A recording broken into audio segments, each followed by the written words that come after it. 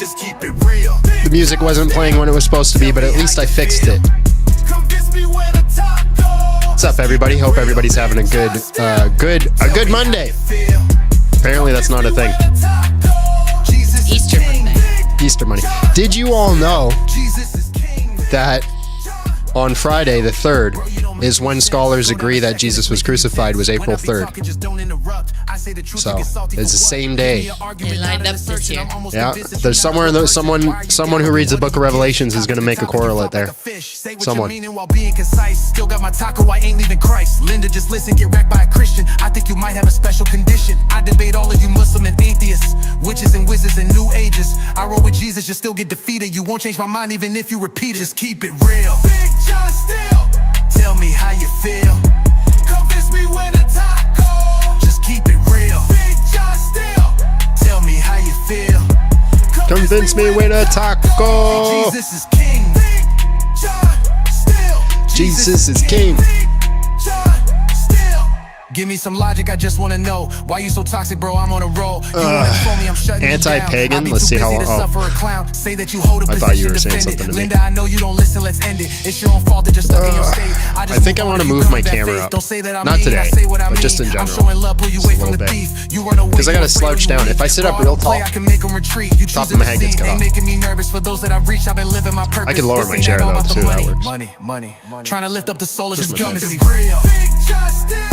Tell me how you feel. You got baptized in the Catholic Church in the past weekend. I've been a Christian all my life, but never been baptized. Excited to figure out the next steps in my journey, faith in Jesus. Amen. Congratulations, man. Congratulations. Welcome. Welcome into the home. I know you've been a Christian your whole life, but there's something about a baptism that just makes it real, you know what I mean? Although I was like, when I got baptized, I was disappointed. I was expecting some like fireworks to go off. And I just got wet. Is it okay if your thumbnail is the same as it was on Saturday? Is it the one that says live? Yeah. Yeah, that one's there. Okay. For a reason. You should actually download that onto your computer. So you have it for the next live, because I will change the thumbnail today. Jesus is king. Smash the like, share the live, do the things that you need to do, ladies and gentlemen. Jesus is king. Jesus is king. You know what I hate? I have almost all the notifications turned off on my phone for things. And so like, I want it that way. What drives me nuts is every time I open an app, it's like, hey, your notifications are off. You should turn them back on. It's like, I know I turned them off. I did it for a reason. Stop asking me. So I traded one notification for another. So instead of getting pop-ups on my phone all the time, I get pop-ups every time I go to my apps telling me to turn the pop-ups back up on my phone. Jesus is king. Unacceptable behavior. Unacceptable behavior. God, I'm handsome. Jesus is king. I get better as I age too. Fine wine. Yeah, I'm like fine wine. Jesus is king. I'm like fine wine.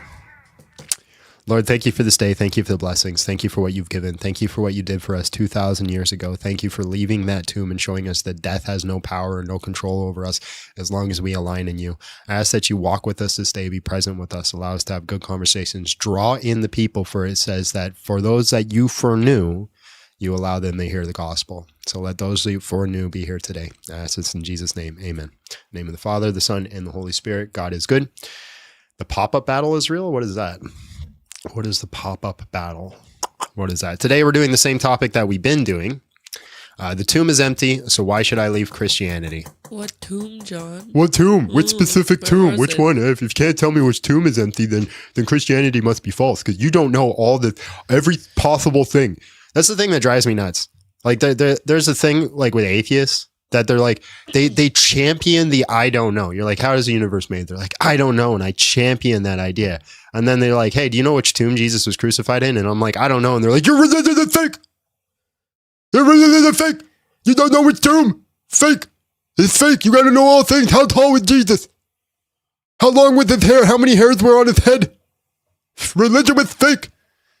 That's what they're like, man. Tell me I'm wrong. Tell me I'm wrong. That's what they're like. Ridiculous atheist. All right, guys, smash the like button, share live, do the things that you need to do. Abby, you can open the floodgates and we'll send everybody off to where they need to go. Yeah, let's get started. We're late today. We're really late today. We're 2 hours late today. No, we weren't sure if we were going to be here or not. No, and I'm really struggling with sleep. My AHI last night was 9. Ooh, that's not good. No. But I'm pretty sure it's because my mask fell off. I woke up and it was disconnected. Brain rot takes everyone we've got. 15 seconds of absolute hell. This is where good souls We're going to the shores. The bartender says we're all out. Is Pepsi fine? The guy says sure, so the bartender pours him a Coke and Pepsi. That one's old. I know that one. They're sending us out. I know that one. The comment section. The problem with the songs is I can't start and stop halfway through. With no protection, where reason dies and that's unfortunate. Abby's not getting sick. She has allergies. Battlefield where nothing remains. It rained, We march so into the Yeah. spam the and snow the bots. disappeared and all of the The musty brain rot grasses. takes everyone It we've can got. itch. Yeah, she's got. No, don't be sorry for interrupting. That's not on you, bro. You gave me $20. Your $20 is more important than the song. You're more important than the song. Moderating madness, saying our last goodbye. Yeah, I'm playing them through the Stream Deck. We won't make it back. Lost in the shorts chat. Under attack. The comments move faster than we can read. Deleting nonsense, fighting the feed. First and ratio, echo in the void. Every brain cell systematically destroyed. We tried to bring order to the storm. From saluting to stretching. Doesn't conform. 3-word sentences, no punctuation. This is I feel you, bro. degradation. Now we're going to the shorts chat where souls go to die. Moderating madness, saying our last goodbye. Send reinforcements, we won't make it back. Lost In the shorts chat. Under attack. Remember us. Dan McClellan put out a video. I don't know if it was today or yesterday or whatever, but he literally said, like, he started the video so condescending. He's like, I know the dude has bias towards Christians. I don't care what he says. He absolutely 100% does. He starts like, seeing as how Theo bros won't stop self-pleasuring themselves over the Shroud of Turin. Let me get some things straight. I was like, what the frick, man? Like, what? Like, what? What? Like, chill out, bro. Like, obviously you're at war with the Christians, man. I'm an unbiased scholar that just gives the data and information. He never says that, to be fair. But every one of his followers believes that. They all believe, oh, he's an unbiased scholar that just likes to share the consensus and where the data points. That's all he cares about. No, bro. No, that dude has the sin of that dude has the sin of omission in his heart for sure. He tells the truth, but he leaves things out. He leaves things out. I love to roast the comments telling him he was wrong. But listen, man, I'm fine. Like, make your videos, explain why you don't think the Shroud of Turin is correct. But like, to start your video, seeing as how Theo bros won't stop self-pleasuring themselves. Ugh. Like, what? Like, are you kidding me? Are you kidding? Like, that's where you're gonna go? Are you still ducking you on Genesis 19? I'm not ducking you, bro. You're a douche. Like, that's the thing. You come up and you act like a douchebag and you're condescending and you talk down your nose and you make stupid arguments. And then it's like, oh, I don't want to talk to you. Oh, he's ducking me. He's ducking me. He's scared. You see? He's scared. He's so scared of me. He's so scared of me and my Phil bro jargon. All right, guys, smash the like button. Share the live. You lost, though? According to who? I blundered? Yes, I blundered. I blundered because I said, what, Habakkuk? What was it? No. Hezekiah, whoever you said, doesn't use, first world logic or first order logic specific jargon. My bad. Yeah, you're right. You got me. And you have to put the bar up. Oh, yeah, you're absolutely right. I should put the bar up. There we go. There we go. I'm doing all that hard work. Yeah, you are doing hard work. All right, guys, smash the like button, share live, do things you need to do. We need 20,000 likes before we start taking guests. And you know how we solve that problem, the blunder, my friend? Real easy. Boom. Now you're blocked. Goodbye. I'm not doing this stuff anymore. Not doing that stuff. The things that drives me with Muslim content is they post clips of me that, like, there's times I've gotten cooked. I'm not going to be a person who says I haven't gotten cooked. Everybody knows I'm full on admit when I get cooked by people. I can tell you some Muslims that have cooked me. But sometimes Muslims post videos of me and they're like, I absolutely roasted this guy. And it's like the craziest self-roast in the world. And I'm shocked. And they're all celebrating. They're like, I'm like, oh my goodness, you really posted that? You really posted that? Really? Really? It is what it is, though. It is what it is. 20,000 likes, ladies and gentlemen. Let's go. Let's go. What did do? What? He annoyed me. You got cooked by even worse apologists than Christians? What do you mean? Oh, I see what you're saying. That's actually clever. I'm not a Catholic, but I think the shroud is legit as well. How could there have been made the image with that tech didn't exist? I haven't really studied the shroud, but from my understanding, the main reason that they reject it as a forgery is because of the dating. They can't date it to the same time as Jesus, so therefore it must be a forgery, even though they still can't replicate it. So I don't know, man. I feel like people, when they're studying anything remotely around Jesus, they're like very fine-tooth comb. But anything else in history, like no issue. Like what is it? The Plutarch's writings? All of Plutarch's writings are anonymous, but every author attributes it to Plutarch. Nobody ever argues that, yeah, it's not Plutarch. Hey, Abby. Yes. Samurai Hack, can you ban him, please? Where? In the YT. I don't know if he's in shorts or normal. Yeah. He got mad because I banned him on TikTok and he came here. He's like, I cooked you here, so you banned me. Do you want me to like block him or just type him? Block him. Can you pass me a tissue? Yeah. Did you let go of it?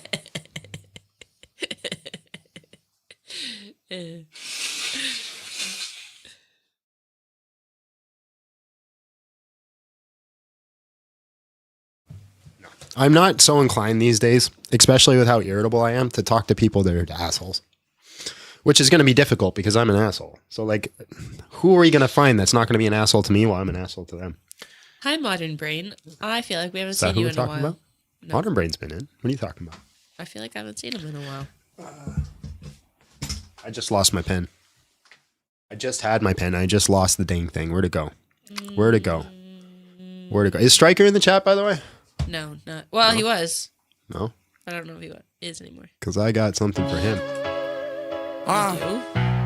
No, that's not the one. Hold on. This one.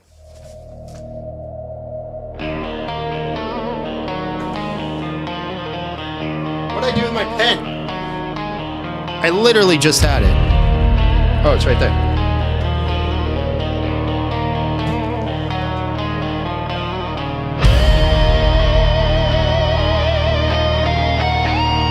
He's banned? He's there.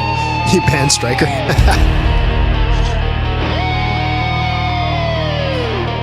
What's my take on the Islamic dilemma? Absolutely cooks Islam. Cooks Islam. Stand your ground. Warriors of the kingdom, brothers in arms. I see within your I think I did. We're going to find out. I think I fixed it. The same dread that grips my very We still need those 20,000 likes though, ladies and gentlemen. If we don't get 20,000 likes, we're not taking any guests. Do a backflip? I wish I could. You know, I made a promise to myself when I was first losing weight that once I got to the weight I wanted, I would teach myself how to do a backflip, and I never did. Here's the thing. It's risky. Like, when we had the wrestlers come in and they were doing all sorts of gymnastic stuff for warm-ups, I was like, the risk of me trying and hurting myself is too high because then I can't train. Yeah.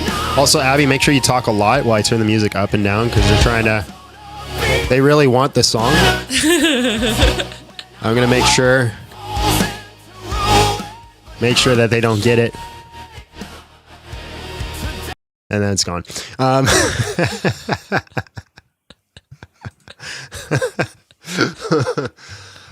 For my no call shows. Well, thanks for coming in, bro. Thanks for coming in. Thanks for being part of the show and being part of it. We appreciate you. We're almost at the 20,000 likes, guys. We're almost at the 20. Listen, I'm telling you guys, you can't have my music. It's mine. I own it. It belongs to me. You're not allowed to have it. I make your music. No, make your own music. You got access to the same things that I use to make it. Just make your own. Just go in and type, make the song that John made. Just see what happens.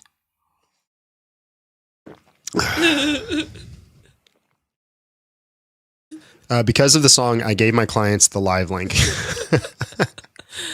Listen, man. I thought you already did that. Listen, I thought you were walking around with it on your T-shirt every time you went to work, man. On your tie. Visit this site if you want free service or whatever. Schizo's unreleased. My goodness, we hit 20,000 likes. We got it, ladies and gentlemen. All right, let's bring in a guest. Let's see what we get. Today is going to be crazy. You think so? Hello, how are you? And just real quick, how old are you? Yeah, I'm 21. All right, man. The tomb is empty. Why should I leave Christianity? What do you mean by tomb? Yeah, so Jesus Christ is resurrected from the dead. Tomb is empty, so why should I leave Christianity? Yeah, I mean, is it possible that a man came and took Jesus from his grave? Like, it's not like, what? I don't know your point, to be honest. Yeah, it's possible, but it's not likely considering all the data, considering that the people who witnessed the resurrection hung out with him for 40 days. Who witnessed the resurrection when he... So people witnessed his body going up in there?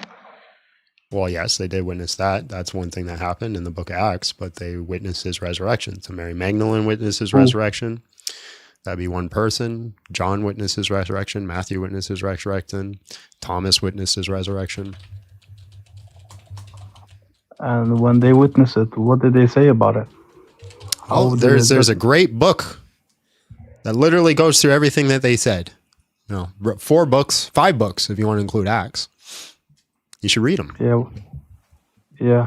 No, I mean, it's your topic. So was there like a big light in the air, and he like flew in the air, or? Yeah, he's just gonna keep yapping until he throws bastard. It is that guy. It's 100% that guy. Did you ban him? No, I just kicked him. Bruh. He doesn't leave a comment for me to ban him. I can't ban him in the and they're just in your queue? Yeah. That's so silly. Hello, how are you? And just real quick, how old are you? I'm 46. All right, man. The tomb is empty. Why should I leave Christianity? I used to be Christian. When you say Christianity, are you talking about, Western defined Christianity? I'm not too interested in like the specific denomination type ideas of Christianity, just the idea that Jesus Christ resurrected and you adhere to following his teachings. Yes, but again, most of the denominations, all of them, I'm not trying to decide one over the other, believe that's what Christianity is about. It's just the fact that Jesus Christ resurrected, therefore making him, I guess, God. But my understanding is Jesus Christ actually taught a lot more to his disciples about actually Are you here to tell me why I should leave Christianity? Well, that's what I'm asking. If your definition is Western-based Christianity, then yes, I don't think that's Christianity at all. I think what you guys teach in the West is very, very slim version of what Christianity should be. Okay, is Jesus Christ Lord? I'm just saying, like, no. You don't think Jesus Christ is Lord? Was no, not in the sense that he's God. No, like I think Jesus Christ said it pretty clearly. Well, we all God's children. Dude, just tell me what you believe, man. Like, you're being so cryptic, it's annoying. I believe Jesus Christ was a messenger that to show us that we are all gods in our own view, in our own sense. God created everything. God is everything. Jesus Christ was Christ actually trying to consciousness. teach We're all God. Christ consciousness, Yeah, right? great. Jesus Christ was actually trying to Can teach. you make the pen disappear out of my hand? Could I do it? Yeah. No. You're not God. But is it? Why can I do it? Yeah. Can you make the pen disappear out of my hand? I cannot do it, but I'm okay, sure there then are you're people not that God. can. Hold on, I cannot. No. So that's the thing. Just because I cannot do it doesn't mean it's impossible, right? You're not And the God. thing is, if you cannot do it, you're not God. no, that's not what Jesus Christ said. Jesus Christ was trying to teach you how to become God. Yeah. I'm just talking. How does one become God? Right? What is the definition of a God? Literally. No. What is the definition of a God? Your definition of a God. None of my just a definition. definition of a God. What is a God? Part of the Creator. Part of the creation. Just the definition of God, bro. Not a part of a creator. What is God? I'm trying to tell you. You have a definition. I can see it. You're trying to pump it. I have a definition. It's just the creator. Just tell me the God definition. The creator. Great. Okay, great. So you're God? We're all gods. Okay, create another pen in my hand. I can't do it. Well, then you're not God. How to do that. If I had enough teachings, I could. It's okay, not so then you're a limited God? I don't have the teachings. That's what I'm trying to tell you. So you're a limited God. God. Those who have the teachings, those who have the teachings. But you're God, so who gave the teachings? I'm God. You were born with it. You just don't know how. Just like how. So it's a teaching that implies that someone made a lesson plan. Who wrote out the lesson plan? Jesus did. That's exactly what I'm trying to claim. So Jesus is God. Jesus taught us how we can all be gods. He literally said, "Okay, but who is the first God?" It's no such thing as the creation has always been. Okay, so but who set out the lessons plan? Because you're saying we have to learn how to be God. So who set out the lesson plan? Yeah, Jesus came down to remind us that we are gods. Okay, so then Jesus is the first God. No. Jesus is somebody who came to remind. Okay, so who's the first God? There is no such thing as a first God. Okay, so if there's no such thing as a first God, where did the lesson plan come for us to learn from it? The creation, Jesus is part of the creation. He remembers who he is, right? He came down to share his rememberings with us. Dog, you're not answering my question. You say we have to learn how to be God. I'm trying because who was the first person to set the standard of what it takes to learn how to be God? Your question is not. Your question is bound by your own definitions, and you don't listen to my definition. Your definition of God and my definition. I'm using your definitions. I asked you for your definitions. I'm using your definitions. You say we all are God. We all have to learn how to be God. Jesus is teaching us the way to be God. Jesus is not the first God because we are all God. There is no first God. I'm using your definitions. So if there is no first God, where did the lesson plan come from? You know, when Jesus talks about the Father, right? Everything is in the Father's kingdom. Once you go in there, you learn everything. So the Father is the first God. Listen, you can say that if it helps you. Everything. It's not about helping me. It's about what is true. Is the Father the first God? Everything. If it helps you, Abby, pay attention. to say, if it helps you to say, the Father is the first God, sure. I won't fight you. I'm not talking about helping me. Is it true or is it not? I don't look at it that way because you're looking at a very, very peculiar dog. There has to be someone who set a standard of the lesson plan. No. Actually, it doesn't. So who created everything? The One created everything. Everything comes from the One. The One is so there is a first God. The One is the full expression of God. So there is a first God. So you just lied to me. Hold on. Let me put it like this. Like you see the sun, right, and the sun rays. The sun and the sun rays are the same thing, but in smaller portions. The rays of the sun and the sun are the same, but in smaller portions. Dog. This is some Cheeto eating philosophy. No, this is literally what it says in the Bible. Bro, this is some Cheeto. This is some. Bro, did you know that Jesus said that we're all gods? So like. We must be all gods, bro. That means Jesus is teaching us, bro, to be like him, bro. That's what he actually, bro. That's what he actually meant. Like, bro, if you look at the sun, bro, you notice like the sun. There's like the sun there, and then it has rays, bro. Like, oh, bro, yeah, bro. That's totally, bro. That's totally, man. Oh, what? It's an old analogy. The sun and sun rays is actually. Hey yo, you gonna finish that chocolate milk or what? It's an old analogy. I'm just trying to say because I can see that you're very confined in a certain way of thinking about it.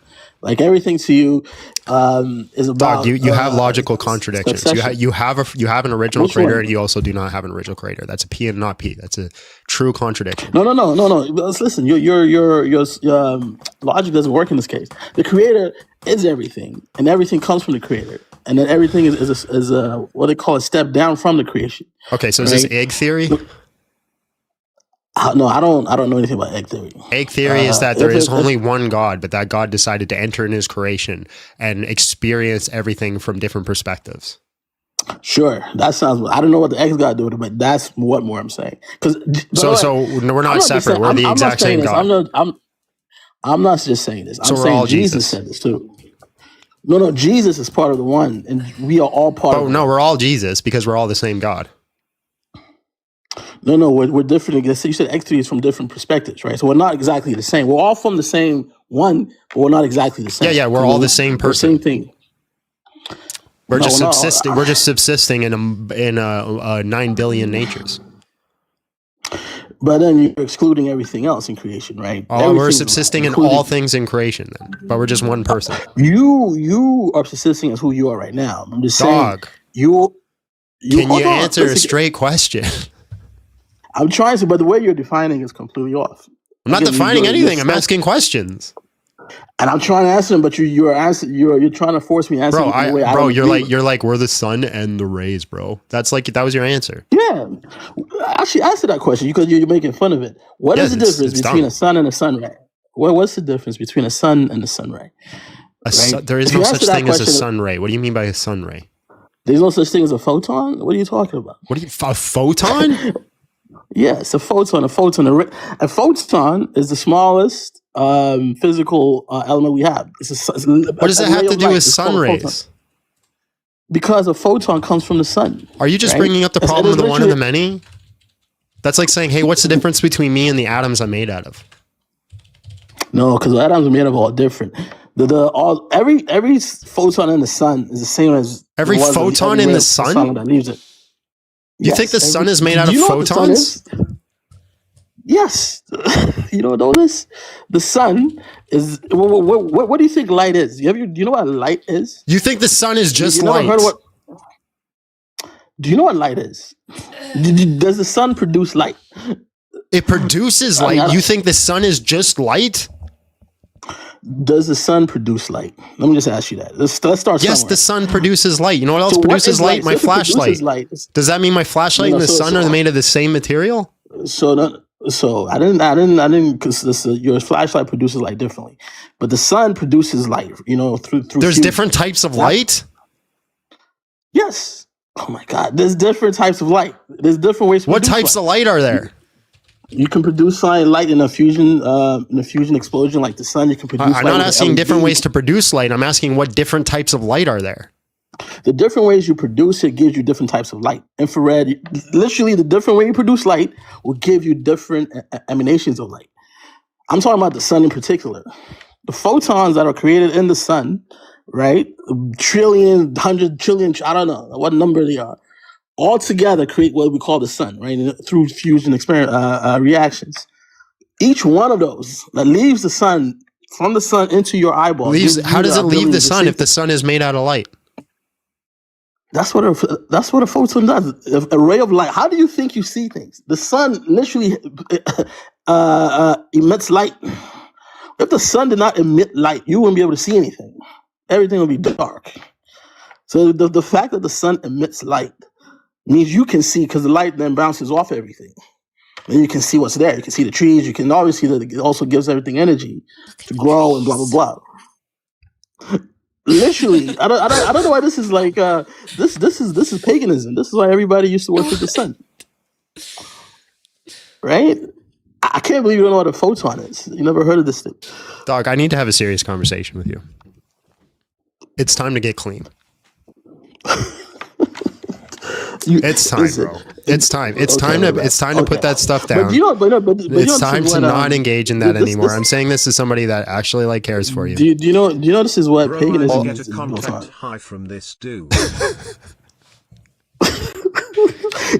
I can't believe none of you guys have heard of photons. Just We've Google heard it. of What do you- photons. Photons. Man. The sun is not made Yeah, up of so photons. where do they come from? So where do they come from? It emits. The sun It emits photons. Emits photons. Photons is just Yeah. light Not traveling made through the sky out and it of bounces off the photons. eye, so we can recognize things. Yes. Okay. So But the these sun, the photons, sun is made right? out of what's it called? Hydrogen and helium. Hydrogen, helium. It's a nuclear. No, It's nuclear fission. That's no, sorry. That's the fuel that fuels the sun, right?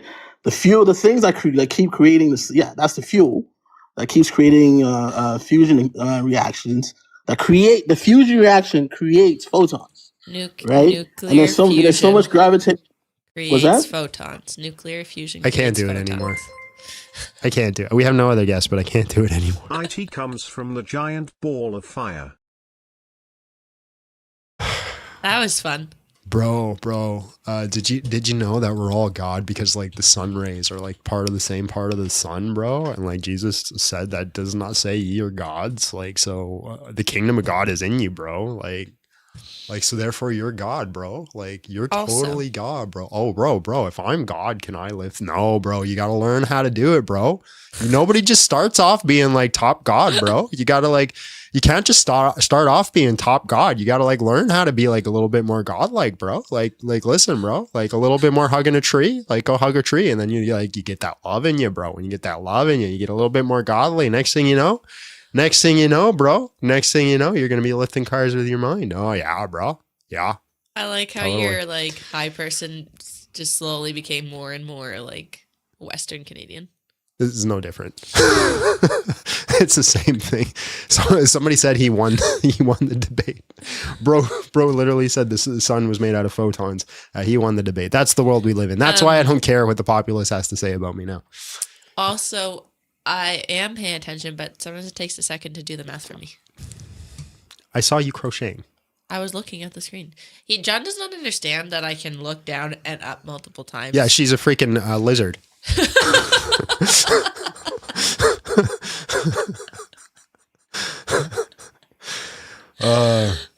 You're a lizard because you can look in both of my eyes at once. That's actually true. I can look in both eyes at once. I don't know how people don't know how to do that. It's easy. Your left eye looks in their right eye and your right eye looks in their left eye. You just stare straight.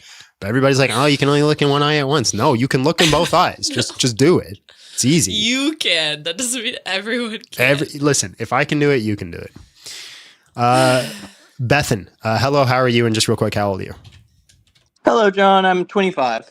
All right, man. The tomb is empty. Why should I leave Christianity?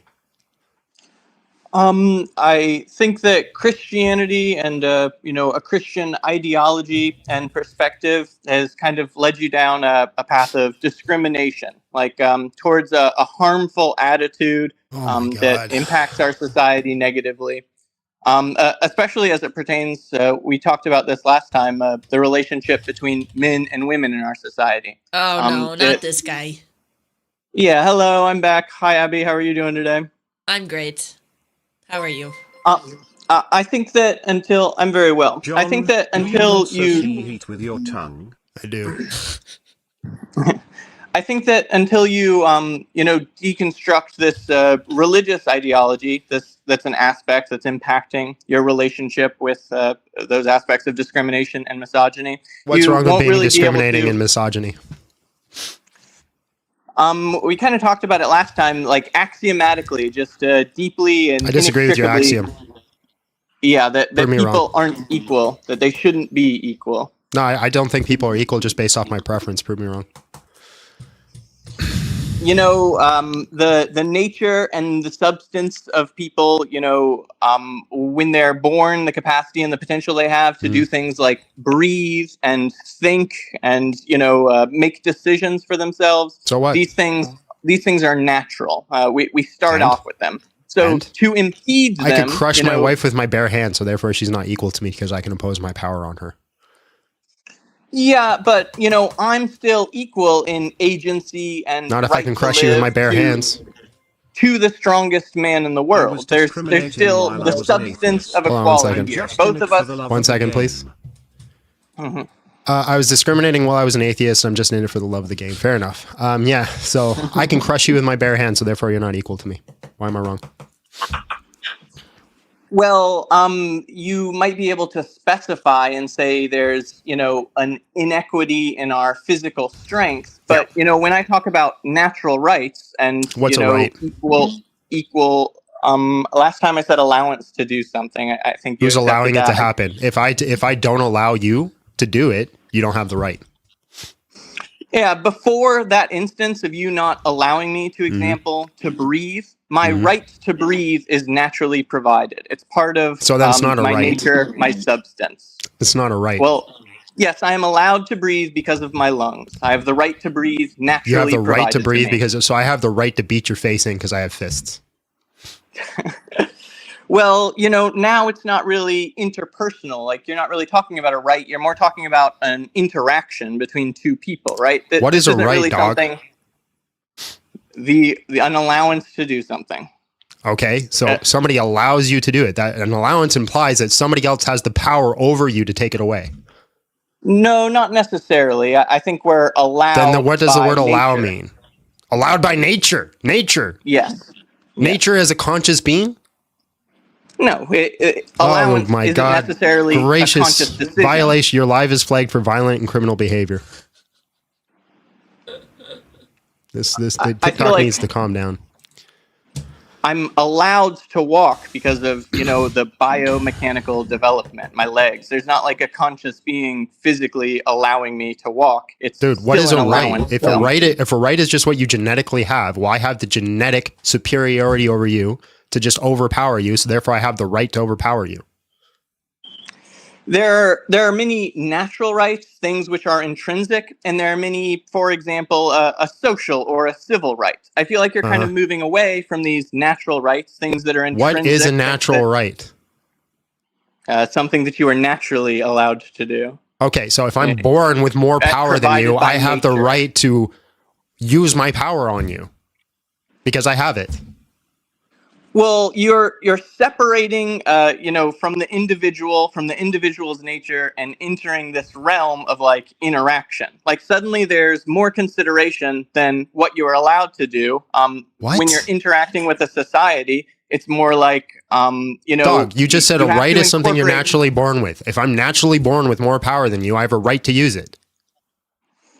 You see, naturally being born and having power would be the right. Using it to inflict some sort of harm on another individual is not a right. That's Based a off social what? interaction. You said rights are just what you're born with. If I'm born with more power than you, I have the right to use it. Rights are the allowance to do something, is what I said. Natural rights. Who's going to stop me? Well, there are lots of systems in place. In order to operate a society, to some extent, your right to do So anything if to anyone all of else us in the is society all impeded. collectively agree that once a week we just get together and just slap you around a little bit, then we all have the right to do so. Because if- we have what the if we power just to do live so, in, and as a like- society, we've agreed to do it. What if we just live Yeah, in that- the purge? That kind of seems like your belief more than mine. Like No, it kinda that's seems that's like that's a if reductio. we That's all based off agree- your standards. That's what it is. That's not what I believe. It seems like it is. Like you're conflating these two aspects. I'm not conflating anything. Can you tell me what it's wrong with that?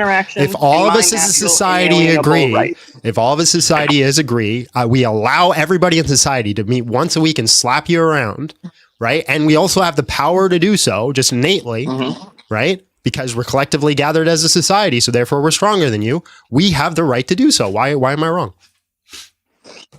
It kind of tramples on other prerequisite needs, like rights, to get to this point in society where we can all collectively, communicate and agree to pick one individual to all go beat up. We have had to make certain concessions, understandings, mutual understandings about what the rights of every individual who is having that conversation is. We all understand that we have the right to Why am I wrong to do it? for ourselves. Well, because you're crushing someone else's right, natural rights. What right do you, what right do you have? What are you talking about? We have Like the the power. right- We have the societal agreement. Therefore, we have the right to do it.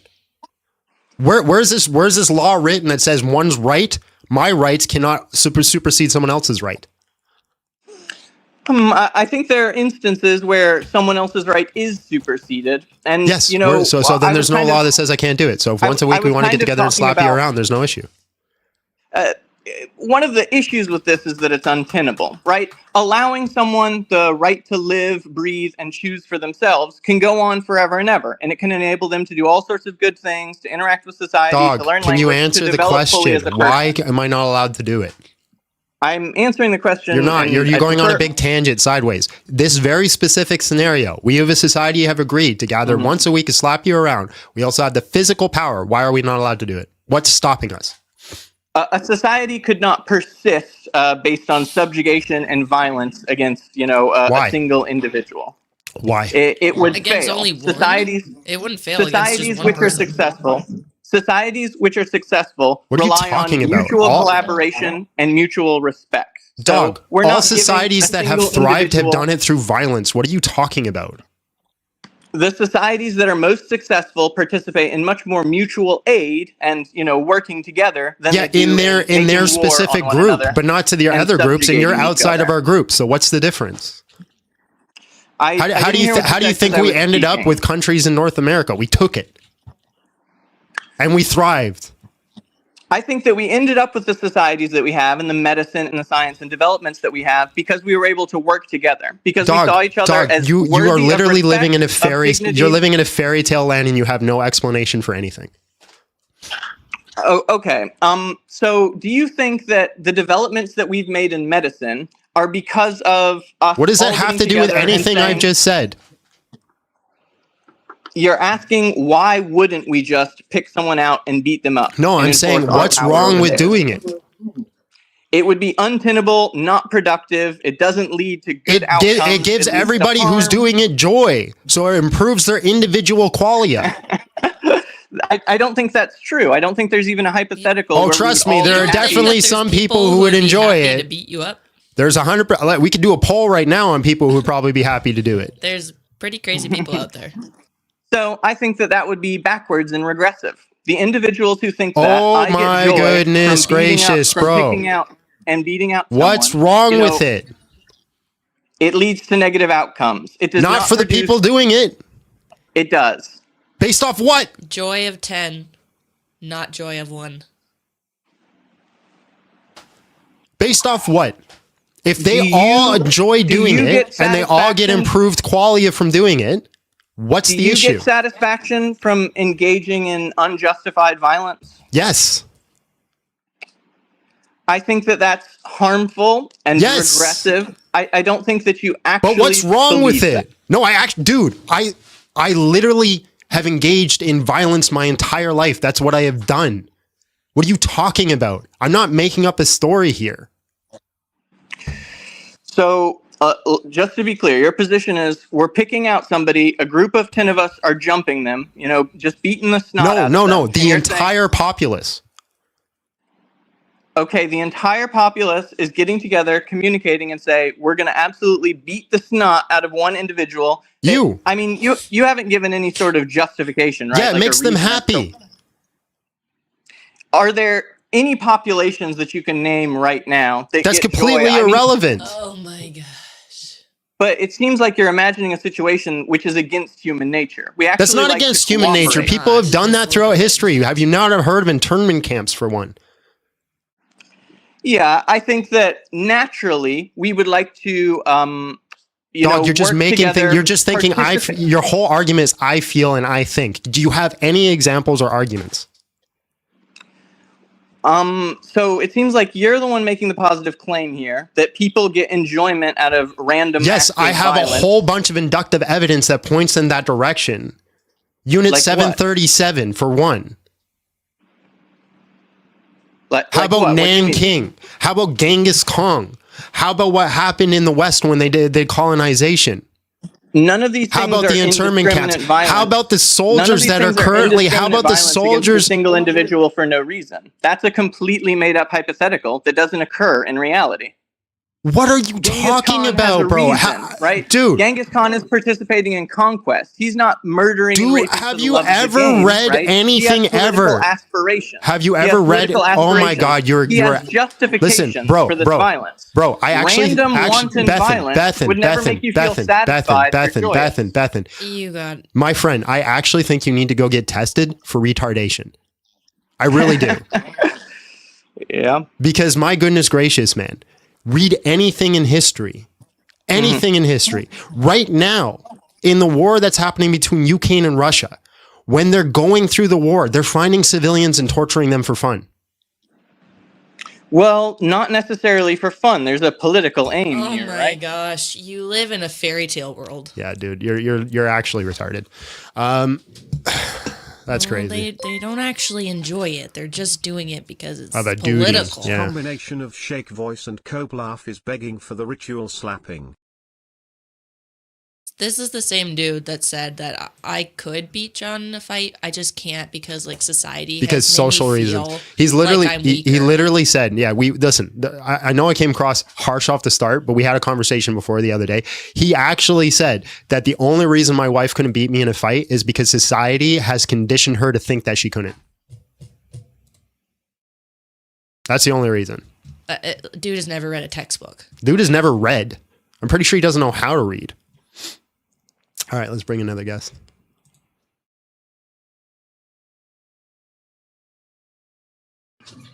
Hello, how are you? And just real quick, how old are you? I'm 32. I'm doing all right. All right, man. The tomb is empty, so why should I leave Christianity? Like, before I address that, because I did have points I wanted to talk about. Like, I've seen your content and I have really enjoyed it. I enjoy your approach, but I'm really thrown off by how you closed that last one, man. Because I can't even make this up timing wise. Not interested in people's rebuking me. If you don't like me, scroll. There's plenty other channels you can watch. Hello, how are you? And just real quick, how old are you? I'm all right, and I'm 34. right. Why do you go by Big John since you're so tiny? That's why I'm coping. Right, yeah. Yeah. Wishful thinking, yeah, I get it. Yeah. So I agree with what you're saying earlier. I think, like, we should, if it was allowed for me to unalive you and beat the shit out of your other half and piss on her face in front of you, I'd love to do it. But sadly, we're not allowed. Did you just say So- you would love to meet my wife and beat her up? Yeah. No, I'll mash you up, lay you bleeding on the floor, then I'll drag her on the floor and piss all over her in front of you so you can see it. So your desire is not even to go at me. This is your big man. No, you I'll want to do fight it my just to hurt wife. you some more because you're such a prick that you deserve all the pain that you can get. Yeah. So you must be a Muslim. Where is it? Hold on. No backbone. You're so tough. Yeah. You shake it in my boots. Yeah. You want a coffee? Yeah. No Wow. backbone. Dang, I'm glad you showed your hand. Used to think you were a man, now I understand. First you had opinions, now you run your mouth. Had another man's wife, boy, what's that about? Looking like a coward, I saw it from the jump. A small, insecure man taking a big fat dump on someone's better half. That's your best shot. My wife could beat you blind, tie her hands, she's still not stopped. The bigger the mouth, the smaller what's beneath it. Who throws shots at a woman you don't even mean it? You got no argument left, so you aimed at her name. My wife's more man than you, and she's not even playing the game.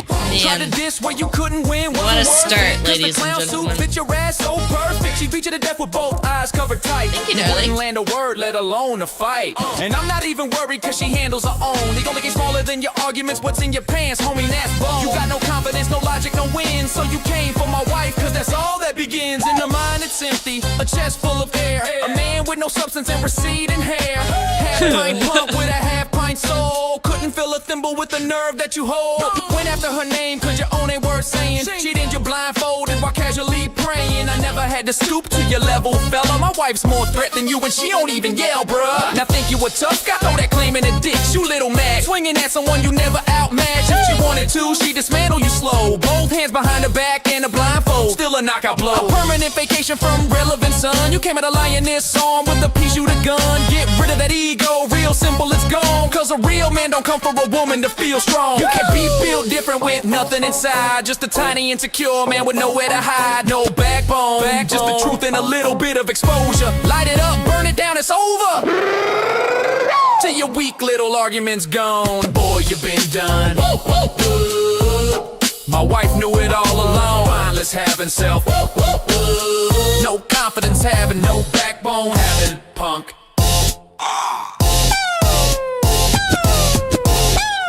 I just couldn't imagine being a grown-ass man and being like, you know what? I'm going to go for the man's wife. That's what I'm going to do. That's what I'm going to go for his wife. Out of all the people in the world, out of all things, I'm going to attack the wife. That's crazy work. That's crazy work to me.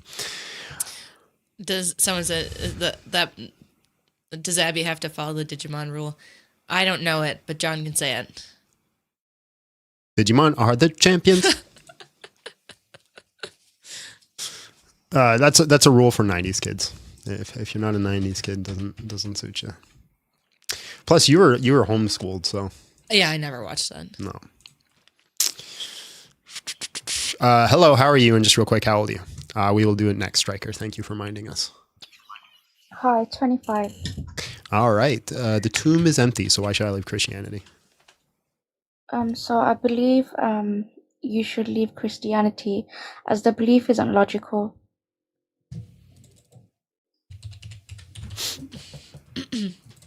So I believe God can't be a human, basically.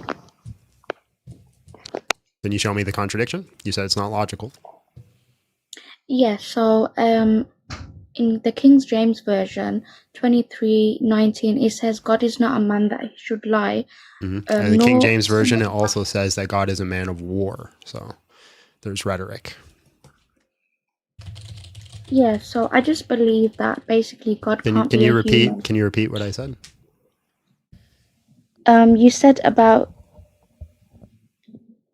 about God being in war.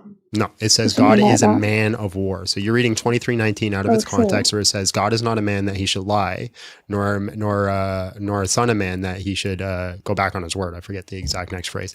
Now there's another verse that What says was God is actually- there's another verse that says God is a man of war, specifically in the King James Version. So clearly it's not talking about his ontology or his physical nature. It's talking about a behavior.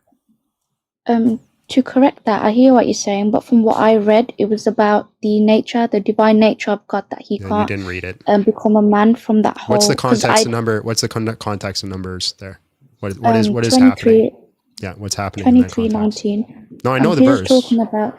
You said you read it. What is the context? So the context behind that is about God's nature, from that whole You didn't read context, it. basically. Nope. I did. I assure you, I did, because I posted I it on my promise page. you didn't. but So obviously I so privated my page, who is so- God talking to? It's talking to obviously the Christians, right? He's saying that he can't be a man. Yeah, he's saying he can't be a man because obviously the Why Bible are is the you word of God. lying? So. No, honestly, I have it on You my didn't page. read so then it. obviously, It's not even the Christians didn't even exist then. What are you talking about? no, I did read it. Stop lying. We all Yeah, know you so, didn't read it. There's no as you know, Christian in the numbers in the whole book of Numbers. There's not one Christian that exists. In the King James Version of Doesn't the Bible. matter which translation. They didn't exist in that time. Christians did not exist.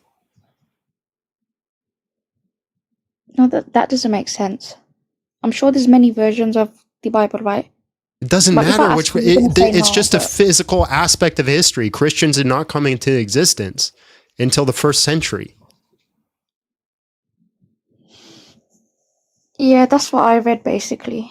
But overall, I think you just read it. I believe think you that just God did not can't- understand it. I just believe God can't be a man. No, I don't think you read it. Obviously, I don't think you read it because respectfully, all I'm you not- have to tell me is the Yeah. name of the person he's speaking to, because it's literally within 2 verses before what you're reading. Yeah, so basically, all I'm gonna say is when I No, read not that, basically. and I'm not Who is he lying, speaking it to? said about God's nature. I never read it deeply, but it You said didn't read it. I'm just overall, it was asking you for about- the name of the person he's speaking to. It just said the King James Bible. It's from the Bible, and then it said 23:19. So it's still from the Bible, basically. Okay, you read 23:19. Yeah. You did not read You did not read chapter 23. You don't know the context. You're making So- things so I up. read the Listen, whole- listen. so it said You overall, you that's seem what like a it nice meant, person. So I'm not gonna trash on you right now, which I think I have every right to do because you are lying to me straight up, right? You need to go read the entire chapter of Numbers 23 before you come at me and It's say, just "Well, what this I shows." read from. online, that's all. Before you come and say to me that this is talking about God's ontology, right? Yeah, so that's what I read though. Okay. I mean, you're just going in a circle, so I'm gonna that's what I move said. on. I appreciate your time. Yeah. I do have a question. Nope. Just straight up bold-faced lying there.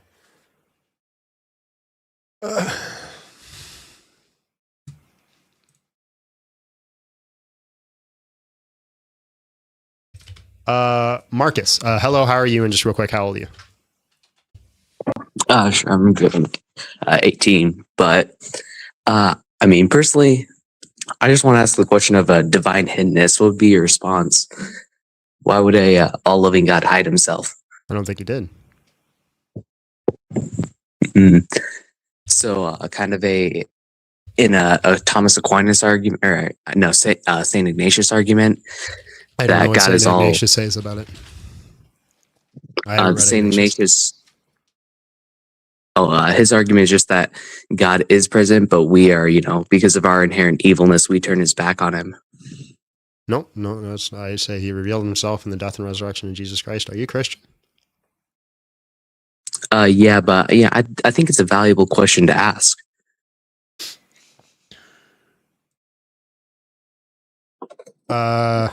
Yoke Shoto. Hello, how are you? And just real quick, how old are you? Yoke Shoto? Hello, can you hear me? Yeah, I can hear you. How old are you?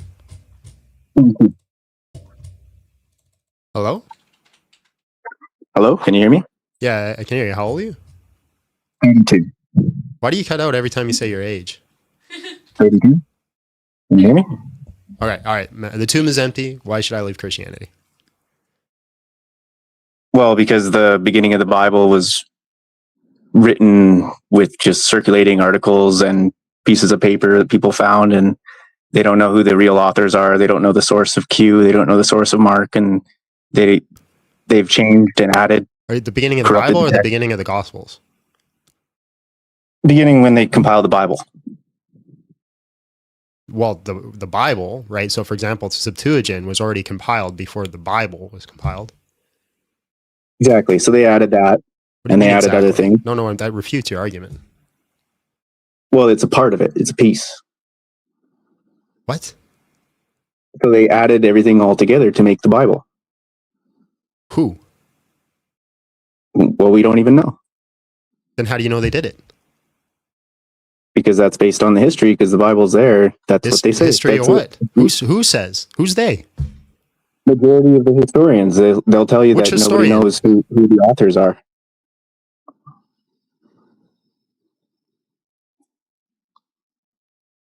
Which historian?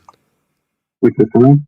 There's many. There's one that I've been listening to. His name's James Tabor. Okay, and what does James Tabor say? He says that the source of Q cannot be determined. And Okay. source of Mark. What is his evidence of Q? It's the evidence is just what's there, what's available. Yeah, what is it? What's available? It's just writings from anonymous authors. What? What is the evidence? Do you even know what Q is? Yeah, it's just sayings of Jesus and different narrations of things that happen. Okay, so where's their evidence of Q? Well, they don't even have the full thing. So what is our evidence of Q? You're telling me what we don't have. What do we have? Well, you have what's there. Which is what? The Q source. Which is what? It's just the sayings and the teachings of Jesus. Where is it? Where is it? Well, it's the source of the Bible. It's what the scholars use. Where is Q? What evidence do we have of Q? Where can I find Q? Where can I read Q? How do we know about Q? You just keep telling me what it is. Where is it? How do we know about it? What evidence you got, bro? You Google where is Q and what is it? You're gonna find papers that have like holes in them, and it looks like someone used it as a BB gun. Let me just ask you a quick question. Do you think we have Q? Yeah, you have like shards of it. Like it looks like BB guns were shot at. Get your ass out of here. Get off my stage. Bro is literally just making things up.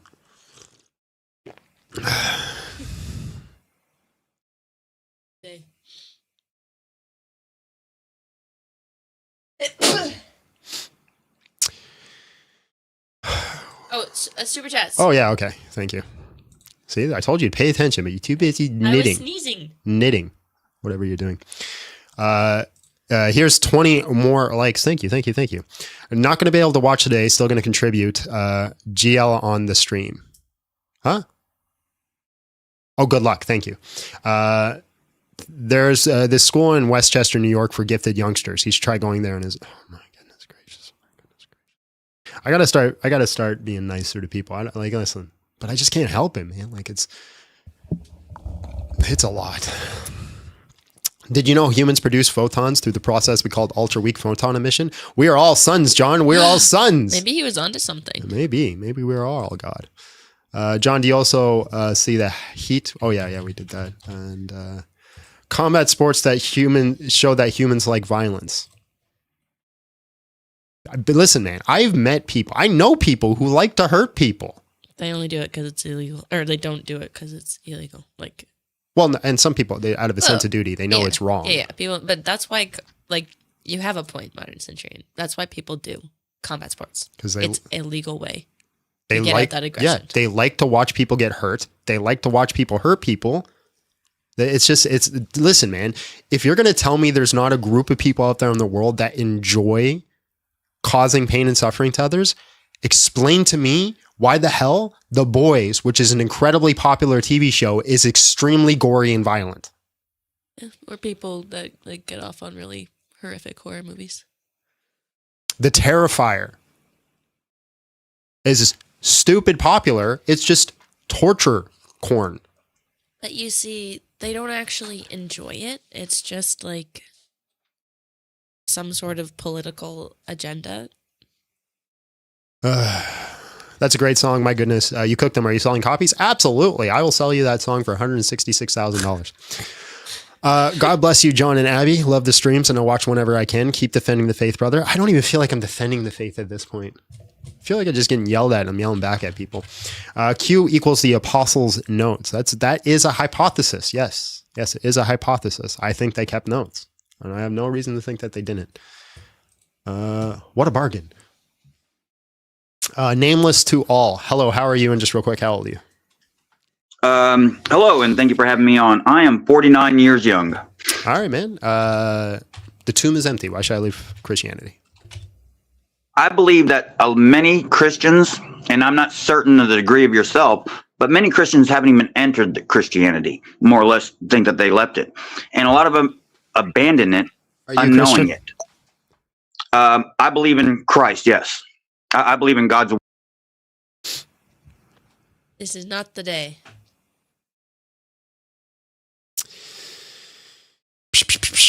The people that come up, they're like, I follow Jesus, but I'm not a Christian. No, thank you. No, thank you. Oops, I might have accidentally brought up two people. Hold on, let's see what happens. Oh, no, I think we're good. Hello, how are you? And just real quick, how old are you? I'm 26. All right, man. The tomb is empty, so why should I leave Christianity? Exactly because of that. I'm sorry? Exactly because of that. The tomb is empty, right? That is why you should leave the Christianity. I mean, I think Jesus never died. That's what I mean. Jesus never died. He escaped. He escaped. That is why. Okay. Yeah. What evidence do you have? What evidence? Because the tomb is empty. It's that simple. Because the tomb is empty. Look, see. If suppose, let's say someone is died, right? And if you found that the tomb is empty, what does it mean? It means he didn't die. He left. He was never dead. He somehow survived. So we have two hypotheses, right? We have he escaped. That's hypothesis one. And my hypothesis is that he resurrected. Now, if all we had was an empty tomb, sure. Yeah. Yeah. Except we don't. We have a whole bunch of testimony about his death. We have testimony about his crucifixion, his torturing, and then we have testimony about him coming back and hanging out with people for 40 days and 40 nights. So given the inductive data that I have, says to me that he resurrected. I know that people after people believe that he was died and he came back, I know people saw that, but how do you know that he somehow just survived and it was not really resurrected? What? But how do you know that he survived the crucifixion and how do you know the difference between how did he survive the crucifixion and how he resurrected? Because we have witnesses to his death, yes, and we have witnesses to his resurrection. People don't listen. We only have one recorded event in all of history of somebody surviving a crucifixion, and they didn't get up and walk 3 days later. No. People didn't just saw him resurrecting directly. They just saw Jesus coming back, right? Yeah, walking around like nothing happened with holes in his feet and hands. Yes. Then how do you know that he was not already dead? He was not dead, but survived. Because people don't just get up and walk around 2 days later after being crucified and stabbed in the chest. Because other people also helped him. Yeah. So again, we have a recorded event. Josephus has a recorded event where he saw Titus crucified three people that just so happened to be his friends. And so he went to Titus and he asked those people to be taken off the cross because they were friends of his. Titus, listening to Josephus, says, okay, I will do this. He takes those 3 people off the cross. 2 of those people die. 1 person survives and he didn't get up and walk around. A crucifixion is not something that people just get up and walk around from. It's not a slight slap on the back. They scourged him, which is taking a whip that has little bones in the end of it, and they hit you with it, and then they pull, and it rips your skin off when they do that. They beat him, they spit on him, they put on a crown of thorns. They made him carry that cross, which, it's debate on how heavy it is, up the hill, put it in the ground. They laid him on it. They took nails that'd be about this thick, because we have an example of a crucifixion. So about this thick, they put it through here, they put it through here, right? On the thing. Then they put his feet together and they put it through his feet. They push him up on the cross where he hung out for, I think it was like 3 to 6 hours, something like that. While he's there, he's collapsing in on his lungs. So he's falling forward. He can't. His weight is falling forward, so he can't breathe. So for him to get a breath, he has to push up on his feet on his open wound, take a breath and fall forward. And he's doing that this whole time, surviving, until eventually they say, okay, this is enough. And they take a spear and they put it in his rib where we see water and blood come out, which is what you would see when somebody dies. You see the expulsion of water. After that, they take his body down, they wrap it in linen, and they put it in the tomb. Now, are you suggesting he survived that and then just 2 days later got up and went, whew, that was a rough weekend? And then snuck out of the tomb? Yes. I'm saying he survived because, sometimes people... Wait, you are saying that he just got up and just that was a rough weekend? No, not exactly. I'm not... Some people helped him, I'm saying. He was kept in the tomb, right? And there were other sympathizers on him. They helped him to get healed. In 2 days? I'm not saying... In 2 days, they fixed holes in his feet so he could walk around. His feet would have been fractured. In 2 days, they were able to heal his bones. Not exactly 2 days. Not exactly 2 days. It took him weeks, of course. It didn't take weeks. It took 2 days. That's the argument. There's 2 days he was walking around after that. That's what the witnesses are claiming. They seen him walking around 2 days later. Yes, possible. It's possible.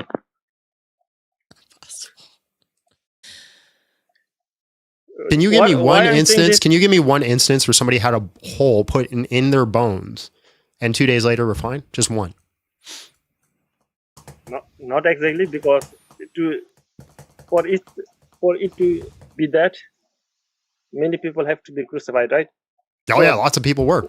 That's a big thing that happened. They used to recycle the wood. They crucified people so much. As a matter of fact, Spartacus, when he had his war against the Roman Empire, they crucified 300 slaves on the road to Rome. Why I'm saying is people have been through many things, right? War and so many things, but we see many people surviving very brutal conditions, unbelievable situations. People surviving, right? Everybody knows, right? Do you have any evidence to your argument at all? Yes, I do have. He I want survived. this guy's and doctor. he survived and he went to India, right? He went there, and his grave is in. What's your evidence of this?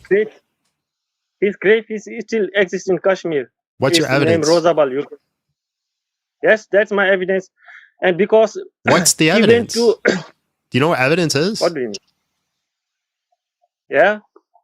Can you give me a piece of evidence of any of these claims that he just like walked it off and then he went to India and he wrote the Indian Gospels that are there?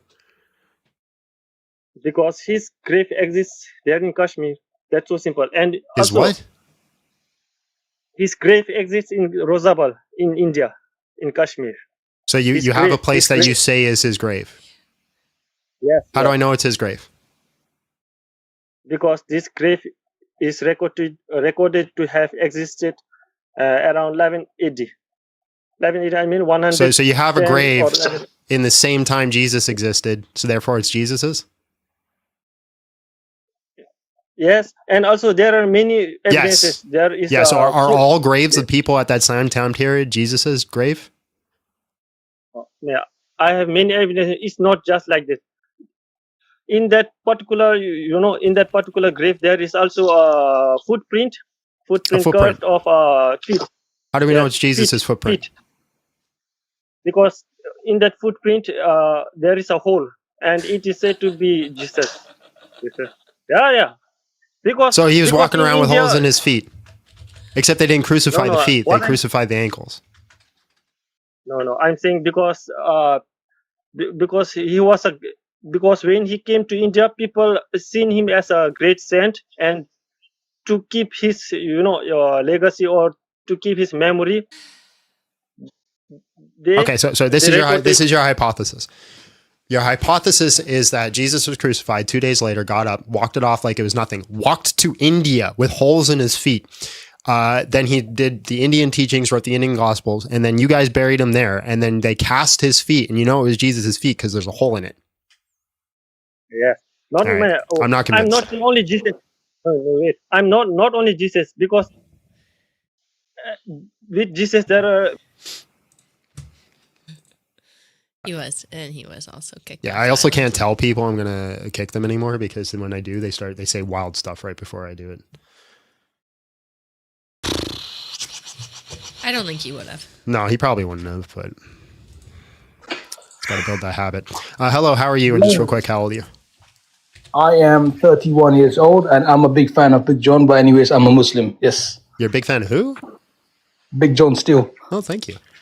Appreciate you. Yes, sir. He's sucking up because he's going to say some wild stuff and he wants forgiveness. All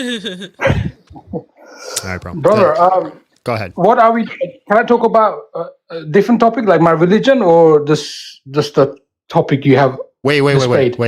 You're a Muslim and you actually want to talk about your religion? No, about why I think Islam is logical. No way. You know what? Yes, sir. I was doubting that you are actually a fan, but now it makes sense. Why? My goodness, I've done hundreds of lives, not hundreds, but I'm over exaggerating, obviously. But I've done a lot of lives where I've said, "Hey, what's the evidence for Islam?" And nobody wants to come up and talk about Islam. They want to talk about Christianity is false. That's the only thing they want to do. I would love if you gave me evidence for Islam. Okay, brother. Are you ready for it, brother? Yes. Okay. First evidence why Islam is true, brother. Yeah. Number one is you have to trust me, bro. Yeah. Number two is Number one is to trust you. No, bro. You have to trust me. I take it back. You have to trust me. Number two, bro. Number two is Prophet Muhammad split the moon in half. Okay. Okay. Split the moon in half. What's our evidence? And NASA confirmed it. You're obviously a troll. You're No, not bro. yeah. So, No, there's a doctor. can you give me your shahada? Brother, there's a doctor called Azam Give me your shahada. Brother, Dr. Azam What's your shahada? Bro, I believe in Jesus Christ, bro. What's your shahada? No, that is my shahada. I believe Jesus Christ is the only true God, bro. No, Jesus Christ is king, bro. This guy is not a Muslim. I'm sorry, bro. I watch your YouTube video every day, bro. Thank you very much. Thanks, man. Thank Appreciate you. God bless. That was fun. That was funny though. Listen. Number one, Here's the thing. Trust me, bro. If you come up to troll, I've had people come up to troll and they annoy me and they get kicked fast. If you come up to troll and you do it well, you always get props. Yeah, because he did it well. He had me. He had me too. He had, and not in a had you kind of way where you get mad at the end. Like a had you in a kind of way like, okay, fair play. Good acting. Good fair acting. play. Yeah. Yeah. That is so funny. Yeah, that was good.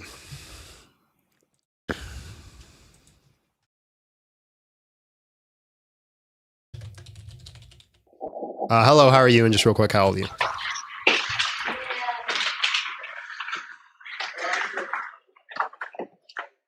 Hello? Hello? Jay, what was your name? Jay something? Ja prays for you. Yeah. All right. Sounded like he was building something. You got crosses in your name, bro. I'm going to assume you're a Christian. That's everyone in the queue, by the way. Smash the like button, share the live. If anybody can come up here and convince me why I should leave Christianity, I'd be very interested.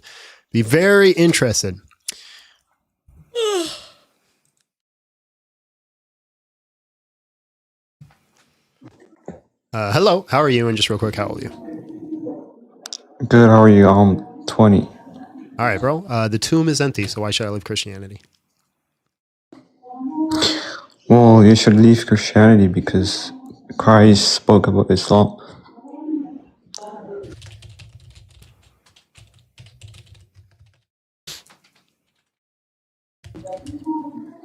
Yeah, so the reason you should leave Christianity is because the historical Christ, he prophesied about Islam, and therefore you should be a Muslim.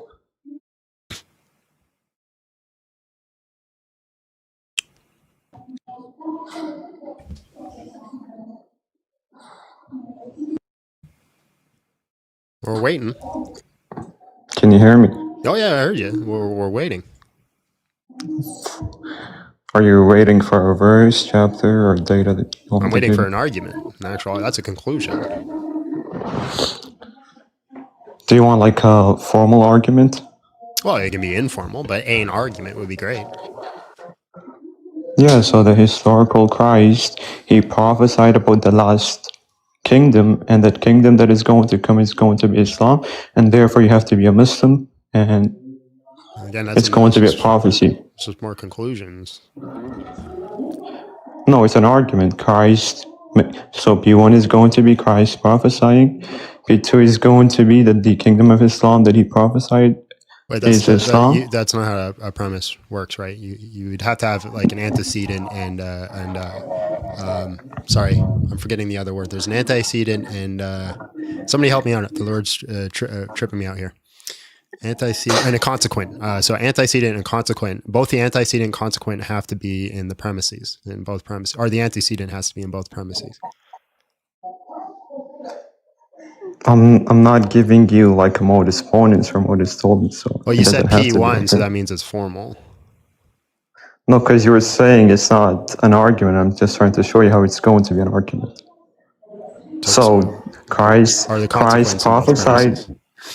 Yeah, Christ prophesied about a future coming of a person, and Islam fits that description, and therefore Islam is the religion of Christ, or the religion that you have to So the follow. argument is Jesus preached that Islam would come. Islam came, therefore Islam is true. Yeah, and therefore you have to be a Muslim too. Okay, show me the evidence. How do you know that he preached about Islam? Yeah, Matthew chapter 22. And what does it say? So in Matthew chapter 22, God sends servants. And the first time he sends servants, can you tell me who are they going to be? It's your argument. Yeah, so in Matthew chapter 22, verse 1 to 3, God sends servants, and the first servants that he sends are going to be the prophets of old. And then he sends another servants that are also, for example, treated badly. And then God says that I'm going to take a revenge, I'm going to destroy the city. And then after the destruction of the city, God sends another pair of servants. So how are those pair of servants that he sends? That'd be the apostles. The apostles Which were verse again? preaching. Yeah, that's going to be verse 8. And you mentioned that those are the apostles. The apostles were preaching prior to 70 AD, prior to the destruction. So And it then they cannot were be still them. sent. So if you read the book of Acts, right, Jesus goes to Paul, gives him a vision and sends him to the Gentiles. And then him and his followers go to the Yeah, that was Gentiles. before 70 AD. They continue to do it. They don't stop. You think they stopped in Paul 70 was AD? sent. Paul was preaching to the Gentile prior to 70 AD. So do you think they just So this stopped? other, whether they stop or whether they don't stop, that's not the point. We're talking What do about you mean that's when not the the mission point? starts. So yeah, Matthew Yes, because 28, Matthew 28, oh 19 Lord. says, what does he say to the apostles? Yeah, that's also before 70 AD. What did, that's not the question I asked. I didn't ask you when he Oh my said it. God. I said, what did he say? Yeah, go and baptize everyone in the name of the Father, the Son, and the Holy Spirit. In the context of after him. So that's their goal, right? Is to go forth after Jesus, baptizing in the name of the Father, Son, and Holy Spirit, making disciples out of all nations. So who is commanded to make disciples out of all nations? Yeah, the disciples. Right. So why should I believe this is Islam? And those are the second servants. So why should I believe this is Islam? Oh Lord, when Christ says to go and baptize in the name of the Father, the Son, and the Holy Spirit, these are the second servants that are described in Matthew chapter 22, verse 4 to 6. They cannot be the ones So that this is goes the parable of after the the wedding destruction. feast. This is the parable of the wedding. You know it's a parable, right? Yeah, and a parable has meaning, right? Yeah, absolutely. So the kingdom of heaven may be compared to a king who gave a wedding feast for his son. So first of all, it's a comparison. And he sent servants to call those who invite to the wedding feast, but they would not come. Again, he sent other servants telling, tell those who are invited, see, I prepared my dinner, my ox and my fat calves have been slaughtered, everything is ready, come to the wedding feast. This is widely considered to be the early prophets. But then he paid attention and went off to his farm to another business, while the rest seized his servants, treated them shamefully, and killed them. The king was angry, and he sent his troops and destroyed those murderers and burnt the city. This is the first attack that happens, the first destruction of the city. Then he sent his servants, the wedding feast is ready, but the invited were not worthy. Go therefore to the main roads and invite the wedding feast as many as you find. And those servants went out to the roads and gathered all who they found, both bad and good, so the wedding was filled with the guests. But then the king came and looked in guests and saw that a man had no wedding garment. He said to him, friend, how did you get in here without a wedding garment? And he was speechless. Then he said to his attendants, bind his hand and feet, throw him into outer darkness. In that place there will be weeping and gnashing of teeth, for many are called, but few are chosen. So give me one reason why I should think Islam is even talked about in this at all. Yeah, okay, good. I'll tell you why. So, in the beginning of the parable, if you read verse 3, there are servants that are being sent, right? That's the first servants that are being sent. Yeah, Who do you think they are? Those are the prophets. Okay, good. And who are the servants that he sends again in verse 4? Those will be the apostles. Oh, yeah. Again, he Okay. said, other servants tell those who are invited, I prepare my dinner, and the calves and have been slaughtered. And as we know, Jesus sent out 70 some servants in pairs of twos. Okay, so now who are going to be the ones that are sent after, at verse 8, after the destruction? But they paid no attention and went out to the farm. Others seized his business, while the rest seized the servants and treated them shamefully and killed them. The king was angry, and he sent his troops and destroyed the murderers and burnt the city. Then he said to his servants, the wedding feast is ready, but those who are invited are not worthy. Go therefore into the main roads and invite the wedding feast as many as you find. Well, the ones who were invited were who? The Israelites. Right, so the Israelites were invited. And then what happens right after? Right after what? Right after Jesus and the crucifixion. Who starts getting invited? The Gentiles are being invited by Paul, according to you, Right. to the book of Acts. So the people who weren't originally invited were not invited, right? And then No, they were included. Then they They reject. were- Then they reject Jesus, right? And then No, right after, the Gentiles are invited. So Oh, again, Lord. why should I think this has anything to do with Islam? Okay, why is this now? Did Paul preach to the Gentiles prior to the destruction of the temple or after? Both. Well, actually, no. Paul was Which one executed is it? before the destruction. Oh, okay. So the preaching to the Gentiles, right, was done prior to the destruction of the temple, and hence why verse 8, when it says the servants were sent again and to invite whomever they find, that cannot be talking about the apostles because their Why? ministry was already started Why does the prior ministry to matter if it 70 was AD. established before? The Like ministry this is a matters. hyper Oh, Lord. literalism in an Oh, analogy, Lord. right? So this is an analogy, and you're using hyper literalism, right? Be- Then Jesus spoke to because them you in meant- parables, because- saying the kingdom of heaven. Oh, Now, Lord. let me grant your argument before you start giggling and you think you cooked. Let's say you're right. It couldn't be the apostles, even though that's what the scholarly consensus is. Not even amongst Christian scholars. But let's say you're right. Which It's not. scholars? Let me finish. I swear to the love of God. Like there's this thing that you Muslims do where you jump in the middle of sentences. Now let's grant your argument, and let me ask you this question. Let's say that, yeah, this is meant for somebody to come hundreds of years later. Why isn't it the Latter-day Saints? It cannot be the Latter-day Saints because their theology contradicts the theology of the apostles and Christ. Islam contradicts the theology of Jesus and Christ and the apostles. All right, what's the argument for that? Do you believe Jesus Christ is Lord? And what do you mean by Lord? Do you believe he is Lord? Lord. Would you say that Jesus is Lord? We wouldn't say that he's, for example, if by Lord you mean because the word No. Kyrios Just in the say the word Lord. I I'm believe gonna- Jesus is Lord. because there- In there's- whatever there is context you want. ambiguity. In whatever context you want, just say Jesus is Lord. Oh yeah, but if by Lord you mean someone Doesn't with authority, matter what yes. I mean. I'm saying whatever you mean. Say the word. Say Jesus is Yeah, Lord. someone with authority in that sense, you The can. you love can of refer God, to then him as say Lord. it. If that's what you mean, say Jesus is Lord. I'm saying that's in the context that he was called Then Lord say, according to the New then Testament. say it. We don't use that sort of terminology. The same Oh, we you don't use that same for terminology. Oh, Moses. great. Can you do the Our Father Is for me? Moses God? Can you pray the Our Is Father? Moses Can God? you pray the Our Father for me? Yeah, our Father who art in heaven. Pray the whole thing. Go ahead. I don't have it on the screen. But Oh, okay. what's the point? We'll do it I together. do have an argument. All right. Our Father who is in heaven, hallowed be thy name. Your turn. Yeah, I can see it. No, I have to I put just it on the repeat screen after so I me. can Our read it. Father who is in heaven, hallowed be thy name. Go ahead. Yeah, our Father who art in heaven, hallowed be thy name. Thy kingdom And- come, thy will be done. Yeah, thy will be done. Thy Thy kingdom come, thy will be done. On earth as it is in heaven. Yeah, do you know we have a narration similar to this? On earth as it is in From heaven. Muhammad. Repeat that again. On earth as it is in heaven. And on earth as it is in heaven. Give us this day our daily bread.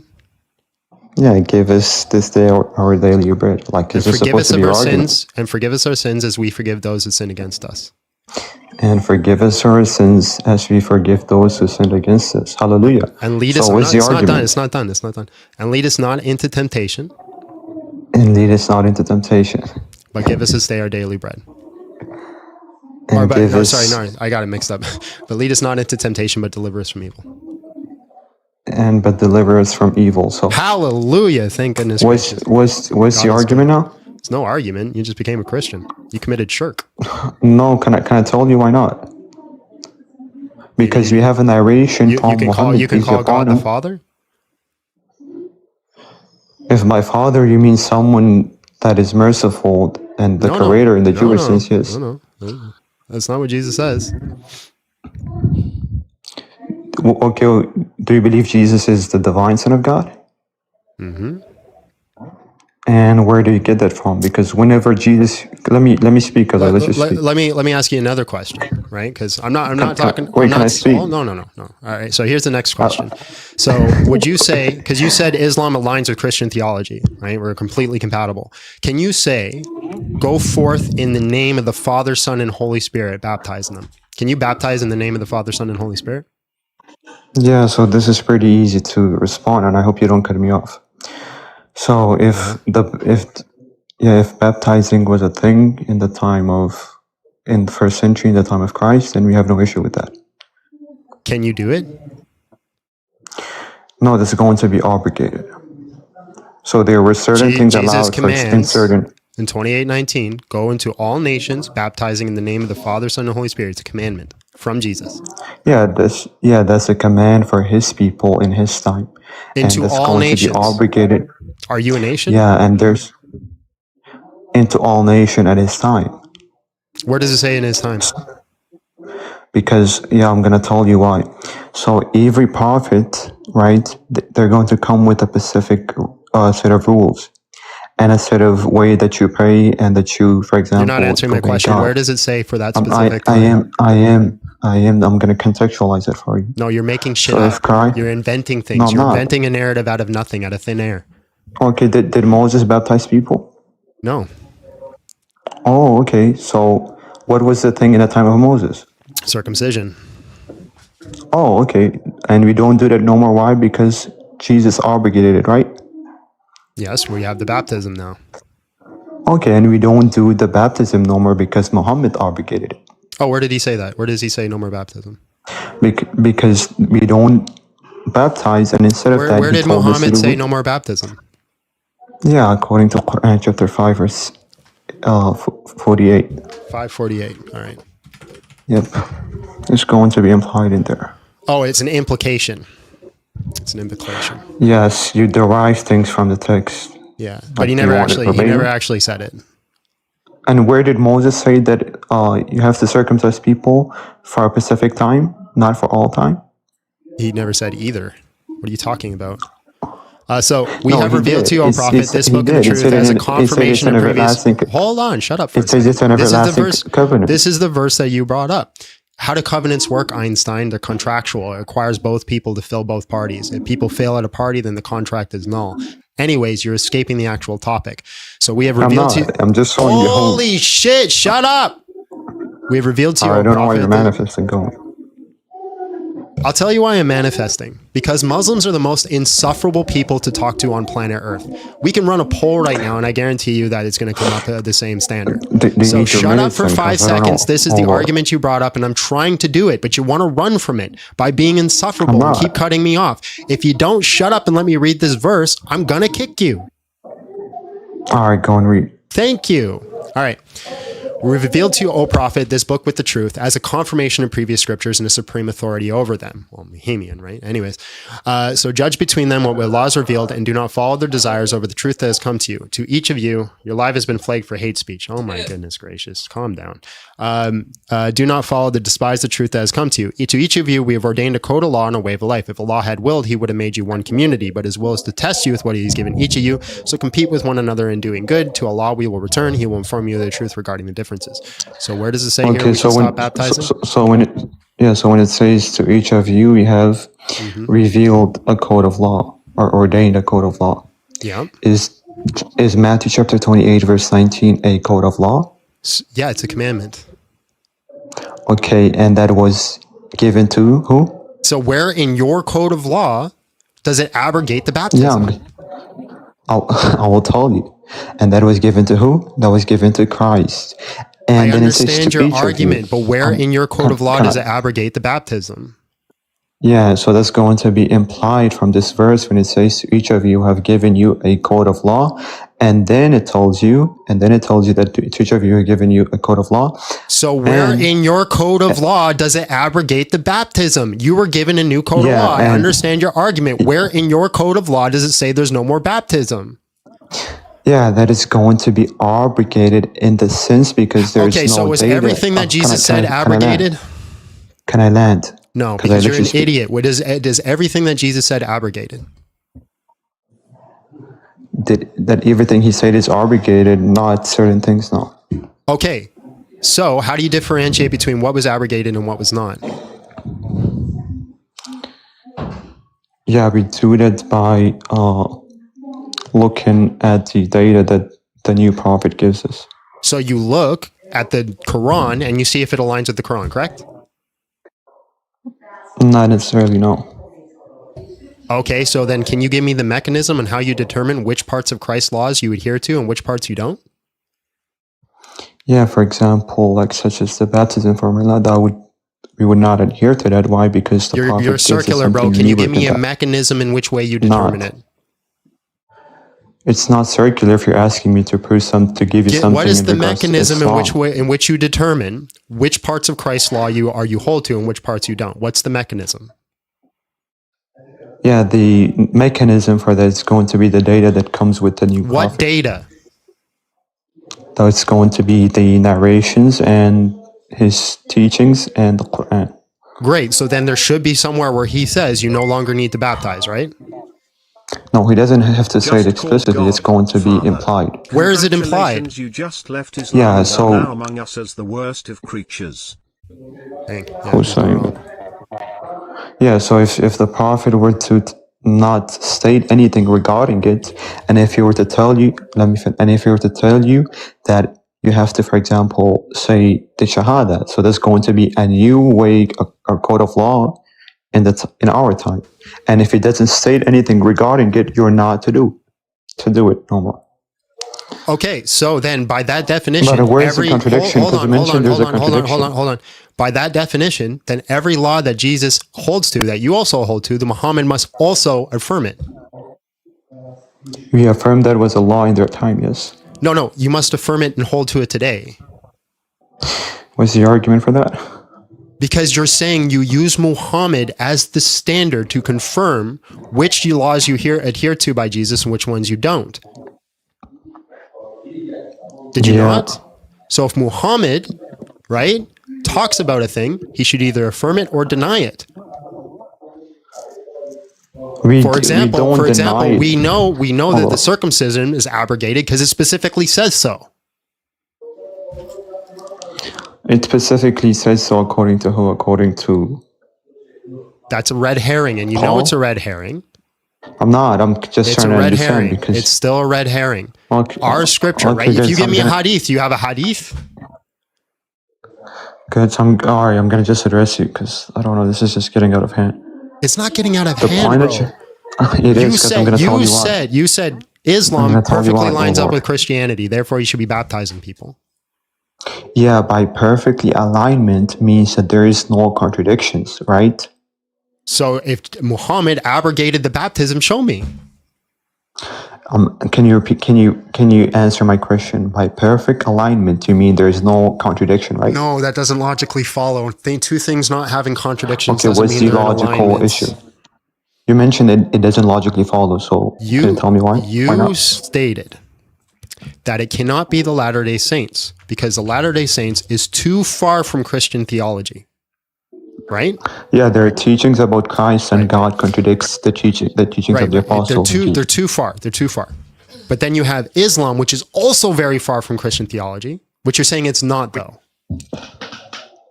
Because in Christian theology, one of the most important things that you do, it's even in our creed, is the baptism. That's a core foundation of Christian theology. That's not a side project. That's a core foundation. So if you're in alignment with Christian theology, I would expect to see a baptism, but you don't expect to see a baptism, which you actually give a good argument while you say there's abrogations, right? We see an abrogation with Moses to Jesus. That's a fair argument. So then I would expect to see an abrogation with Muhammad to Jesus, but I don't see an abrogation.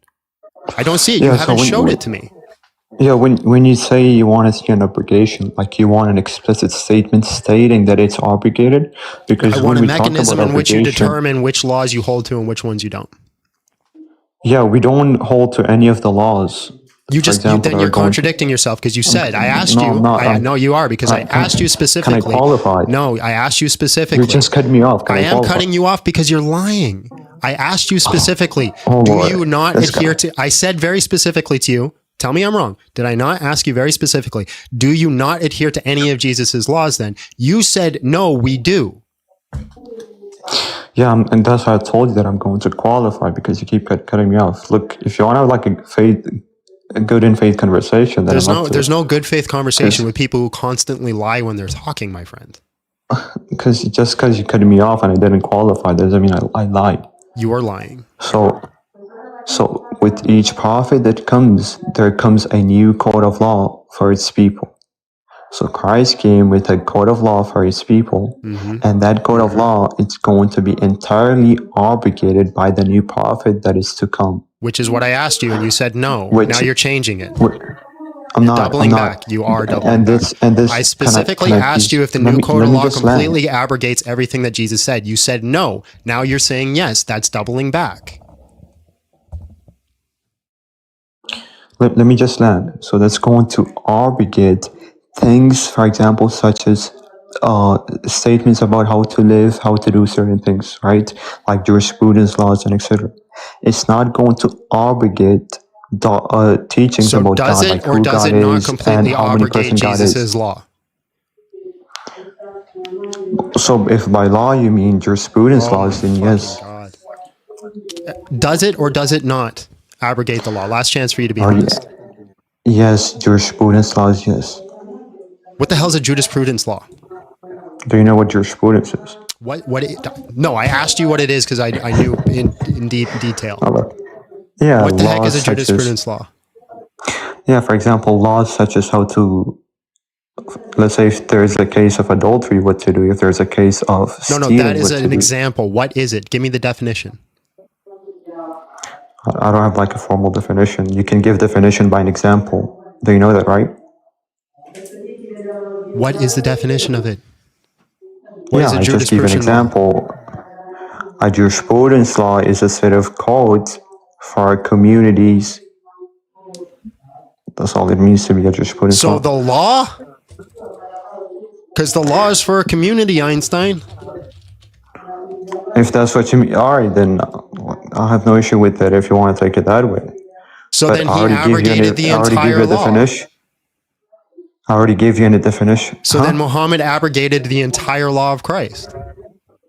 The jurisprudence laws, yes. All of them, because the jurisprudence law is just the law. You just agreed to that 2 seconds ago. Yeah, the law which I qualified to be laws about how to Right. So like the commandment of baptism is a law. Yeah, this is going to be obligated. Okay, so everything Jesus said is obligated, so then I could just make the next statement. Why aren't Latter-day Saints just abrogating everything that we already understood of Jesus? Because they're theologically contradicts Christ. Muhammad doesn't theologically contradict Christ. In what way? For example, the Latter-day Saints, they believe that Christ is divine and he's the divine Son of God and that God is three persons. And that is not what Christ or his apostles don't think Jesus is three persons? What are you talking about? Not Jesus, I'm saying God is three persons. They don't think God is three persons too. He's been voted off the island. So they're not Trinitarians. No, they're not Trinitarians. That's why I'm saying, why not Latter-day Saints? So the Latter-day Saints are not Trinitarians. They're not Trinitarians. That's correct. Oh Lord. Oh my gosh. Do they believe Christ is God? They believe he is a type of God. He was actually born from God. Okay, then that that contradicts the theology of Christ and his disciples. I agree 100%, but at least get the contradiction right. You know what else contradicts the theology of Christ? Islam. And but you guys say that he came, John 1:1. He is God. Okay, John 1:1. In the beginning was the Word, and the Word was with God, and the Word was divine. And then John 1:14 says he became flesh.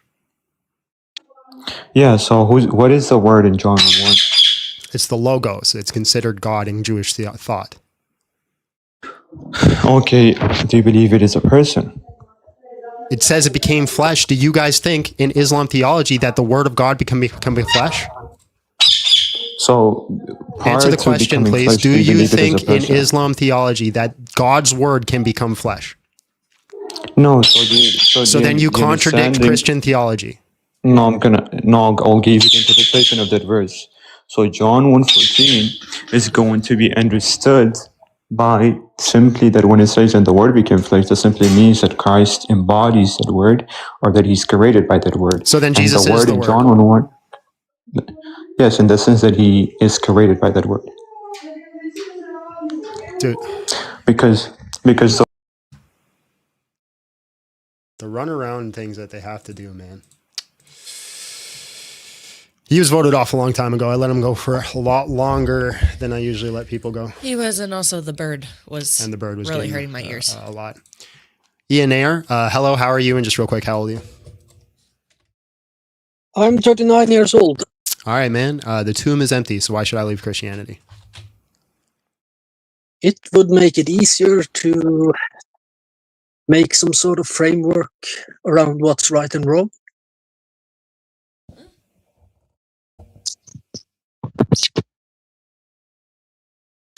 It would make it kind of easier to distinguish your moral.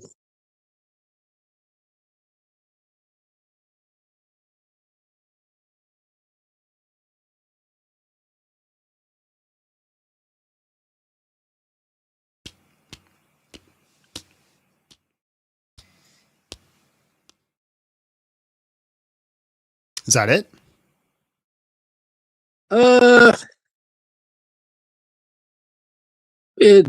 Pretty much. All right. Well, you haven't convinced me. Appreciate your time.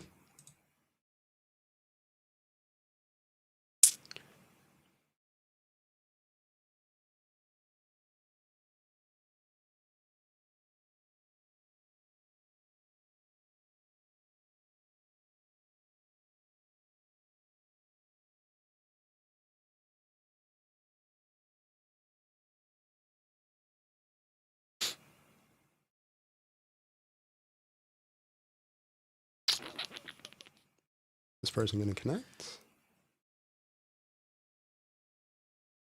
Oh, you got two up. Did you know that? What, the other person's not? Did we already talk to this person? We did. I don't remember. We did, yeah. You have two people up there. This person's not loading, I said. Hello, how are What's you? up? And just real quick, how old are you? I'm 32.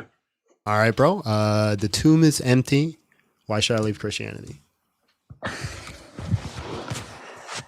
Yeah, you should leave Christianity because you don't got the words of Jesus. You just got the accounts of the apostles, I guess. You don't got his direct word. You don't got his gospel. You got his, like, you got Paul's gospel and you got Mark's gospel. Right? You're following Paulianity. You're not following Christianity. Paulianity. Yeah. What do you think about that? There's no argument. Well, my argument is that if you follow Jesus, but you have no direct scripture of Jesus, you only have indirect quotations of Jesus, then how do you follow Jesus? That's a question. Right. Well, you said, well, I'm putting your belief in doubt. You say you follow Jesus. I'm saying you don't because you don't follow his direct words. So that's not a question. I'm disproving your theology. How does that logically follow? Yeah, because you're relying on Jesus' teachings through another man and not Jesus.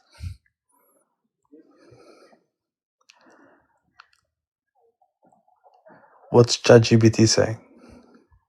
My hands are right here. What are you talking about? Yeah, I know, like, your wife is sharing the screen and she looked it up for you. It's not hard The to find wife out, you know. is working on her cross stitch. I also can't share my screen with him, which would be convenient, but I mean, you guys are bad liars, so sure. But John, do you have an answer? Because you seem kind of An answer for what? an answer for how you claim to follow Jesus when you don't follow or have his direct scripture, but you rely on other people's quotations of Jesus. By relying on other people's quotations of Jesus. Right. So do you have direct quotations of Jesus or not? From the people who recorded the event, yeah. Well, that's not direct. Do you know the meaning of direct? Direct means that they were there and saw it. They directly witnessed it and recorded it. What does direct words of Jesus mean? It means it must be his words, his scriptures. So they didn't record someone else's words, they recorded his. Right. Mm-hmm. But it's not first hand, it's second. It's someone saying that Jesus said It's something. a first-hand account of what Jesus said. They first-hand witnesses to it. Paul witnessed Jesus' words? Yes. Whoa. Hold on a second. Did Paul ever meet Jesus? Yeah. When? On the road to Damascus. How did he meet Jesus? In a flash of light. Right. Was Jesus already crucified at that point? No, that's why the tomb is empty. Wait. So you're claiming Jesus was alive on earth? And he actually... Do you know what Christian theology is, my friend? Jesus lives. Yeah, sure. I'm sure he lives, right? But the event of the crucifixion, right? The event of it, he was dead for 3 days. And then after, he resurrected. I agree with you. But the question is, did he meet Paul before the event of the crucifixion or after? Probably not. We don't know. Yo, dude, are you even... You don't know? How would you know? Well, let me educate you. Okay. Paul, he actually came after Jesus, right? And he envisioned Jesus. Let me just ask you a quick question. Was Paul a Pharisee? Let me just finish since you don't was know. Paul a Pharisee? Since you don't know, I need to educate Was you, Paul? right? Yeah, okay. If you're educating me, can you educate me on whether or not Paul was a Pharisee? Yeah, what do you mean with a Pharisee? You're going to educate me? You don't know what a Pharisee is? I mean, I don't live in America, so what's a Pharisee? You're going to educate me on Christian theology. You don't know what a Pharisee is. Yeah. Who did Jesus condemn the most? Who he condemned the most? Wow. Come on, man. I've already told you the answer. Just basic common sense. You should be able to figure out who I'm talking about. Well, you didn't even know when Paul existed and Jesus. So basic common sense. Who did I? So I said, just think like if we're just going to use our brain cells, right? I say to you, hey, what's a Pharisee? You say, I don't know a Pharisee. And then my next question is, well, who did Jesus condemn the most? Where do you think I'm trying to lead you? Pharisee. Well, let's say Pharisees. So Jesus condemned the Pharisees the most. Paul was a Pharisee. Do you think that, in a small community like Jewish culture, that there's a chance that Jesus and Paul might have ran into each other? They had different lifetimes, you idiot. Paul lived in a different time. Paul lived after Jesus was crucified, you darn idiot. So Paul was born after Jesus was crucified, grew up, and then started persecuting the Christians? Like Peter? Yes! Yeah. You don't know that, you fucking idiot? You don't know that? No. What the fuck? You didn't know that, bro? No, thanks for educating me. I guess I should leave Christianity now. Where's the Muslims who say, where are the Muslims going to say he cooked? Where is it? Go ahead, Muslims. Bro, Muslims in the chat, go ahead and say that I kicked him because he was about to cook. Go ahead. Bro really said, I don't know what a Pharisee is because I'm not American. Go ahead, say I kicked him because he was about to cook. There, go ahead.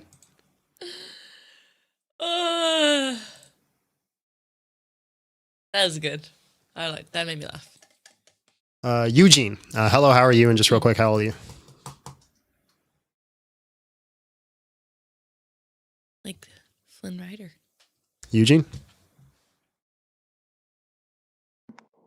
Can you hear me? Yes, I can hear you. How old are you? How old am I? I'm 25. All right, man.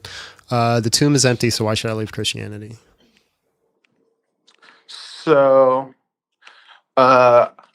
I was calling in to see when you say the tomb is empty. Or I assume you're saying, and correct me if I'm wrong, but I'm trying to make sure I understand your position. Your position is if Jesus is not in the tomb, meaning that if his prophecy, like the prophecy was fulfilled, then why would you not believe it? And is that like fair? I think you're on the right path, but let me just make sure that we're on the same page. My argument is that Jesus Christ resurrected from the dead. If Jesus Christ resurrected the dead, he probably is who he said he is, so therefore we're justified in believing in the Christian faith. Well, because that's actually why I called out. I wanted to understand what you meant by leave Christianity, because on one hand, there's like the, I guess you would call it like the works part of the faith, you know, where you go to church and such. And then there's the other hand of like, if you believe it, then you believe it regardless of what your actual I'm not works interested are. in that conversation. I'm more interested in the fact of whether or not he actually is who he said he is, that he is God, or he has authority over life and death. Yep, that's what I said. I was a just Christian clarifying. truth faith, yeah.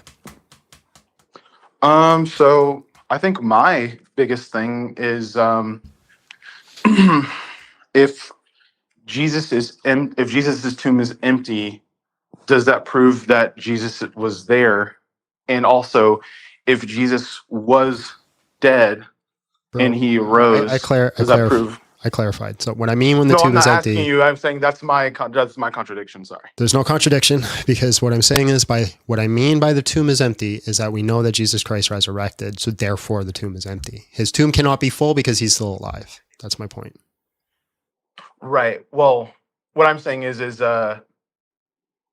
the tomb being empty, if you're saying that he is resurrected and we're assuming that to be true, then I guess I don't agree with that point. So yeah, that he resurrected. Yeah, to make an argument. Well, what I'm saying is I don't have to. I wouldn't say, oh, this is evidence he did not resurrect. I'm just saying there's not. I don't think there's sufficient evidence to say that he was resurrected. Okay, can you give me the definition does of that seem evidence? to be. Well, I would say evidence would be like some sort of demonstration that something is true. So, like, I don't have a dictionary definition, but I would say, like, yeah, you know, okay. Evidence. Do you believe that Jesus Christ was crucified? It's possible. I'm not convinced that he was or wasn't, but I would accept the fact that there was a guy named Jesus that was crucified. Yeah. I would so the willing to grant that. historical Jesus, the consensus. So, for example, John Dominic Crossan, not a Christian historian, says that one thing that we know for certain in history is that Jesus Christ was crucified under Pontius Pilate. Why is there sufficient evidence that he was crucified, but not sufficient evidence that he resurrected?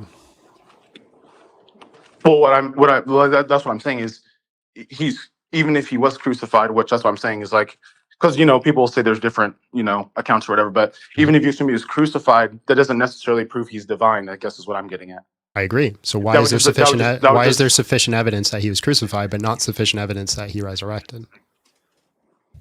Because death doesn't mean that there would be a resurrection.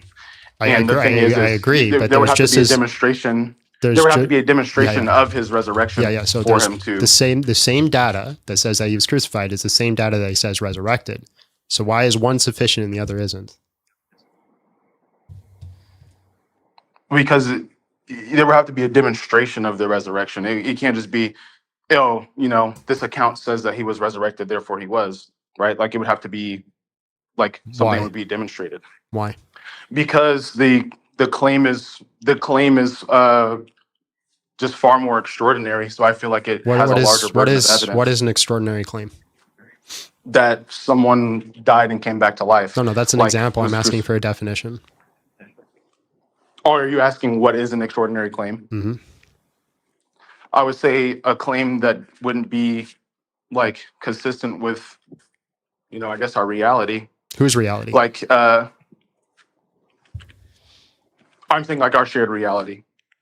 Okay, like, well, in my reality, for example, people, like if I people said, resurrect. So I'm saying, like, for example, like if I said, oh, you know, I can fly, right? And then I say I can fly because I jumped off a building, right? It's like, yeah. No, jumping off a building. But you said in our shared reality. In my reality, people can resurrect. So we don't share that reality.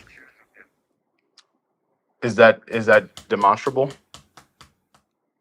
So you're just jumping around. You said we're we're trying to understand what extraordinary claims are. You said an extraordinary claim is not something that is consistent with reality. I said whose reality? You said the collective reality. Well, in my reality, people can resurrect.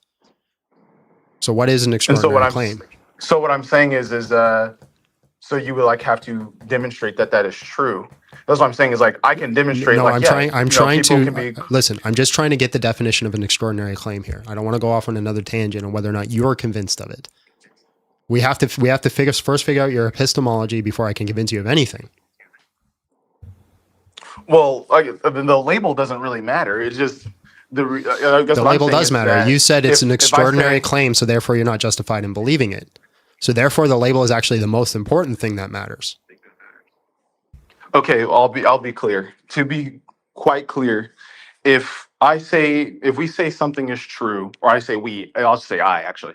If I say something is true, what I'm generally getting at is, okay, given all the information we have or the best information we have that's available to us, does this information seem to be consistent with reality? And so that's all the information according to me, this is consistent with reality. Well, okay, so if you're saying are you saying that your reality only pertains to you? Well, that's what I'm trying to figure out is where are you getting this standard of what is considered an extraordinary claim? Because according to a Christian, right, this wouldn't be an extraordinary claim based off the definition that you're saying, because it has to not comport with reality. Because a Christian, in their reality, believes resurrections can happen. Can you hear me? Sorry, it cut out for a second. Sorry. Yeah, I can hear you. Did you hear what I said?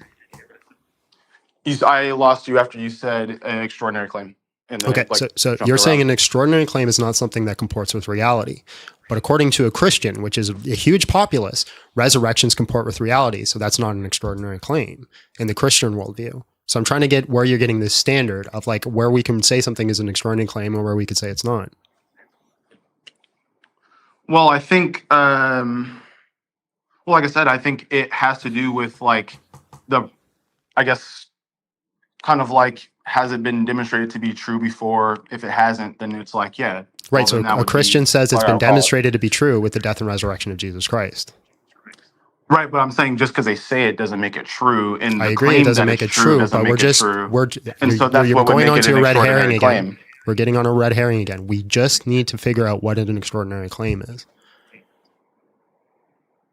So I would say an extraordinary claim would be a claim of something that has yet to be demonstrated to be true. Okay, but it was demonstrated to be true with Jesus Christ. And where's the demonstration of that? Through the Gospels. And why should we believe that the Gospels are true? Because they're recording accurate and true information. So like, I would say that just because there's true information in them doesn't mean that they're all true or all accurate. No, what I'm saying is what they're recording is accurate and true information. The only thing that scholars really reject that they're doing is supernatural claims because they don't believe in supernatural events. They put on the principle of analogy. So, for example, Bart Ehrman, who's a skeptic, there's a great debate that I think you should watch. Bart Ehrman and Jimmy Akin have a debate. Jimmy Akin puts on a screen all the things that they agree about the historical Jesus. All those events that they agree about on the historical Jesus come from the Gospels. Right, but just because it's in the Gospels doesn't mean that the truth comes from the Gospels. That's not what I'm saying. I'm not saying just because it's in there doesn't mean everything. I'm saying every naturalistic event in the Gospels, for the most part, they consider to be historically true and reliable. So if it's for the most part, that would mean that there are claims that are natural claims that aren't true, correct? Yeah, there are minor things, minor contradictions that they say, hey, this shows some incontinuity between it, but that does not mean that it's not reliable. So, there's incontinuity in everyday claims all the time. So, for example, do you believe in evolution? That would be the definition of reliability. Yeah, do you believe in evolution? To be false. For example, do you believe in evolution? I wouldn't call it a belief, but I would say that I think that is a reliable mechanism. Yeah. Great. Which model of evolution do you hold to? Because there's about 7 different models that are don't have continuity between each other. Well, I'm just talking about like Darwinian evolution. Yeah, Darwinian evolution has actually been debunked. No scientist holds to it anymore. So so the whole point of this, the whole point of what I'm bringing this up is that finding minor contradictions or inconsistencies doesn't debunk something or show it to be completely false. No, I didn't, and I never said it was completely false. But what I do think that means is that if there is a contradiction, that means that it can't be taken to be entirely true, and so that each claim has to be shown to be true separately. Not, Right. you know what I'm saying? Yeah. And so that's what I'm saying. It's like, yeah, So then why do you reject reject the resurrection? Because there's continuity in the resurrection stories. And where is the resurrection story? Matthew, Mark, Luke, and John.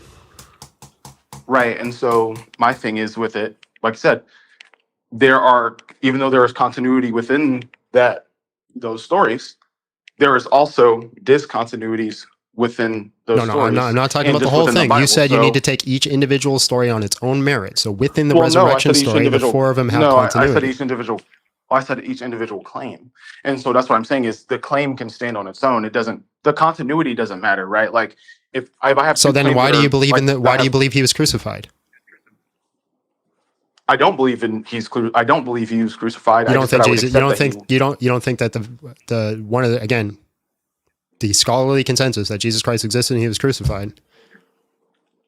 not a divine one is what I'm saying. I That's didn't what I didn't said say earlier. divine one. My goodness gracious, No, guys. I said that earlier. I said I could understand. Yes, if the there historical was a Jesus person existed and named- was crucified. Do you think that happened?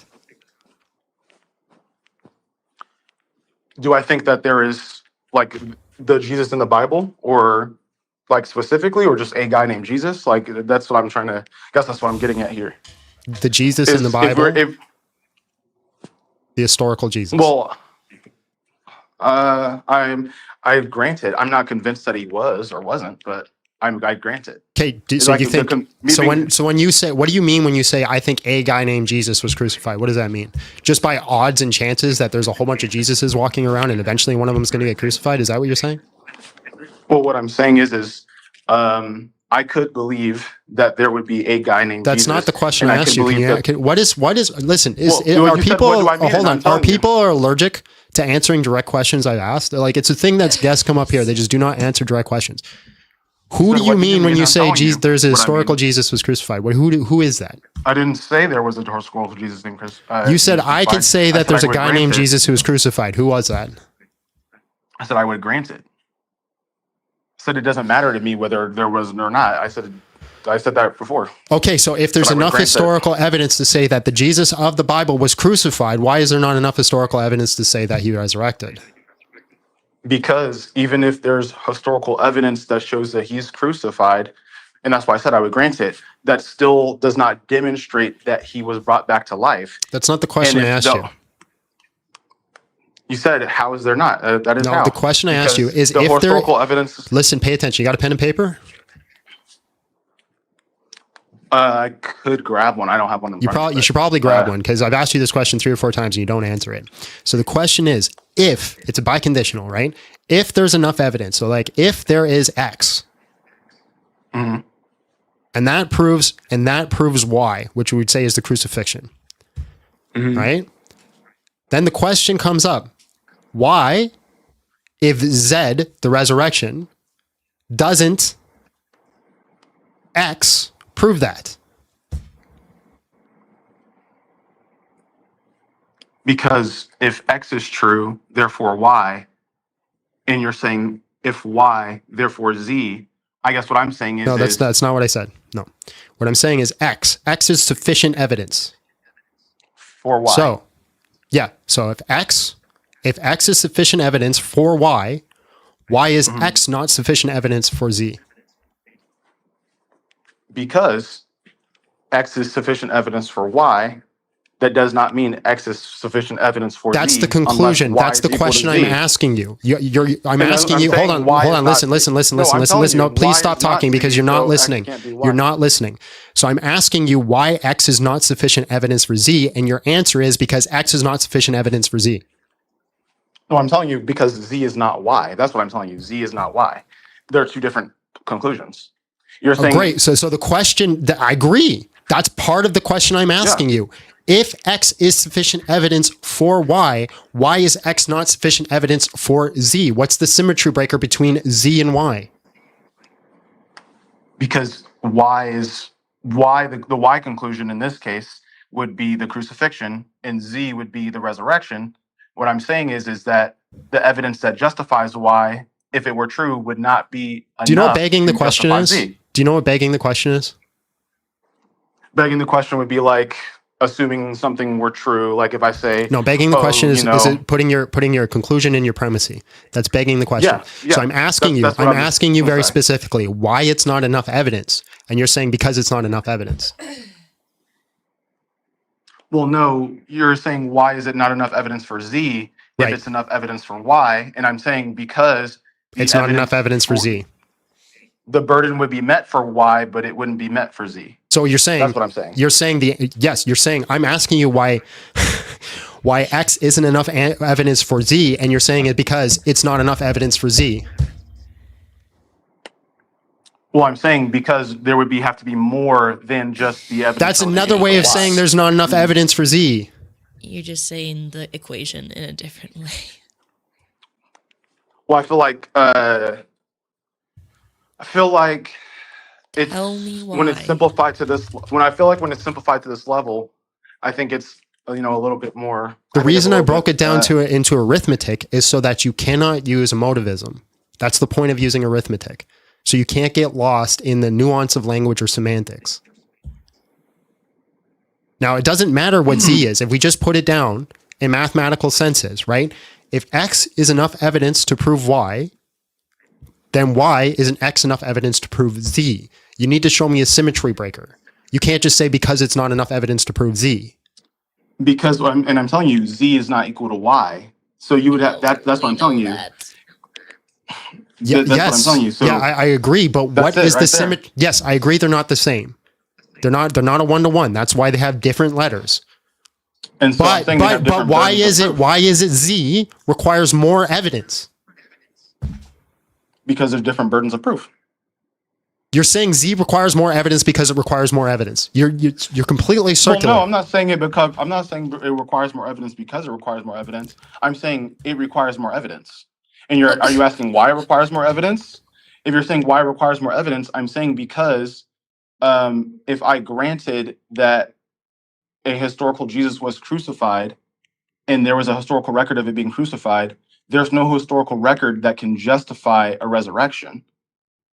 At least not one that has been demonstrated, and that's what I said right. earlier. So you're going back to begging the question, my friend. You're saying your whole argument again is yes, there's enough evidence to prove X, but there's not enough evidence to prove Z. I'm asking you why there's not enough evidence, and you're saying because there's not enough evidence.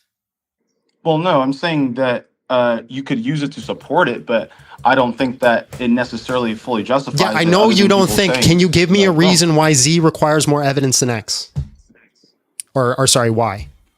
Yeah, because there's been prior demonstrations of crucifixion, but there's no prior demonstration of resurrection. Awesome. That's actually an answer. Fair enough. That's actually an answer. Said that already. No, you didn't. You did not. So you did not. So that's called priors, right? Here's the problem. I have priors to believe in resurrections. So therefore, hold on. So therefore, if we use your standard of priors, I am justified in believing that Jesus Christ resurrected. Therefore, I should not leave Christianity.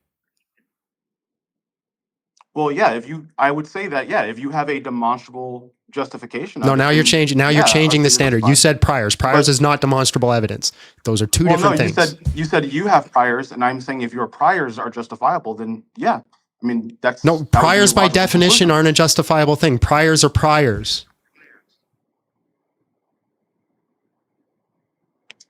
What is a prior? Are you saying like a priest, like you're presupposing it, or yeah, like it's your predispositions, your priors, how likely you just think something is based off of no new knowledge.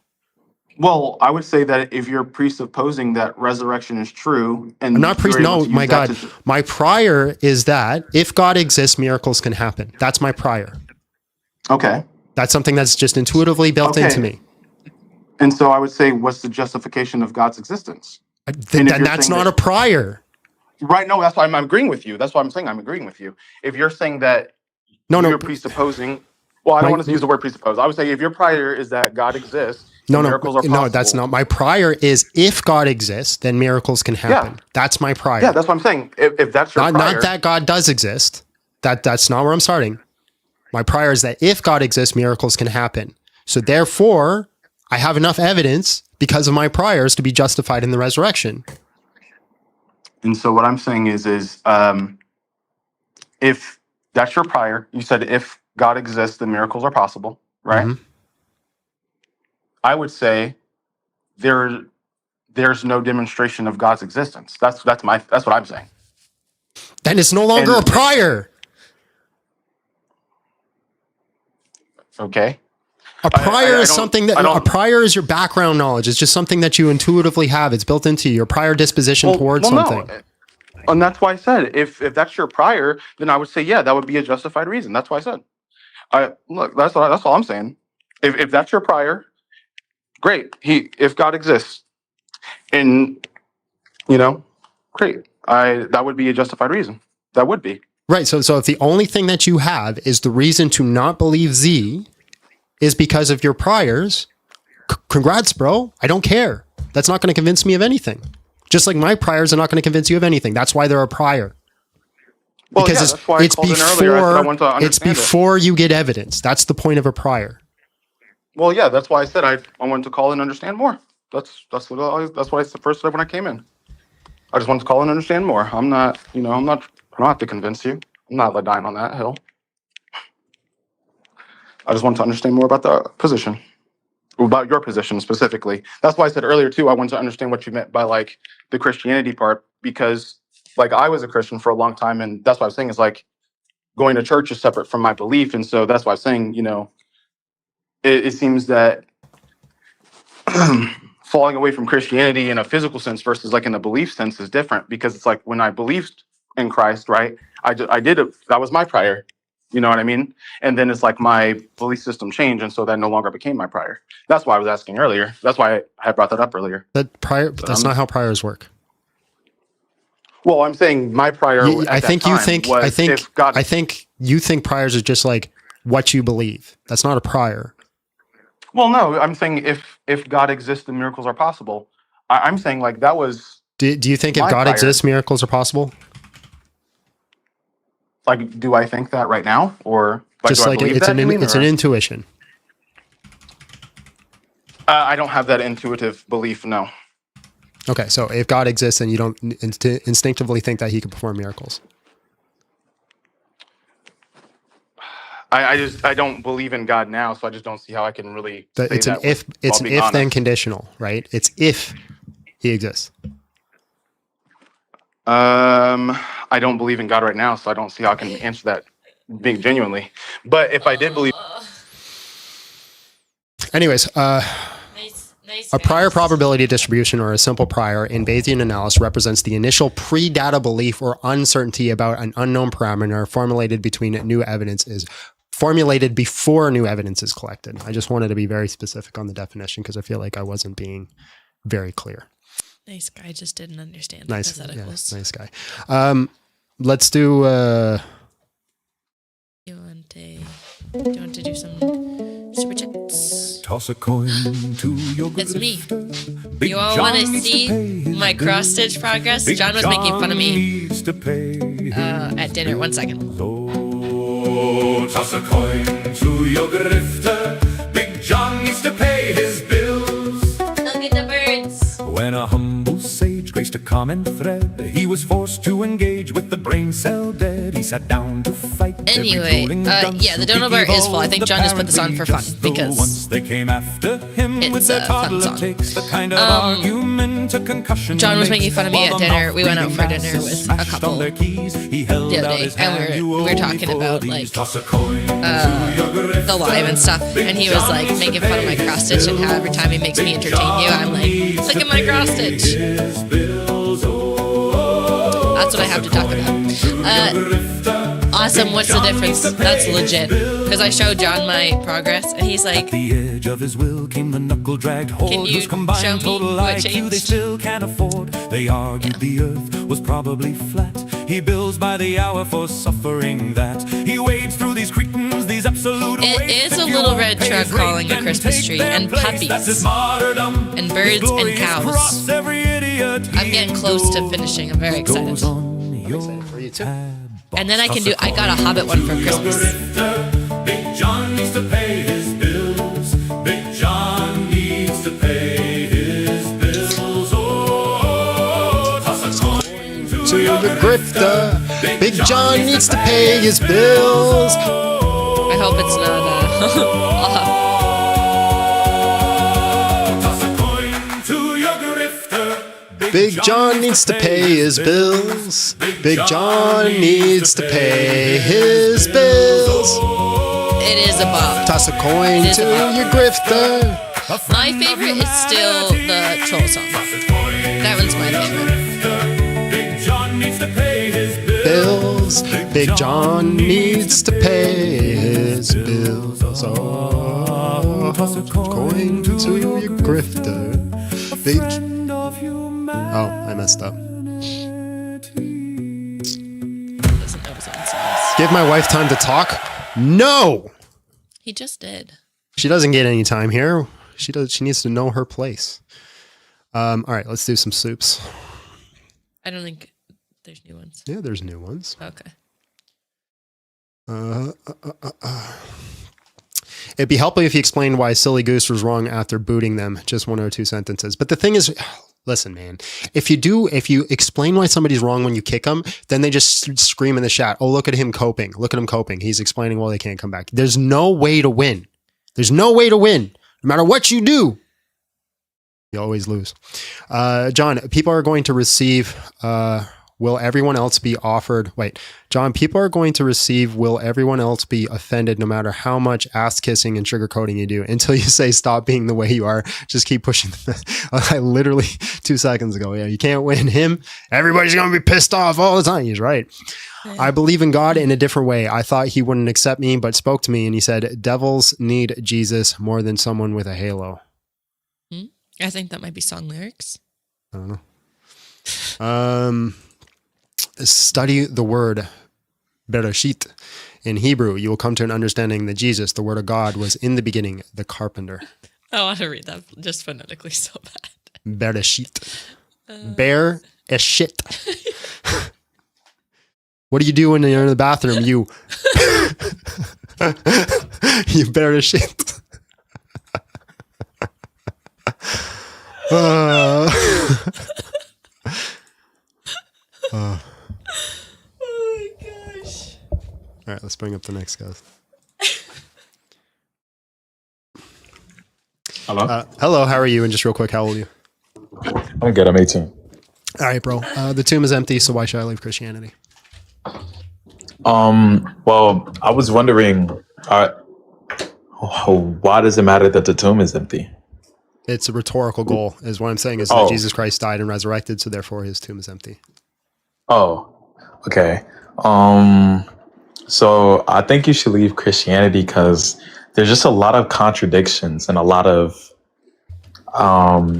bad things that the Christian God, from what I've read in text, commands that I wouldn't agree with. Okay, and I mean this in a respectful way. I really do when I say it. It's going to sound mean when I say it, but there is a point to saying it. Why should I care how you feel about what the Christian God does if he is real? Okay, so I get what you're saying. My response to that would be, why should you care what I'm saying? If you're asking, is there some necessity? I want to be very clear. Because I'm not saying why should I care what you're saying, because obviously I have this thing because I care what people have to say. What I'm saying is specifically in this argument, if the Christian God is real, why should I care about how you feel about the things he did? If the Christian God is real, okay. If the Christian God is real, why should you care about what I'm saying? Well, no, not just what you're saying. What you're saying about like how you feel about the things what I'm saying about him. So like, let's say God just started unaliving people who had foreheads that were 5 inches too big. right? Okay. There's people with 5 heads. He just started doing it. And you're like, I don't like the fact that God's unaliving 5-headed people. Okay. Why should I care if he's real? Whether you like the fact that he's unaliving 5-headed because, people. Well, I would say that the fact would be that because what he is saying or what he is doing is my bad.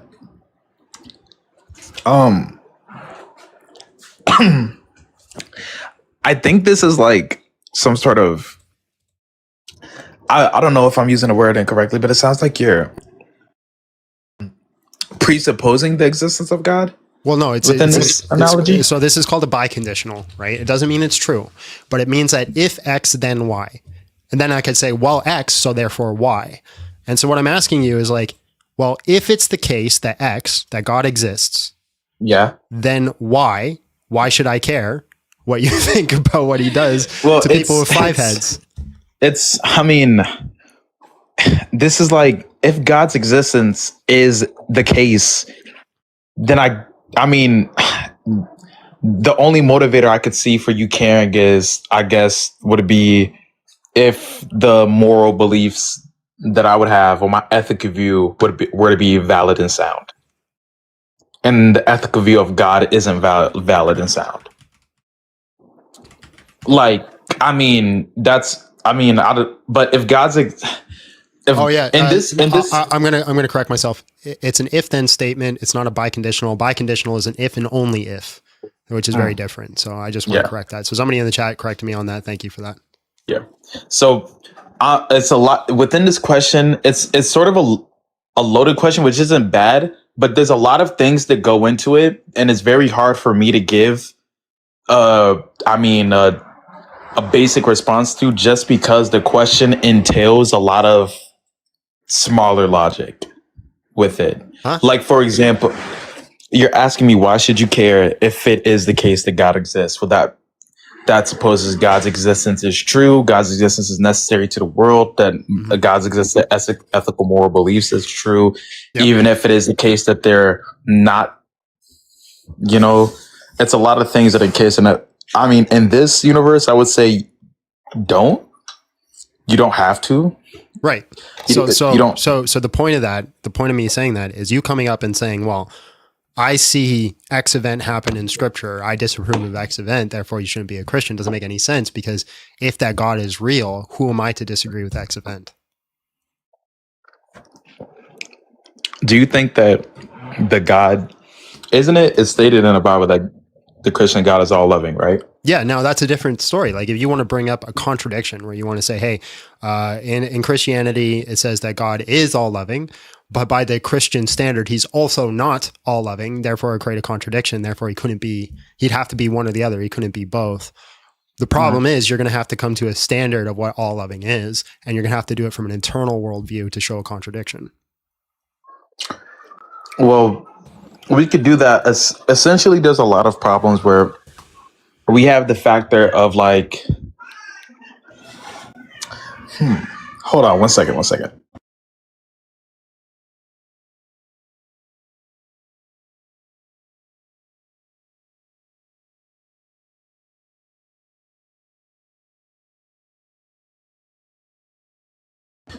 All right, I'm back.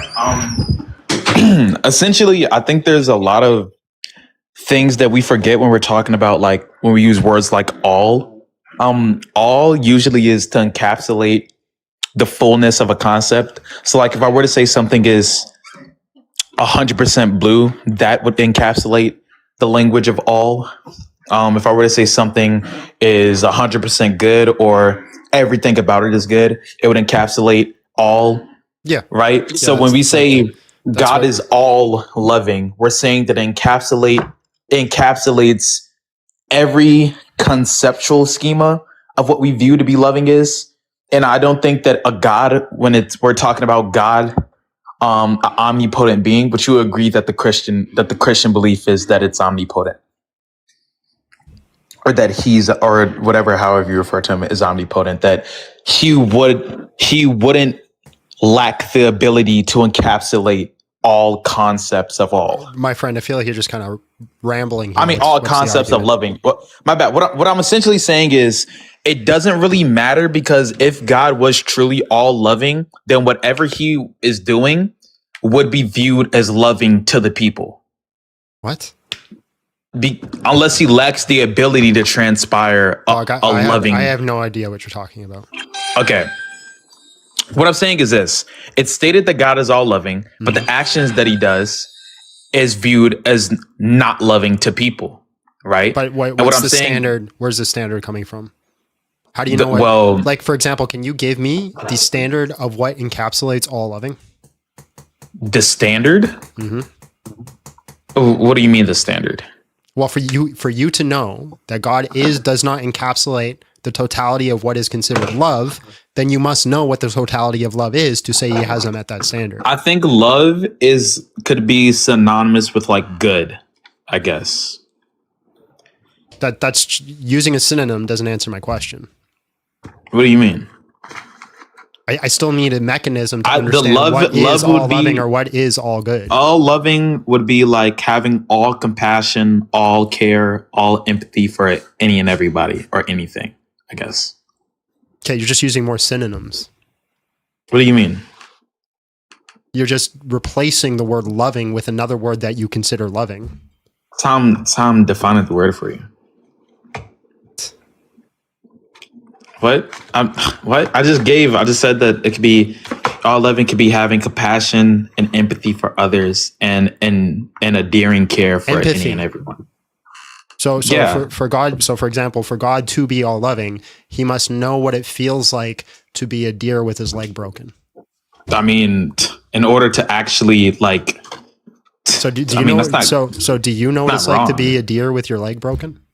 I'm not all loving. But are you empathetic? I can empathize, but I'm not. So you know what it's like to be a deer with his leg broken? Why are you comparing me to God and trying to draw this conclusion that God can't do? What I'm trying to show you is your definition doesn't make sense. No, the definition doesn't make sense for me because I'm not God, right? I can't.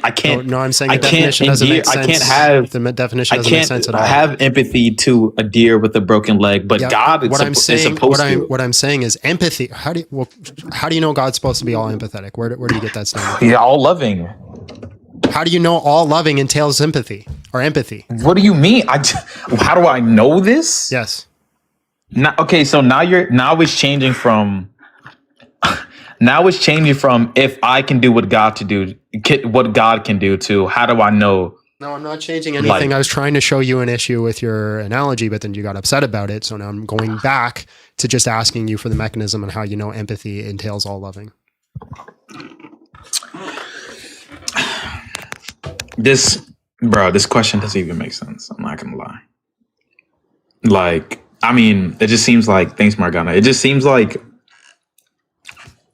when I'm saying that God is supposed to be all loving, but God does things that would show not having love to certain individuals. So what is the standard of loving? You must know what that is to say that he doesn't achieve it. Why is it necessary for me to answer that question? Because let's say I say, I know for a fact my wife is not an Olympic diver. And then you say, well, what's an Olympic diver? And I go, I don't know. How would I know? How could I confirm that she's not an Olympic diver? It's not even what I said. Well, then what is all loving if God is not all loving? That's not even analogous. It is analogous. No, it isn't. You're saying how do I know my wife is an Olympic diver is not the same as you placing it in negation. I know it's not the same. That's why it's an analogy. If it was not, I wouldn't need an analogy if I was just going to say the same thing. Bro, I'm denying the fact of this to be the case. I'm not being skeptic of it to be the case. So you being skeptical of if your wife is an Olympic diver is not the same as saying your wife is not. I don't know what an Olympic diver is. How can I say? Just answer the question. Forget about God. Let's say the only thing I'm asking you is this question, and we're in a chamber. This is the only question I'm asking you. If I don't know what an Olympic diver is, how can I say that my wife is not an Olympic diver? How can you say it? Mm-hmm. Bro, there's like multiple answers to this question. Then answer it. Bro, if you don't know what an Olympic diver is, yo, you keep asking loaded questions. Like, what do you mean by no? When you say no, are you saying that you don't have a fundamental understanding? That I have enough knowledge to be justified to say that the claim is true. Dog, if you don't have a fundamental understanding of what an Olympic diver is, right? You can still know what an Olympic diver is and place that thing onto someone, even if you don't understand what it is. No, so you can still say my wife is an Olympic knowledge. Listen, you changing my analogy. The analogy is this: I have zero knowledge of Olympic diving. I'm not even aware that knowledge exists. means? Knowledge means that you have a mental state of a certain condition that you've been aware. How can you even? Let me answer the question. This guy. So that you have a certain justification. So there's certain sort of event or there's some sort of evidence that has convinced you of a specific thing. So you have a knowledge of that thing. So let's say I have zero knowledge of Olympic diving. I don't know what it is. I'm not even aware of diving boards. I'm not even aware of the Olympics. I have zero knowledge of it. But then I sit here and I say, my wife is not an Olympic diver. How can I do that? Hey, you're asking a question that's syntactically wrong. Like it's not even structured correctly. Like you're saying, this individual has no knowledge of this. They have no understanding or conceptual schema of what this thing is. They've heard the words. What? Then they know what? Then they have knowledge of it. They heard the word Olympic. They heard the word diver. That's all they know. And they say, well, my wife's not an Olympic diver. How could they say that? They can place that quantifier on your wife. Can you answer the damn question?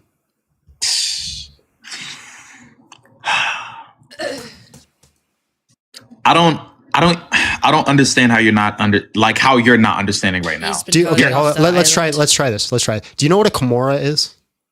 A Kimura? Yeah. The move? Do you know what it is? Yeah. What is it? It's a submission in BJJ. What type of submission? It's an arm lock. Okay, so let me try a different example. Do you know what a Sotogari is? Sotogari? Yeah, that's the judo throw. Damn it. You train? Based. Yeah, BJJ and wrestling. My bad. Okay. So let me try to think of something else then. Do you know what epistemology is? No. Okay. I've heard the word. Can you make the claim that my wife is not somebody who studies epistemology?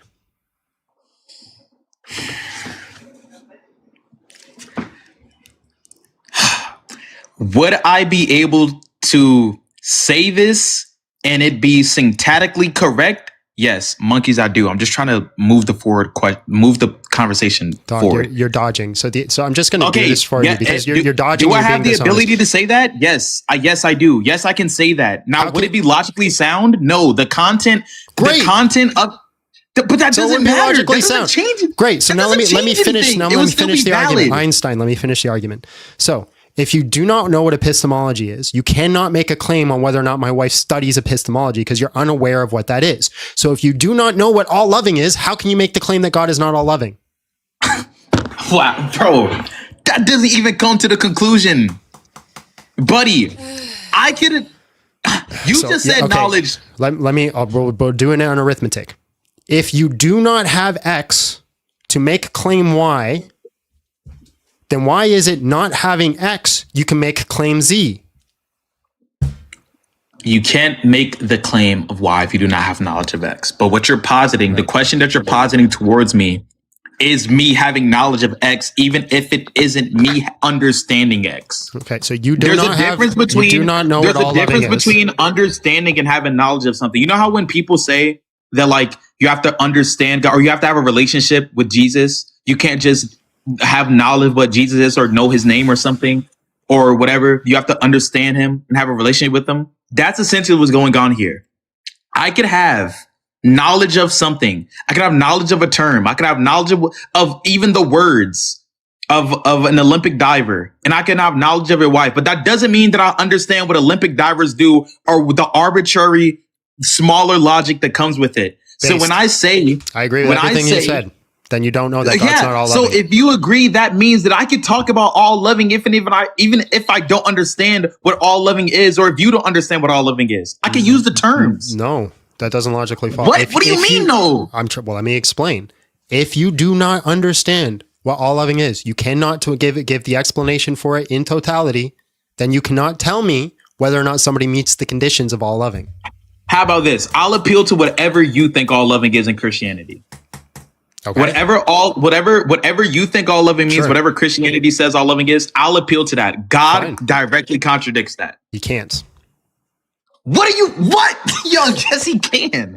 How do you know? You don't know my definition. See what I'm saying is you're speaking about something you don't even know. You said, I'm going to appeal to your understanding of all loving. You never asked me my understanding of all loving. And then you just said that it contradicts. When you say can't there. So you don't even know what I believe, but you told me there's a contradiction. So you're proving to me that you're just speaking out your ass. The reason why I said what, and I'm confused, is because you're saying that God can't do something. Yeah, by my definition of all loving, he cannot be. Is God omnipotent? Yes.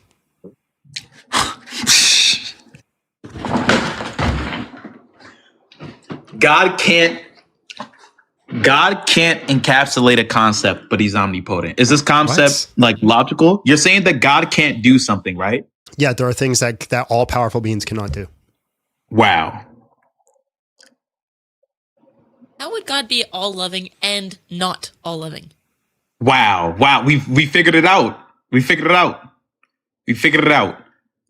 We finally got to the conclusion that God is somehow stated to be all loving, but it's stated to be the case that he's not all loving. We finally got to it. There's a contradiction. There's a contradiction. I never said that. Which is why I'm saying that God's existence in the Bible is falsified and it frustrates logic. Doug, I never said that. Bruh. You serious? I'm dead serious. I never said that. Not once did those words come out of my face, nor was it implied.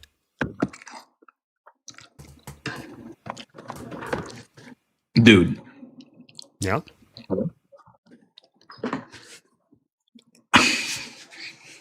Are you being disingenuous? No. Like, I'm trying to actually engage and talk about the topic, but you're just saying. Then why don't you ever ask for clarifying? Because you still have yet to get me to clarify my position on loving, but you've told me I derived a contradiction. So are you trying to argue in good faith and have a genuine conversation? Because you're telling me I derived a contradiction when you don't even know my position. You derive a contradiction by making a claim that God can do anything logically possible, but then saying that he isn't able to do this thing, which it doesn't frustrate logic at all. So if God can do anything logically possible, that means he cannot do things that are logically impossible, which means there are things that God cannot do. What is this logically impossible thing that you're saying? Are you saying that it's logically impossible? For example, God cannot create. Are you saying that it's logically impossible? Let me give you an example. Just shut up for 5 seconds and actually I don't listen. need an example, dude. Well, then have a great day, man. Like you said, you wanted to have a genuine conversation. You don't want me to speak? Okay. Give the example. God cannot create an uncreated God because that's a contradiction. Okay. I agree. Now, still all powerful. Is what I said about God. I love how you still have not asked me my position on all loving. The first thing I asked is, what do you mean by all loving? That's the first thing that I asked, dude. You didn't. Like, and you still say I derived a contradiction.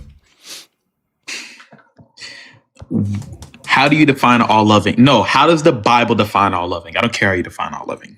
How does the Bible define all loving? It doesn't give what is a definition. It doesn't give a definition. You really don't want me to give my definition for some reason. Okay, yeah. What is your definition of all loving? Yeah, so my definition of all loving is just pure selflessness, not to do anything for oneself, but to do only for the sake of something else. Dude. What? What does that got to do with love? That is the definition of love. To do something for another and only for the other. So this guy's pulling definitions out of nowhere. Where'd you get that from? Did you sit down? You sit down and wrote that definition? The Bible doesn't say that. No, I guarantee Oxford doesn't say that. So you're going to tell me that a selfless act isn't loving? Dude. A selfless act isn't always loving. No, selfless. Yeah, no. Can you give me an example? While doing something only for the sake of someone else, that it's not loving? I could. Okay, go ahead. Okay. Doing something for the sake of others. If someone were to ask me for a firearm and I give them a firearm and that person goes and does bad actions in a school, right? That was not loving. And what I did was selfless. Yeah, because you didn't do it for the sake of the people in the school. I did it for the sake of the other person. It's not about the totality or the amount of people. It's about if I'm doing it for another person. Yeah, so if I give a firearm to somebody and they go do something bad to a school, right? Then what I did was not loving at all. What I did was fucking terrible, horrible. Right, because you weren't acting selflessly to the school. Bro, yes I was, bro. Yo, here's the thing about Christians, bro. How are you being selfless to the school? Here's the thing about, I have to be, wait, in order for me to be selfless, I have to be selfless to everybody? Is God selfless to everybody? For it to be pure love. Is God selfless to everybody? Yes. Was God selfless to the babies that he commanded Paul to unalive? Yes. And he never commanded Paul. My bad. It might have been some other guy. It might have been Samuel or someone else. But what? How do you literally sound like the meme when you say what? I'm gonna get I'm gonna get the Bible. Yeah. Can you do it again? I'm gonna open the Bible. Do the what again? Let's look at the verse. Can you do the what again? Are you that guy? Oh my God, bruh. You actually sound like the meme. You do. Let me get Also, the did Bible you real hear me? quick.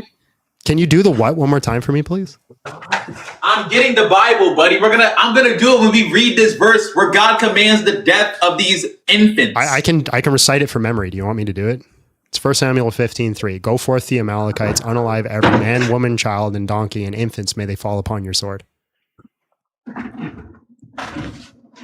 What did the infants do? Nothing. What is with you? Why are you a steam engine every time I answer a question? I answer a question. You're like a steam engine, like a train. Just relax, bro. You said you want to have a genuine conversation, yet you freak out and make memes every 5 seconds. Now you're attacking my character because what you're saying. Look at your chat. They're saying F the infants. Do you care about babies? Are you against abortion? Babies? Yes. Yeah. Are you against abortion? Yeah. How are you against abortion, but you support a God that's commanding the death of infants that have done nothing wrong? And also you're saying that in order to be selfless, you have to be all selfless to everybody. Can you tell me why God would unalive babies for his sake? I don't know. I don't know why God will unalive babies in general. Okay, so there's a logical... It doesn't make any sense. So I'm going to explain it to you. There's a logical conclusion. Yeah, let's hear it. What's his logical conclusion that you just said babies done nothing wrong? I would love to explain it to you, but you do this thing where you just keep yapping and making steam train engine sounds. If something is all powerful, it needs nothing. Do you agree with that? What? If something is all powerful, what? It needs nothing. It needs nothing? Mm-hmm. Explicate. I don't know what that means. I don't know what that entails. If something has all power, then there's nothing that it can grow in. It's at the top. So it requires nothing. It needs nothing. Has nothing that is needed for it to move to the next point, correct? I'll still man it just to see where you're going. Mm-hmm.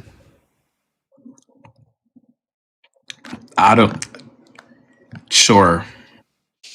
Okay. Like, so if something is all powerful, it needs nothing, then by definition, it can only do things for the sake of something else because it cannot do something for itself.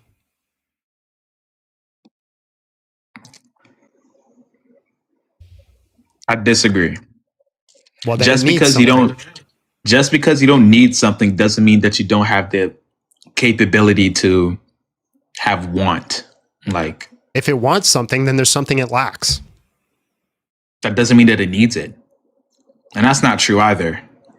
What? Yeah, I could want something without lacking something else. How do you want something that you already have? Okay, yeah.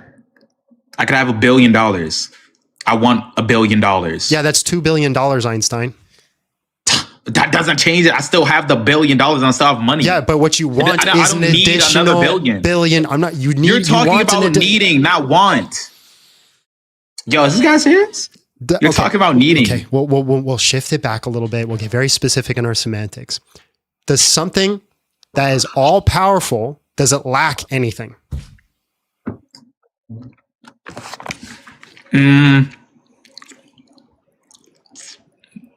No. Okay. So if it lacks nothing, then it wants nothing. That's not a what? Dude, if you're going to eat on my live, I'm going to kick you.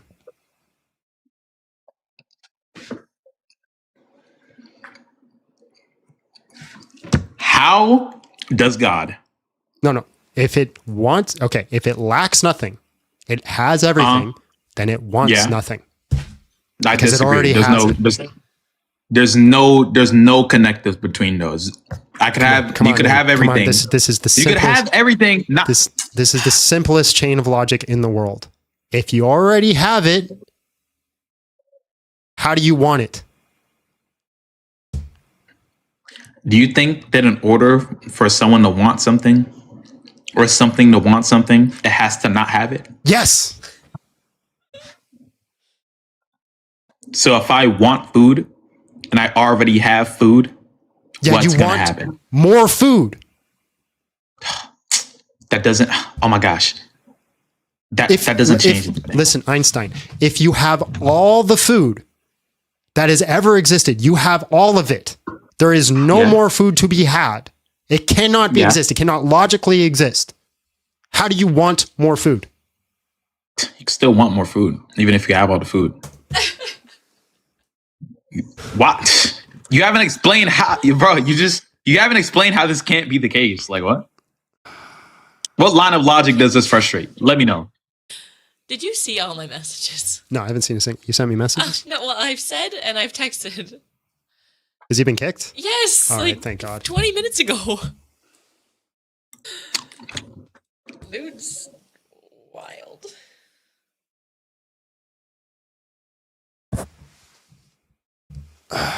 You know what actually makes me more upset?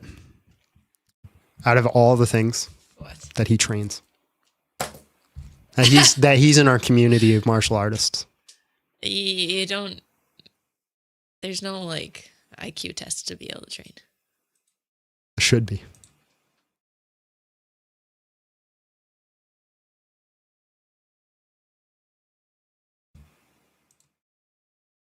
Okay, someone said the food thing was bad because if you had all the food and then you ate all the food and you get hungry. There's a very then you don't have it anymore. That's what I was. Let me cook. Cook. My one time to shine. If you eat it, then you don't have it anymore. Anyways, the key term in the food analogy was you have all logical possibility of food. There cannot logically be more. How do you want more? There is no more. You can't want it because it doesn't exist. It's not even within the realm of conceptuality.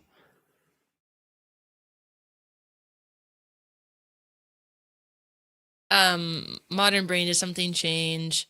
That live is Oh, there we go. Hello, how are you? And just real quick, how old are you? No, I'm 20 years old. I'm doing well. How are you? Oh man, I've had better days. All right, man. The tomb is empty, so why should I leave Christianity?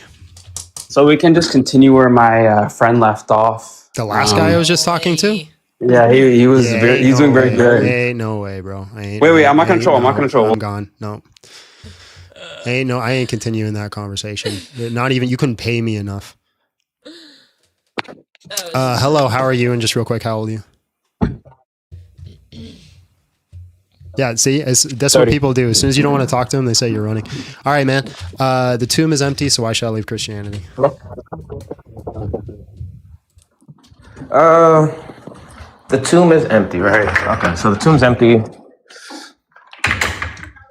When you go to, I'll say this. So basically, we believe in the tombs of the pharaoh. But when we go in there, they're all empty. So what's the difference? We have an account that we have pyramids, and that they said that they were buried there, but they're empty still. What's the difference between that and this? Just asking. You got us, boys. You got us. Christianity's been disproven. Shut it down. Shut it down. Go to your church this Sunday. Shut it down. Close it. We're done. We're cooks. We're finished. We're over.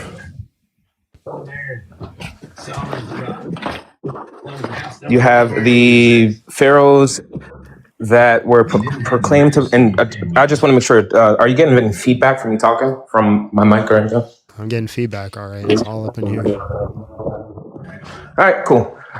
So the pharaohs themselves were proclaimed to be gods in themselves, and they were buried there, but they're not there. So does that mean that pharaohs don't exist? You got a damn good point, man. I think we should shut down the churches. Yeah, a damn good point. You cooked us. Roasted. I have nothing. I got no response, man.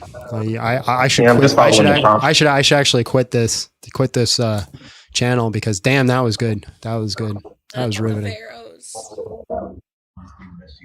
Well, yeah. I'm just following the prompt. Anything else? I mean, we still have the. Well, where do you want to start, really? Like, where do you want to start? You can start from anywhere, and I can kind of just. You've already debunked Christianity. It's over. We're done. What else? You want to talk about it? How's your day? Hey, my day's going fine. All right, awesome. It's cooked, guys. We're done. We're done. It's over. Pack it up. Pack it up, ladies and gentlemen.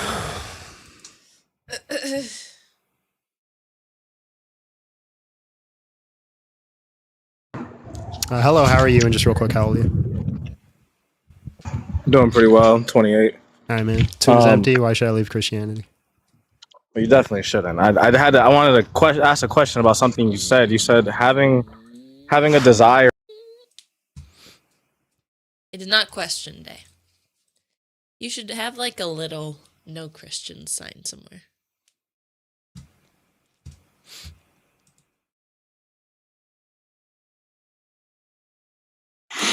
Hello, how are you? And just real quick, how old are you? 27. All right, man. Just give grace to those who hear, bro. Just give grace to those who hear. That's all, bro. Jesus is Lord. What about when it says to dust off your sandals? The tomb is empty, so why should I leave Christianity? Sorry, I think you should. How old are you? How old are you? Yeah, I'm 20. All right, go ahead, bro. All right, I think you should leave Christianity because the God of the Bible can be a true God. Hello? Yeah, it's a conclusion. What do you mean? What's my conclusion? No, that is a conclusion. Oh, that is a conclusion. You want an argument for it? Mm-hmm. What kind of argument do you find to be convincing for these type of things? Like, do you want a deductive argument, an abductive argument? Like, what do you want? Whatever you want. Okay, we'll just say if P then Q, if classical theism is false, then a classical theist God can't exist. Classical theism is false, therefore a classical theist God can exist. You hold to classical theist God, right? Yeah, but I don't. It's not a necessary condition to be a Christian. Oh, really? Mm-hmm. Okay, so you could believe in a God that's within time? Yeah, I have friends that are Christian that do. Okay, so is that what you're holding to? Like, you're just being ambiguous in your answers? No, I'm just saying that's not a necessary condition to disprove Christianity. It would just disprove classical. I would say any sect of Christianity that doesn't hold to actus purus is just heretical, and they wouldn't categorically be Christian. The same way, well, a Muslim isn't Christian, although they believe in Jesus. Like, that's just kind of a title there, but analytically it doesn't line up with the metaphysical commitments of the view. So you're just kind of what's the argument for that? What's the argument for that? Well, we'll just say, well, if the beliefs don't line up with the church history, which would just be like the church, sorry, that's a word vomit. We could appeal to the Orthodox or Catholic Church, then categorically, well, they wouldn't actually be, within the confines of religion because they'd just be equivocating on what the religion is. And once again. So then why does, if that's the case, then why does the Catholic Church Are Mormons Christian? So let me finish. So if that's the case, why do Catholics accept baptisms from other churches as long as they do it in the name of the Father, Son, and Holy Spirit? That doesn't answer the issue here. It's a question. It's not an answer. Okay. Well, the reason that doesn't fix the issue, the question there, just kind of asks. Just answer the question. Yeah. Essentially, the reason they do is because those people can come into the fold, right? They can join the religion the same way an atheist or a Muslim can, right? But that doesn't really show how the belief system that they had before. That's completely irrelevant. Why do they accept the baptism, which is a religious practice, if they're not considered Christian? Wait. Well, can you explain what your question is looking to ask there? I'm a little bit confused. You're stating for one to be a Christian, they have to adhere to an apostolic church under classical theism. That's a necessary condition to be a Christian, correct? Yes. Right. If that is the case, then why is it those people who fall under the category of the necessary condition to be Christians adhere to other religious practices that are not under their jurisdiction? Oh, those are accidental properties. Those are essential qualities of the religion. So you're conflating baptism's an accidental? Yeah, sure. I don't see why. So the what's the baptism, argument for being necessary? What's the argument for it being essential or necessary? Go ahead. Yeah, it's in the Nicene Creed. Okay. What's in the Nicene Creed? Baptism specifically? Yes. Can you read it off to me? No. No. So you're not going to present the evidence? Does anybody disagree with me? It's in the Nicene Creed? Okay, it's in the Nicene Creed. Okay, so it's in the Nicene Creed, therefore you have to be baptized to be a Christian. But how does that, when you say that's something that isn't within their normal tradition, when I say essential or accidental there, I'm not referring to specifically... How is a religious practice an accidental property? You don't think that there's certain religious practices that are accidental? No, when I say property there, I don't mean insofar as it's something like a part of a being that's accidental, like your skin color. What I mean there is simply you do something that you don't have to do. Like you pray in the morning, although not all Christians have to pray in the morning. You get what I'm saying? No. Okay. That's what you're saying. Wait, how do you not understand what that means there? Well, let's see. Here's a problem with your second question. If I could answer the question on why I didn't understand what that means, then I would already be able to answer the question in understanding what you said, right? Sure. Okay. Simply what I'm asking you is, whenever we have a practice that you don't have to fulfill to be Christian, and we compare that to a practice or something that you can... So it's not so it's not an accidental property. Yeah. No. We're not talking... Okay. We're talking about, the practice there isn't a creedal belief, no? Baptism is a creedal belief, yeah. In terms of your theological beliefs, in terms of your theology... foundation. Okay, when I say... Okay. Essentially what I'm asking you is whenever you say, for example, that Jesus is God or Jesus must be God, right? That's something that all Christians must accept, right? Yeah. Okay. That's part of the guess where that's in. Nicene Creed. There you go. Okay. My point is, whenever I ask you, is this something that all Christians must believe in? When you compare it to something like baptism, what does that have to do with Jesus being God? How is it symmetrical to Jesus being God? That's kind of why I asked you in the first place, why that's even a relevant question. What are you talking? My question remains. You're saying that all Christians who are not Catholic or Orthodox are not Christian. That's your statement, right? No. I'm just saying that aren't classical theists. That's all I'm saying. So then you're saying all Christians who are not classical theists are not Christians, right?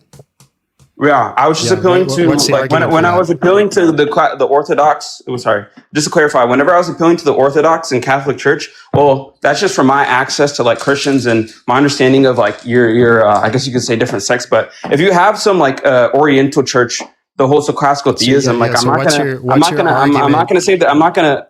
What's your argument that... Hold on, dude, you need to slow down. Why does everybody go a million miles an hour, especially Phil bros? Listen, I understand what you're saying. Just chill out. We can have a conversation. So again, what's your argument that for one to be a Christian, they must be classical theists? I think your early church fathers were classical theists. And if you hold that your church fathers are binding upon the religious theology, like Thomas Aquinas, for example, then Thomas I guess is not a church father. I'm sorry, not a church. What? He's not a church father? No, he's a doctor. Is he not a saint or a church father? He's a doctor of the church. He's a doctor of the church. Can you do the distinction there? Because maybe I'm confused. Yeah, it means that he's a teacher. He goes into deep theological aspects. A church father is somebody who led the church. Okay, so someone who leads a church is not the same as someone who gives religious teachings? This would be like a bishop, right? Okay. So what about like Saint Augustine? I don't know. Jordan, is Augustine a father? What about what's his name? Oh, I forgot his name, dude. Yeah. What about Saint Augustine? Augustine's a father. Okay, so do you think Saint Augustine disagrees or agrees with classical theism? I don't know. I've only read about half of the City of God from Okay, Augustine. so will you steelman it? Steelman something I don't know? Yeah, so it's possible. What? Yeah, for the sake of argument, I'm saying, for example, if you were asking me like, hey, is God all loving, right? And I said, well, I don't know if God is all loving, but for the sake of argument, it could be possible that God's all loving. Dude, so I'll steelman. Start at the beginning. What do you want me to? What's the question that you want me to? I want you to steelman. I want you to steelman classical theism being a core tenet of Christian theology. Yeah, so I think that if you're going to say that classical theism is a core tenet, then you're going to say that you will lean on the three pillars of the church, and you must adhere to like anything that's taught. Like if you're a Catholic, it'd be like ex cathedra from the seat, but Orthodox would have a different view on that. So then you'd have to ask the question. Yeah, sorry, no, I'm not steelmanning. I kind of go into an argument there. So I guess it'd be anything that there's like a universal consensus among the church and ecumenical councils, anything that they would declare that the Holy Spirit is going through. So I think that'd be like the best bet. And it seems that there's a clear consensus. There seems to be a clear consensus under classical theism. Therefore, classical theism is true if Christianity is true. Is that about right? Are you giving me an argument there? Or you're just asking me a clarifying question? No, you asked me to steelman it. Did I steelman it? Like your position? It sounds like you did, but I'm a little bit confused because it sounded like you were disagreeing at first. No, I was gonna go. I literally. So now I know you weren't listening to me because I literally said, "Oh no, I'm sorry. I was going to go on an argument. Let me go back to the steelman." Okay, I was trying to I was trying to understand what you were saying, and you were just moving a little too fast for me. Like, how I was saying I was kind of going too fast. Yeah. That's my fault, though. Like, okay, let's just talk about like Hebrews 11, for example. But I would say, but hold on, I'd say something like this: like, in classical, if you're going to make like this universal consensus of like Orthodox and Catholicism, they all collectively believe in classical theism. Therefore, to be a Christian, you have to be a classical theist. Well, there's a thing that they disagree with under classical theism, which would be Philoque. Would you have to say that you have to believe or disregard the Philoque to be a Christian? That's actually a good question. I'm not particularly concerned about specific disagreements between the churches, even if we included Oriental there. What I'm just talking about is a larger consensus where analogically is just going to be similar to Jesus being God. I'm not really concerned with the minor distinctions. Well, is Mary also like partioed? Like, is she sinless, et cetera, Yeah, right? I'm not really concerned about those. I'm not really concerned with those either. I actually kind of find it silly arguments. So do you think those things are core tenet of classical theism? No, the reason I'm bringing is the Philoque a core tenet of classical theism? The reason question. For love of God, the reason I'm bringing it up is that there are certain things under classical theism that would change the foundation of how you believe in classical theism to its core. So, for example, divine simplicity and absolute divine simplicity, energy essence distinction, the Philoque. Now, if you're saying classical theism is a necessary precondition to be a Christian, well, I think there's problems in that because they cannot even agree on what classical theism actually is. Okay, so what you're saying is, in cashing out what classical theism is, because it's going to be different, that means that it's no longer a necessary condition to be Christian. Well, that doesn't follow. Now, you could say, well, if you deny classical theism, you have to cash out which form of classical theism you're cashing out, but that doesn't deny that they're all under this umbrella. What? That didn't make any sense. Okay. Okay. So you know how there's different beliefs about Jesus and his divinity, correct? Yeah.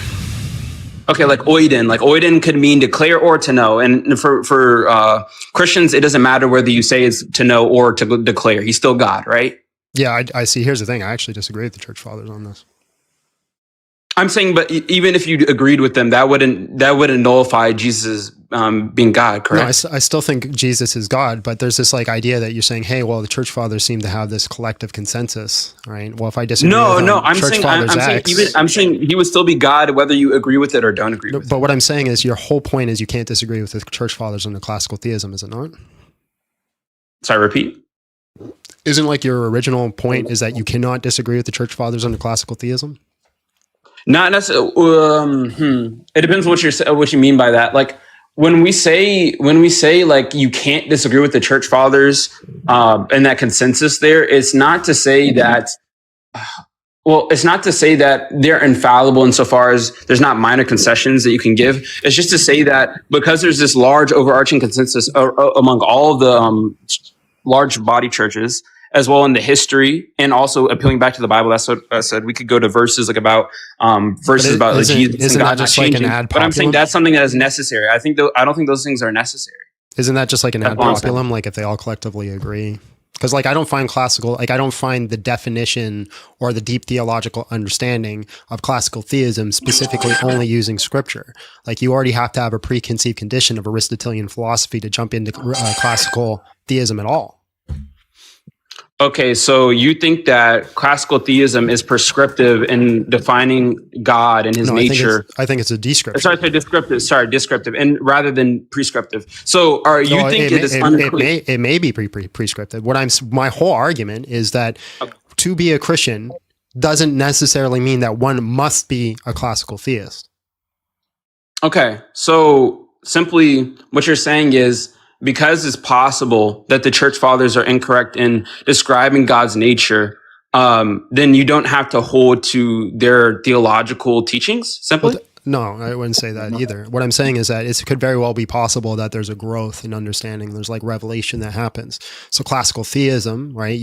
And again, I'm a classical theist, but you can hold to like classical theism. I guess I'm more classical theist, but you have classical theism, you have this understanding, you're leaning deep into Aristotelian philosophy, so this is the foundation of what you build on. And as we learn and as we grow and we have better understanding of philosophy, we explore God. And so we update our understanding as we continue.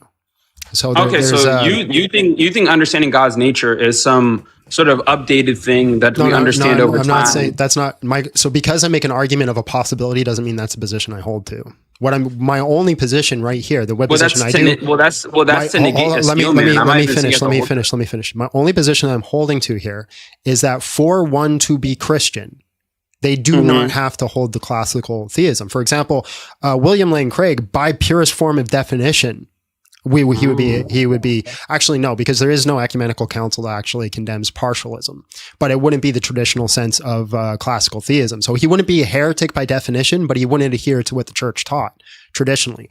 I wouldn't say that William Lane Craig is not a Christian. Would you say that Christian is a univocal or equivocal term?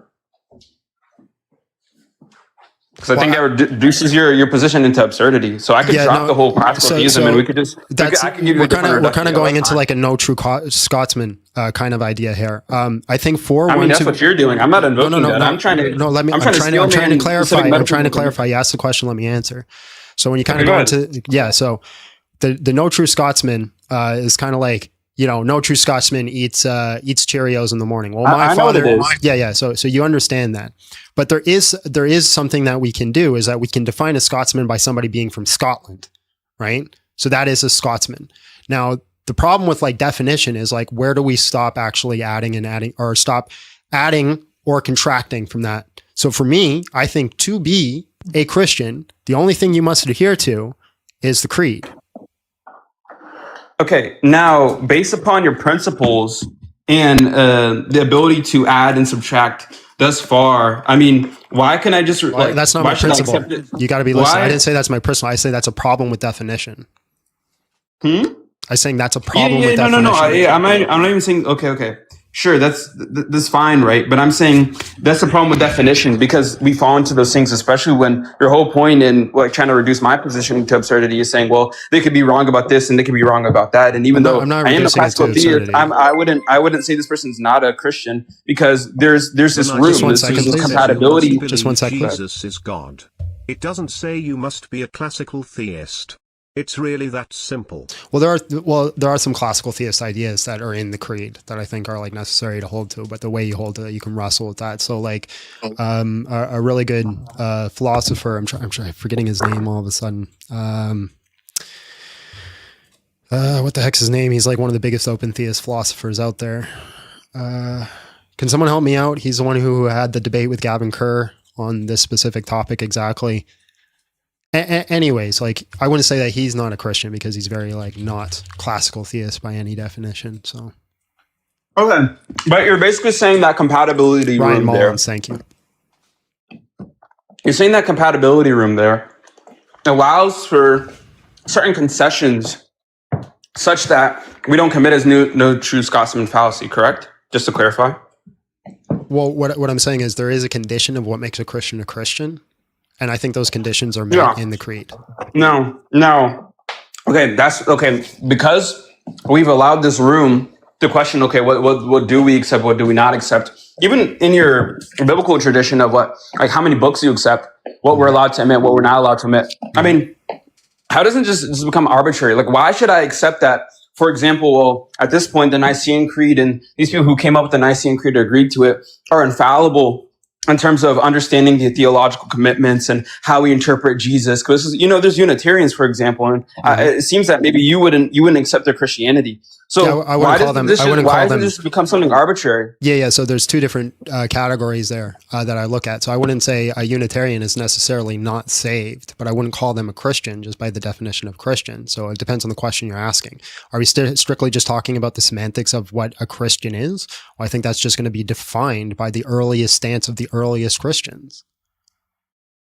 Okay, and you find that the precondition, so there are no preconditions for that which these Christians understand Jesus's nature and the scripture. You hold that all these understandings and writings are purely descriptive. So that's kind of the reductio there. If they're purely descriptive and they're not rationally binding upon anyone who claims to be a Christian, then, well, why should we accept any of these commitments at all? And then if we do accept these commitments, well, why do we find that Cheesy Moon Slice's commitments are somehow, I guess you could say, arbitrary? That's silly, man.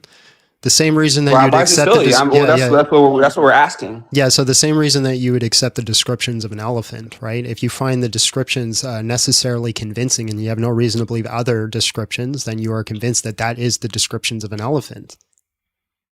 Okay, so belief is binding upon rationality.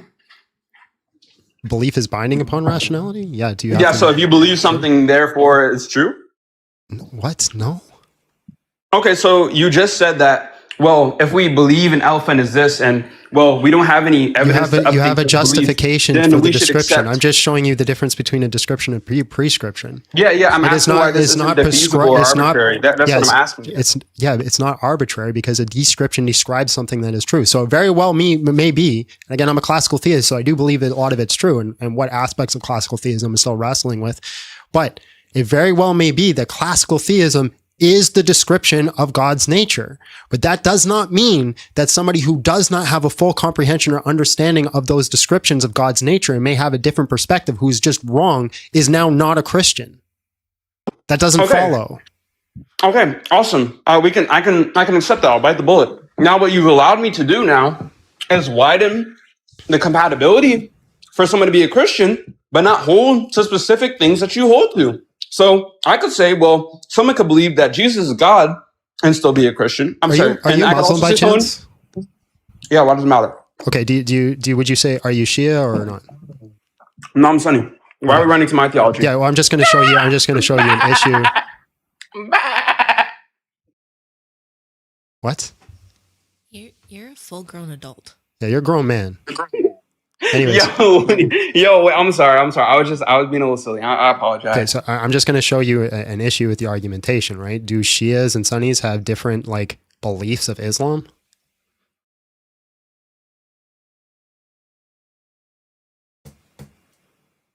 Oh, is that a question, or are you going to pull something up? Oh, do you want me to just move on, or are you going to start being a D-hole now?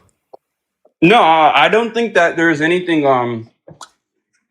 I think you can have a Shia Athari. I don't think there's anyone within Islam who creedal beliefs. Also, stop eating. And Shia.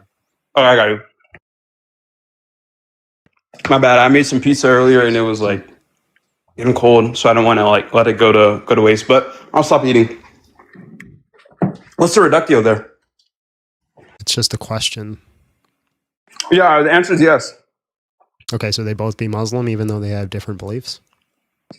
Yeah, but none of them falsify Islam. Sure. Are those beliefs arbitrary?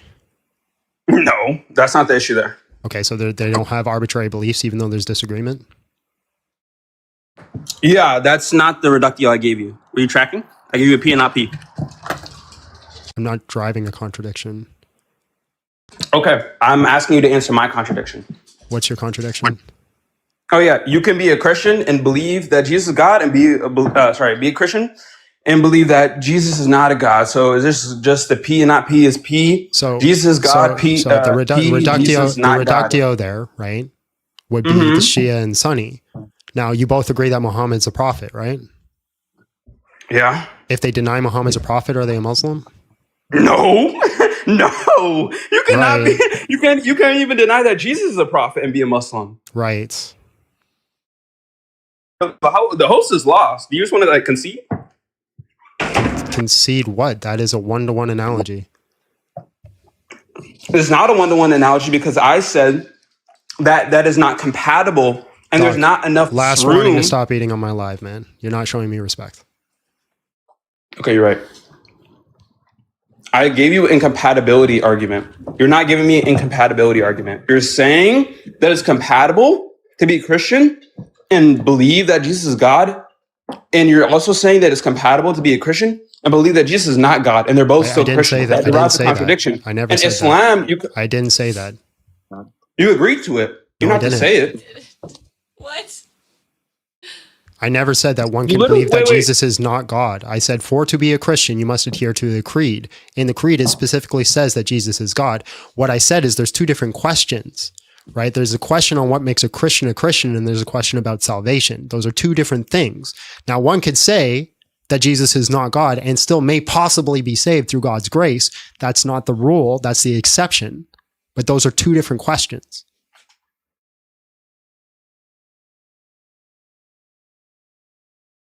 In that discussion, I thought we talked about the fact that that person, when you look at these beliefs and why they should accept those things over other things, and if it's possible to take a Unitarian position on the Bible or a Unitarian position on the religion, we don't have to strictly adhere to these creedal beliefs or these systems that humans have set up because we agree. Can you remind me the position I gave you when you asked me where we got the definition of what a Christian is? Can you remind me of that? Let's see if you were listening. You said the creed, remember? Yeah, I appreciate your time.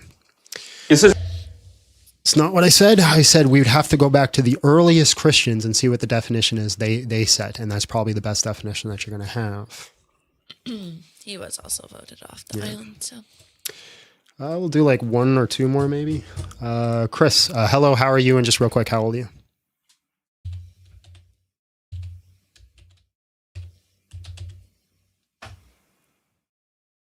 Chris. Mm-hmm. You should do super chats. Okie doke. Do we even get any?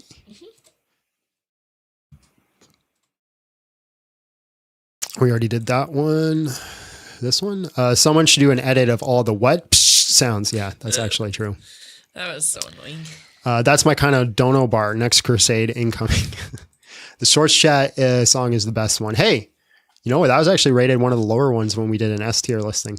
It was. It was. So I appreciate you because I thought it was a higher rating. Okay, let's try again. Chris, you don't have your mic connected. God bless.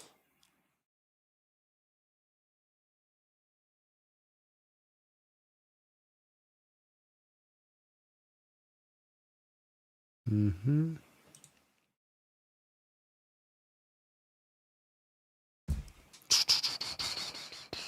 Hello, how are you? And just real quick, how old are you? I'm good. I'm 20 years old. All right, man. The tomb is empty, so why should I leave Christianity? Would you agree that being a Christian? Hold on. What's your definition of Christian before you get started? A Christian is somebody who adheres to the creed. It's What literally would be the creed? the whole last conversation I just had for like an hour. You weren't listening. No, I just wasn't paying attention. I was doing something. I wasn't listening. I was just waiting. Oh, I don't want to go through it again. I literally just went through it. No, like no, no, 5 no, no. times. I'm not going to grill you about your definition. I was just wanted to know before I get started. So you think like affirming the Bible, things like that. The reason why I think you should is because if you affirm the Bible, it kind of leads to like absurd moral conclusions that I don't think make any Absurd sense. what? absurd moral conclusions. Okay, so where is your standard of morality? You're asking like whether or not I appeal to like objective morals or something. Yeah, are you objective? Are you an objectivist or? Yeah, I'm a moral realist. Okay, so where are we getting the standard? But I don't think that's not really relevant to the question I asked you. I'm saying that you can be a moral subjectivist, but still think that there are absurd moral conclusions. Yeah, but that's going to be individual perspective. Because if I simply just say I don't think it's absurd, then there's no problem. I mean, okay, right? But I just want to get to the conclusion before whether or not we attack whether or not it actually is absurd, right? So, like, first I want to lay out what the conclusion is, then we can talk about whether or not it actually is absurd. Okay. All right. So, would you agree with 1 Samuel 15:3? Yeah, I think it's fine to unalive babies. Sorry, not that one. Sorry, not that one. That's Would you agree Samuel that with 15:3. Deuteronomy 32? No, that's not what I was talking about. My bad. I got my verse mixed up. Deuteronomy 32:4. He is the rock. His ways are perfect, and all his ways are just. Yep. You agree with? Okay. Do you think that do you think babies, like for example, do you think infants can anything they do, like pretty much anything they do you think you can punish them and be just? Yep. Why? Why would you Because think I that? do. Okay, well that's circular, right? Exactly. That's what I originally said at the start of the conversation. If you Well, don't I'm have asking if you, you are don't you- have a standard to compare it against, No, then no, all I'm you have asking is you- your circular axiom versus mine. I'm asking you, are you a moral subjectivist? No, I'm a moral realist. Okay. Are you a divine command theorist? I'm open to it. Okay, well I'm asking, what do you actually appeal to? Yeah, being open to it means like I'm fine with a few perspectives. Okay. Then let me just ask you this before you get anywhere. Why exactly? Let's say like God exists, right? Mhm. Why should I do anything He tells me? No, because if you don't, he'll put you in hell.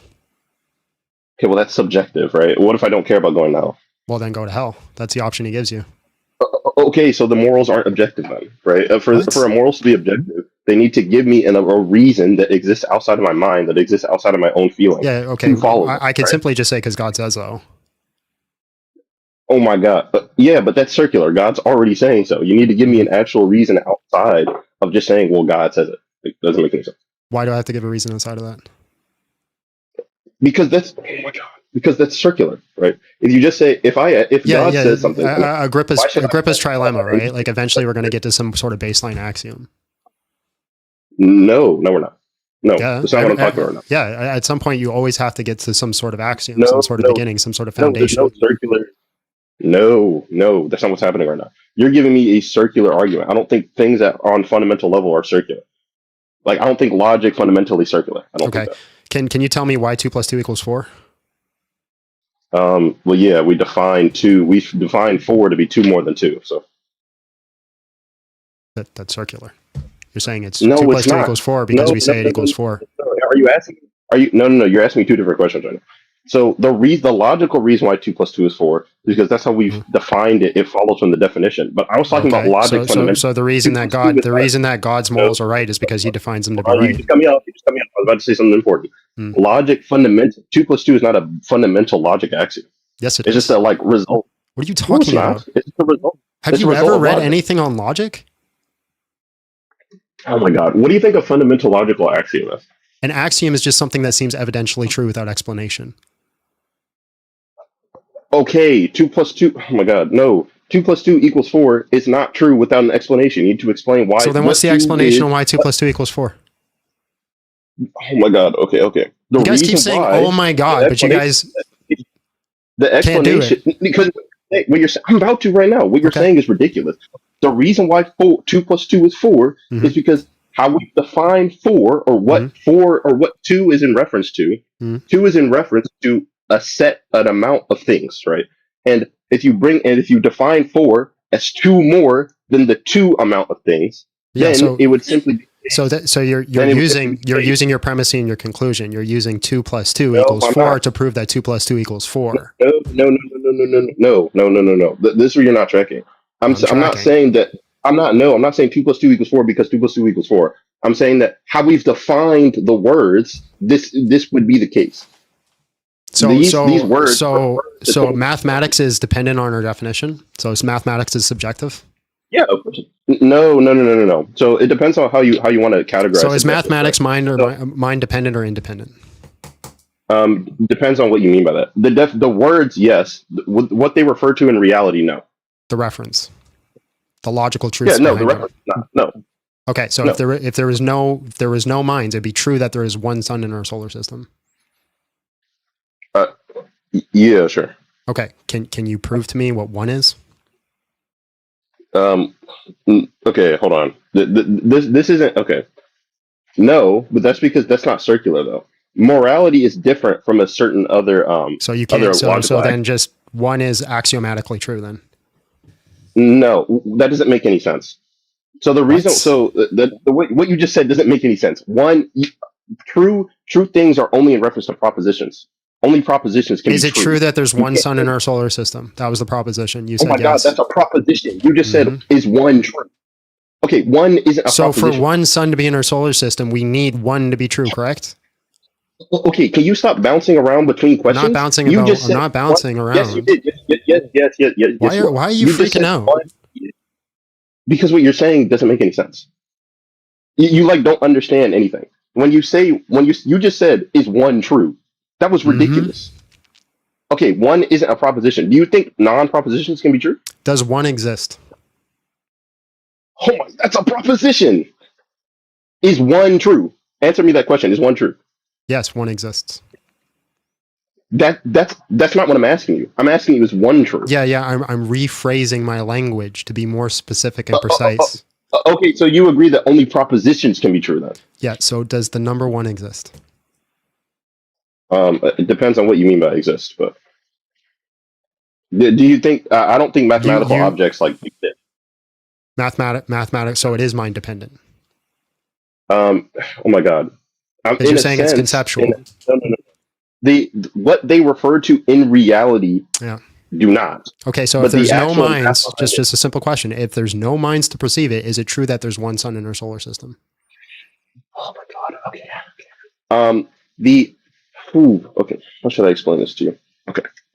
It is true, yes, that there would be one solar system and there would be one sun in the solar system. Okay. However, the definitions of one, what we refer to as one, would not, right? One, like the word one, one O-N-E would not Define exist. one. It refers to a singular thing in That's a synonym. reality. Oh my God. Okay. Do you see what I Again, mean? like I said, Eventually you get to an axiom. These are definition- axioms. You don't have an definitions are explanation subjective. for it. It just seems to be true. No. Definitions are subjective. You're asking me about different things. Okay, define one. I just said definitions are subjective. Of course, I'm going to give you a circular definition if they're subjective. So then you have a circular answer for one? No. The symmetry breaker here would be to explain why morality would exist outside of the mind without just saying, well, God says it. I can make the argument that God says it, and you can't do anything against that. His definition of it. That's my point. Why? Explain. Okay, give me the syllogism. Why would that be true?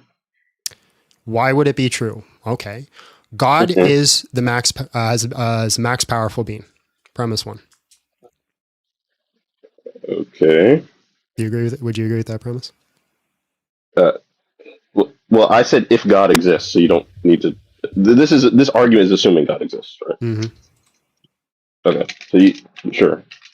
Okay. Premise one: God is a max power being. A max power being literally decides all things. Okay. By decides all things, what do you mean by that? Yeah, anything that could be differently or is or any sort of contingent thing and non-necessary thing is contingent on God's decisions. When you say contingent on God's decisions, do you mean like, okay, for example, let's say like God didn't do anything but like sat back and just did nothing. Would you say that the Do you know what reality that's contingent currently means? playing out? Yeah, that's why I'm making sure I understand what your definition of contingent. I'm not trying to trap you. I'm just trying to understand what you're saying. Right? I'm not gonna. There's no gotcha here. There's just a basic understanding. What you're saying is that God not doing anything, that would still be contingent, right? So, for example, if God doesn't do anything and sit back and allows reality to all continue, everything that's happening is still contingent, even though God isn't active. That made no sense.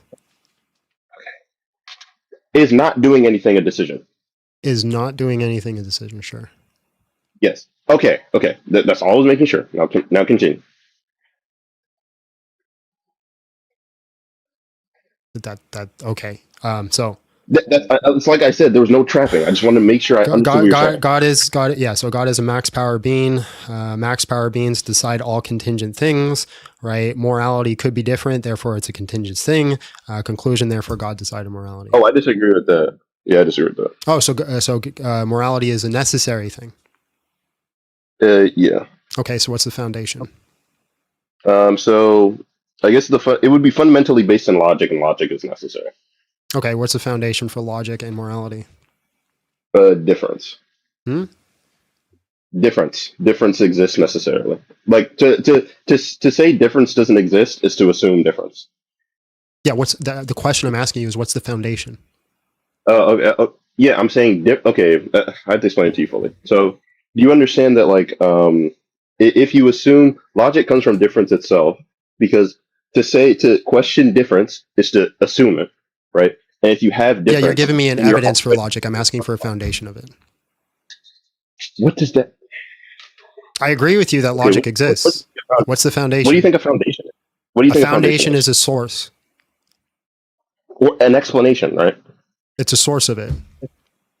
Giving me an evidence of it is just evidence that it exists.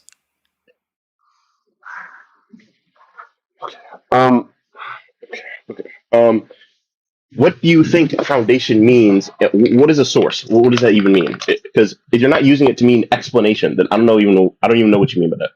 Yeah, a source would be like where it comes from, where it is, where it's derived from. So the explanation that you're giving for is an explanation for why we believe it exists. It's not an explanation for its foundation of where it comes from. It's derived from difference. Yes. It necessarily so difference in follows. itself is the foundation. So where is difference? Difference is a brute fact. It has to exist. Difference is okay. Where is it? What do you mean where? Yeah. What do you mean by difference? By difference, I just mean the actual the fact that things are different, right? By difference, I just mean that's an evidence of a thing. Oh my goodness, that's an evidence of a thing. That's not a foundation of a thing. Oh my God, I'm saying the difference is the foundation. It is a brute fact of reality. It has to exist. So difference in itself is a found. How does that follow? Because to question difference is to assume it. That's an evidence. That's an axiom. No. Because I'm saying you can't have a real. No, that's not an axiom. No. I'm saying that because there's no assumptions. I'm saying it exists. You said to question difference is to have difference. That's an assumption. No, that's it's an not. axiom. No, it's not. Are you not assuming difference? No, I'm not assuming it. I'm saying it has to exist because logically, to question it is to assume it. So there's no. I just gotta ask real quick. What are the 3 laws of logic? The law of excluded, the middle, law of contradiction, the law of identity. Can you tell me the difference between excluded middle and non-contradiction? Bro, okay. Non-contradiction is the idea that two propositions that are opposite can't be true, and the law of excluded middle is that a proposition either has to be true or false. Do you think this is gonna work? You're getting I just don't think you're as smart as you think you are. You're floundering. I'm not You don't even understand what source and difference is. Yes, you are. Right? When you ask me, oh, where does it come from? What is the source of it? Where is it derived from? It's derived from difference. It necessarily follows difference, right? And in the same way that you believe that what the universe is difference? necessarily from God. Okay, difference is simply just the P and not P. That's all it is, right? It's just it's a concept. You have two things. Yes. Does a concept require a mind? Okay. Now we have to get into the definition of concept. Okay. When I say concept in this case, I just mean it's like a metaphysical thing that exists. All right. I'll just go with that. Okay. So it's not a concept. It's metaphysical thing that exists. No, I'm saying no. I'm clarifying what I mean. No. So concepts do not require minds. I just said it's not the concept. It's a metaphysical thing that exists. Okay. So then what is it? Okay. So here's the thing about definitions is that there are certain ones that you can't give without like actually saying what it is, right? Like, for example, I don't think you can give a definition of like happiness that like makes any sense to anyone that hasn't experienced happiness. So if you haven't experienced So then why the hell were you difference, mad at me when I said because God? oh my God, because I'm not asking for a definition of God. I'm asking you for no. I'm asking you why it logically follows from God, not the definition. I'm just saying my foundation is God. You're saying your foundation is difference. Can you tell me the symmetry breaker? No, because I've already laid out why logic follows from difference. You haven't laid out at all why morality follows from God. Do you understand that? Yeah, it's just intrinsic to his You just nature. said because. Huh? It's just intrinsic to his What did you nature. say? What does that mean? It just is. Oh, so it's circular. Oh my God. Okay, can you tell me how morality is derived from difference? Yeah, sure, I can get into it. So, it's derived from logic, and logic is derived from difference. So, if you have difference, right, which is to say that some things are P and not P, that means you already assume all three laws of logic because you're saying there is a P, right, and P is equal to P. There is a not P, which means that you're saying there is a negation. A negation of something exists. Yeah, It actually exists. A negation of something actually exists is tangible. Oh my God, no! I just mean like you can't touch it, but it's like it metaphysically exists. So conceptually, this is what. No, metaphysically doesn't mean conceptually. He's been voted off the island. So metaphysically, yeah, I agree. Metaphysically doesn't mean conceptually, but you're saying a not P actually exists metaphysically, but you can't touch it. So therefore it's conceptual? What? Invisible? What is this line? What is it? What is the metaphysics of a not P? What? What are you asking me right now? Basic questions. Oh my God. Okay, can you make the question make more sense? I don't know what this is trying to prove. You told me the negation of something actually exists. So what is it? What is the metaphysics of not P? Are you asking for a definition of not P? Or what? No, I'm asking for the metaphysics. What is the substance of not P if it actually exists? It's a concrete object and not an abstract. If it's a concrete object, it has a substance. What is it? Okay, not P just refers to anything that isn't P. But you said it metaphysically exists and it's not a concept. So what is it? What is the substance? Oh my God. Okay, I don't. Okay, let's say it is a concept. I don't really care to get into this. Why does that matter? So then it requires a mind. No. Oh my God. No. This is what. Okay. By con. Oh my God. No. Oh my God. Oh no. Oh my God. No. But then can't actually answer the question. All your guests today act like being confused and upset is a win. If you can't explain it simply, you simply do not understand it. All right, what time is it? What do you think, Abby? I think that's good. You think that's good? That's enough? That's enough for the day? Yeah, I agree.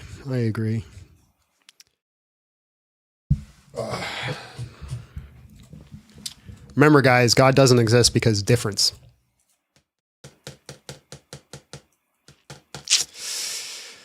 You can't have difference without at least two distinguishable objects. That's actually a really good point. That's the problem of the one and the many, right? You need at least two things to have difference. Well, you just simply say you have a proposition and its negation. Well, the proposition and its negation, well, it has to be conceptual. If it's conceptual, it requires a mind.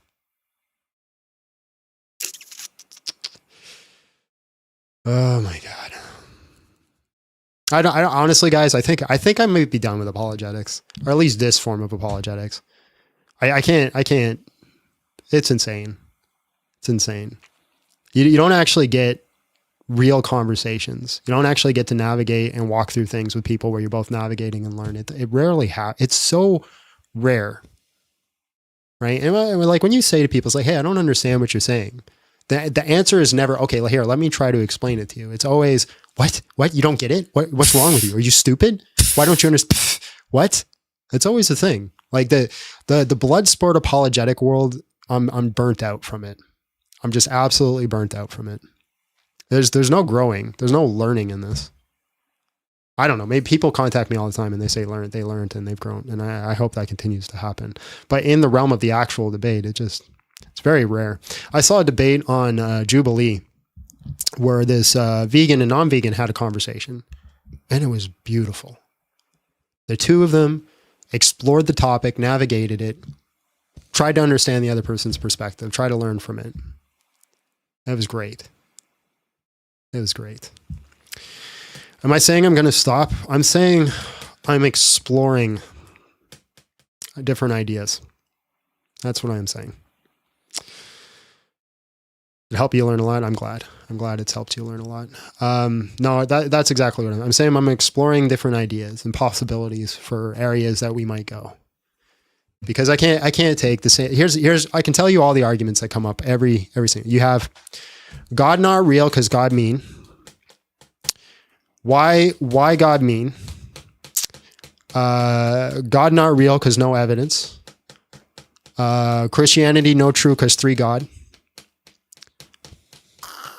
The same thing. And here's the thing: these questions have been answered for thousands of years. Seems like I threw church fathers under the bus earlier. I didn't. I actually like the church fathers. I read them, and I think you can learn a lot from them. But they've been answering these questions since the beginning. A complete straw man of the argument of evil. Yes, yeah, I was being satirical.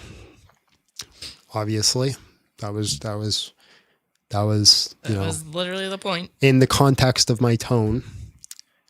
No, if you're gonna say the steelman of the argument of evil is that an all good and all powerful God is not consistent with a world where there are evil properties. I see there are evil properties, therefore there cannot be either a God that is all good or a God that is all powerful. They do not work together. That is the contradiction. If God real, why not John give me song? I got you, bro.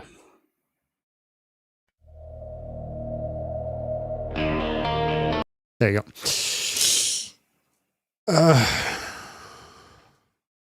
Bring me on to debate, problem solved. Oh, actually, I was going to talk to you guys about that. I am removing co-hosts from my live streams for a while. There will be, the only co-host we will have up will be Little John, and it won't be on a schedule. It'll just be on when he wants to basis. But outside of that, there will be no more co-hosts for a season. So that's going to be gone.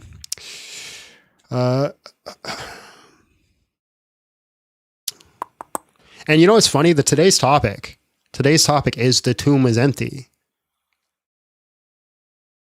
Jesus resurrected. That's the thing. I always try to get people to debate me on whether or not Jesus Christ. Nobody ever wants to debate me on whether or not Jesus Christ actually resurrected. Very few people actually engage. They always I'm not engaging in that, and they jump to something.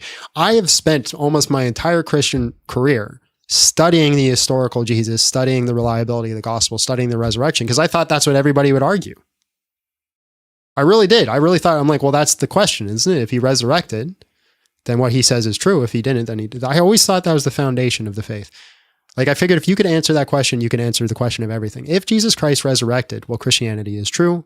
That means atheism is false. That means Hinduism is false. Islam is false. All those are false. If he did not resurrect, that means Christianity is false. And that opens the door to so many other belief systems. I don't know why nobody ever wants to talk about it.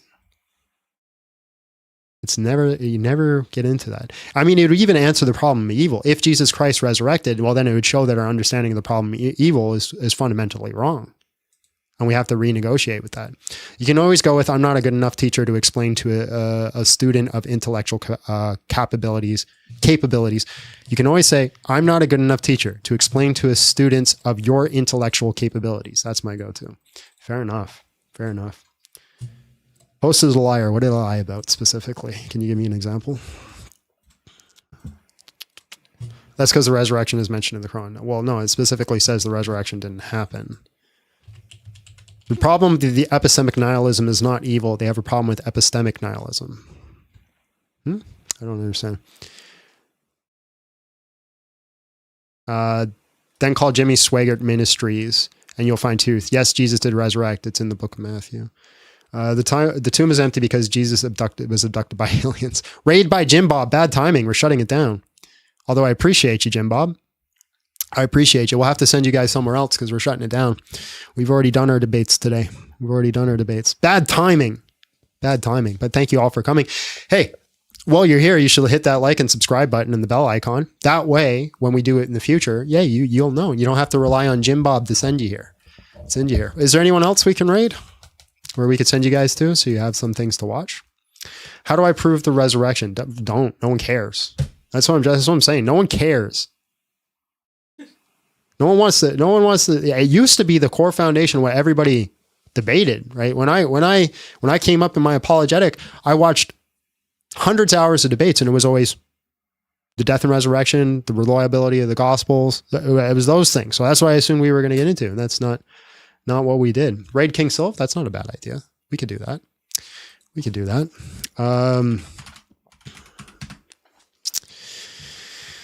I don't share my denomination. So, actually, yeah, you know what? We will raid King Sylph. He deserves it. He definitely deserves it. And my goodness gracious, for all you guys that just came in, you're in for a treat. You're absolutely in for a treat. The guy is hilarious. Now if I can remember how to do it, we go here. Yeah. Redirect. And we could raid Destiny. We'll redirect you guys over to him as soon as we end it. Time to go on strike. Stop wasting your life believing in stupid religious lies and delusions. Don't tell me what to do. How's it a waste of life? If I find purpose and enjoyment and fulfillment in it. Here's the thing. Even if Christianity was false, I'd rather be a Christian. You got a couple more super chats. Oh, did I? Yeah. That's what we keep the wife around for. It's the only reason to read super chats. You might have to read it. I think my thing froze. Oh, no, I got it. It popped up. 2 + 2 = 5, atheist logic. Your stream has been flagged for no longer being DEI. We have a woman. Does that count? True. The tomb is empty. He is risen. Amen. Amen. God is good. The tomb is empty. He is risen. My goodness gracious. These arguments, my guys. And here's the thing. These people go out and they learn philosophy, or they learn basic levels of philosophy, but they don't learn it. They just learn from watching other people who kind of learn it, and then just kind of repeat these jargony ideas, because you should be able to justify what you're saying. Do denominations really matter like at all? Yes, but also no. So that law of non-contradiction. They matter to a certain extent. Like there is a truth in it. I say no because to derive that truth is such a complicated question. And so it's very hard to say, oh, this is the one true denomination. But there is an importance to it for sure. So I'd say yes and no. It's not as important as people make it out to be, but it's not as important as some other people make it out to be. So there are people out there that make denominations like, oh, it's the least important thing in the world. Just align with Jesus, just your Bible and Jesus and you're good. No, those guys are wrong. But then there's people out there, they're like, my denomination is the only true denomination. And if you're not part of my denomination, you're flawed and you're not participating in the fullness of truth. I also think those people are wrong.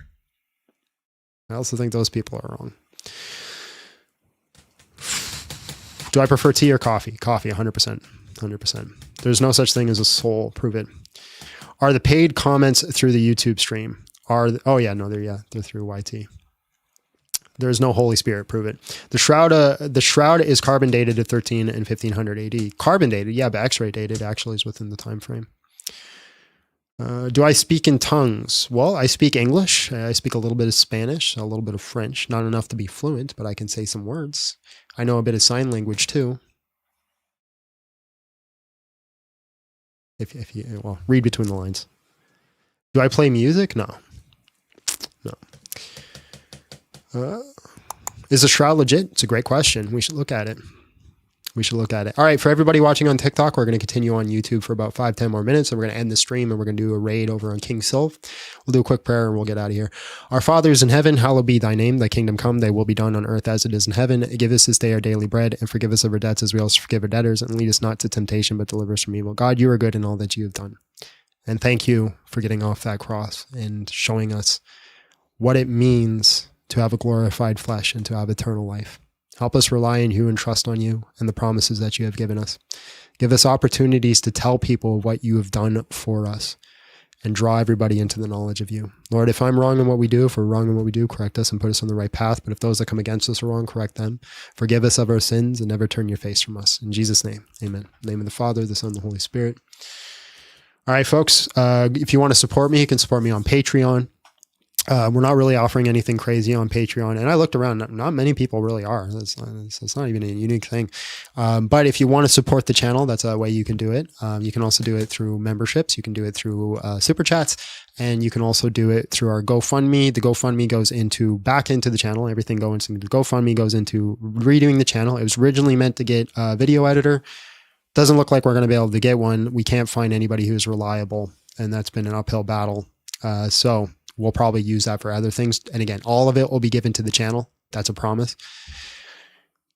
Outside of that, yeah, come over to YouTube and we'll answer questions over there for 5-10 more minutes at Big John Steele. But if not, God bless, and we'll see you all on or tomorrow. I'm going to go live tomorrow too, and then we'll see you on Wednesday. But we're not going to do debates tomorrow. We're just going to do a hangout. All right, God bless.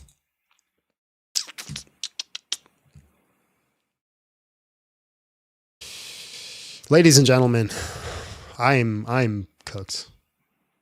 I'm cooked because I'm starting to get gaslit by these people. I'm not even joking. I don't have the self-confidence to be like, oh yeah, all these people who say really stupid things that make no sense are all wrong. So I'm starting to get gaslit because I get people who come in and have no explanation, no way to describe it, but then they scoff and laugh at me about the fact that I'm so stupid that I can't understand it. Then I'm actually starting to believe that I am so stupid that I can't understand it. I'm literally starting to believe that. I'm like, maybe they're right. Maybe they have like a legit argument, and I really am just not smart enough to understand it. I'm just that stupid. I'm starting to think that. But then I go back and watch it later, and I'm like, I still don't get it. They still seem really stupid. Haters gonna hate. I know. I'm just saying, man. I'm just saying. You get that is what gaslighting is by definition. You start telling somebody they are something long enough until they start believing it. We're all stupid. That's true. That is true. Why are we still getting TikTok comments? Oh, because it keeps scrolling on. That's what happened. So we got to disconnect it. Blink if you're okay. Who? Me? I don't know. I ain't blinking.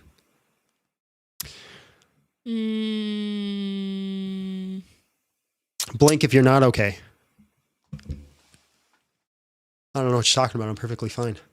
Special Education says, I enjoyed you describing the crucifixion today to that guy. I couldn't help but tear up. The crucifixion. I don't remember. What did I describe? It was the guy that was like, oh, Jesus just escaped from the tomb. Oh my goodness gracious. That's why it's empty. He escaped. He just got out. That was my favorite. Am I being forced to do this? Absolutely not. No, I've been called. Well, I don't know. Define forced. Define forced. Why am I still getting TikTok comments? Did I not end the stream on TikTok? TikTok is stupid. Am I still live on TikTok? Because I'm still getting TikTok comments. Do you guys see the birds? Look at these birds. Am I going to say a Hail Mary? I don't have it memorized. I'm perfectly fine with anybody who wants to do a Hail Mary prayer. That's fine by me. Why no more co-hosts? Because I need to stand on my own 2 feet for a season. I need to be able to get challenged and have arguments and have no safety nets.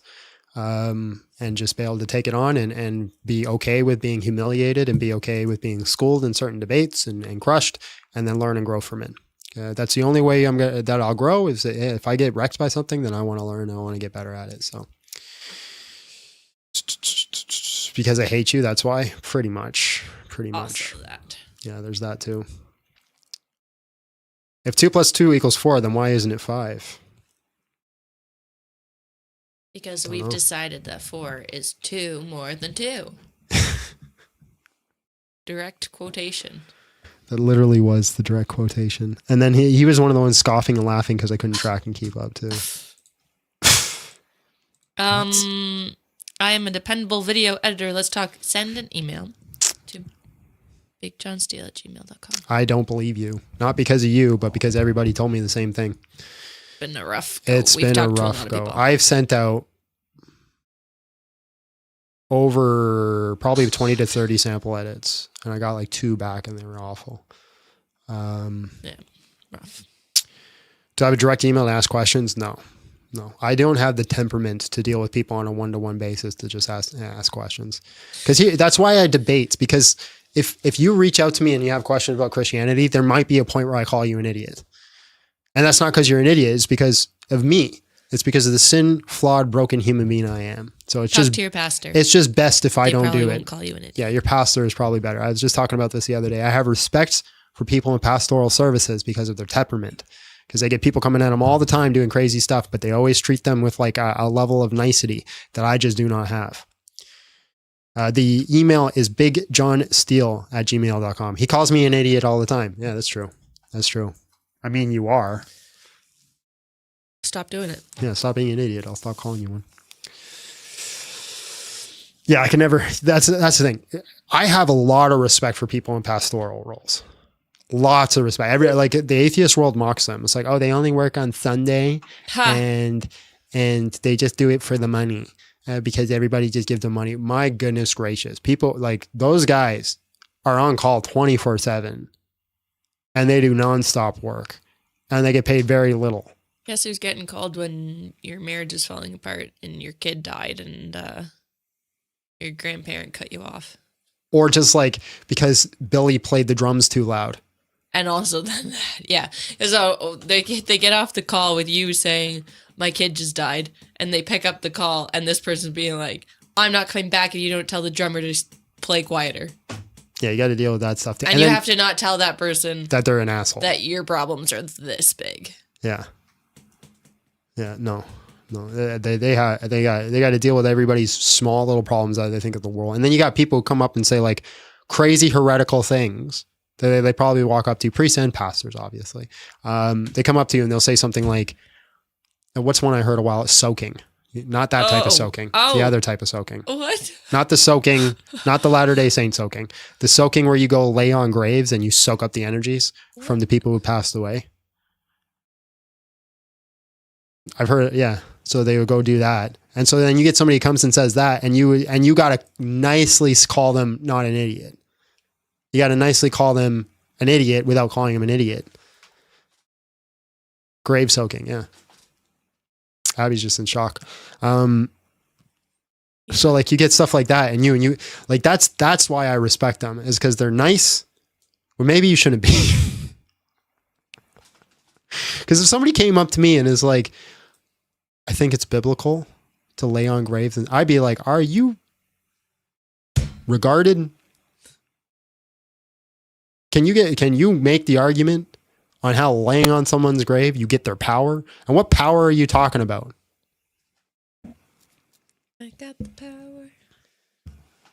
Is Crimson Desert a heresy? I sure hope not. Because if not, I'm a full-on heretic. Like when I'm done this live, that's what I'm going to go do. I'm going to go play Crimson Desert. Like pretty much right there after I take a crap. Listen, they don't need to know everything about you. They do. That's what I'm here. People always told me, Abby, that they appreciate my transparency. Transparency. Transparency. What did I say? Transparity. Thank you for your stream. I'm an atheist, but I do respect you for dating people who are just here to argue. Thanks, bro. I appreciate you being here. Like, listen, man, I got nothing against anybody from any belief. I have things against beliefs, and some people take that personally. Like I think the atheistic, and I was an atheist for 30 years, but I think the atheistic worldview is an irrational worldview to hold. And again, that's somebody who held it for a long ass time. But I wish we could have those conversations. Like there's a lot, like a modern day atheist. Love that guy. We come up, we have conversations and we explore it all the time. And there's never any issue or animosity. Those are great. I love those. I love that you can do that. Do I say the rosary? I have said the rosary. And then I realized how hard it is to memorize and go through, and I gave up. It's a lot, bro. You got to memorize like 7 prayers, and you got to memorize where the prayers go on the bead, and then you got to go through it and then back, and like through it and then back. And I'm like, I did it. And I'm like, nah, bro, I'm not taking the time to memorize this. Not taking the time to memorize this. I like you, Big John. Jim Bob was right to send us. God bless. How dare you not spell my name right? Big John. If you subscribe, you should unsubscribe. Right now, I'm just joking. Thank you for being here, and thank you for the $5 super chat. Big John. There are like 6. I said 7. I was one off. I said, you got to memorize like 7 prayers. And then you come up there. Excuse me. There are actually 6 prayers. That's why he gave up. There are actually 6 prayers. Okay, John? There's 6 prayers and you just got to memorize 6 of them. And then you got to memorize the bead order of it as well. So get it right. Get it right, John. Get it right. Oh, we found the Catholic. Anytime you mention a rosary or Mary, you'll find the Catholic. Right? Watch this. Watch this. Mary had sex. They're all going to start crawling out.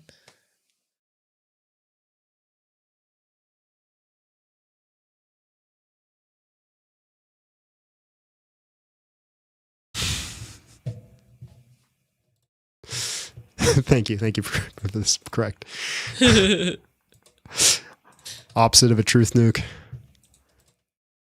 Heresy foams in the mouth. Yes, that's obvious from the text. It's not obvious from the text. I actually think whether or not Mary is a perpetual virgin is actually like not obvious. I think there are really good arguments on both sides. Really good. I think anybody who looks at it and says it's clear it's one way or the other really hasn't looked at the data. There's good arguments on why she's a perpetual virgin. There's good arguments how she wasn't a perpetual virgin. So I just stay agnostic on the position because I don't care. We will look at your email. Thank you. Dude is doing this for the money. Yes. Money. Oh yeah, I got you. All right, folks. Money. Love y'all. God bless. Have a great day. Bye.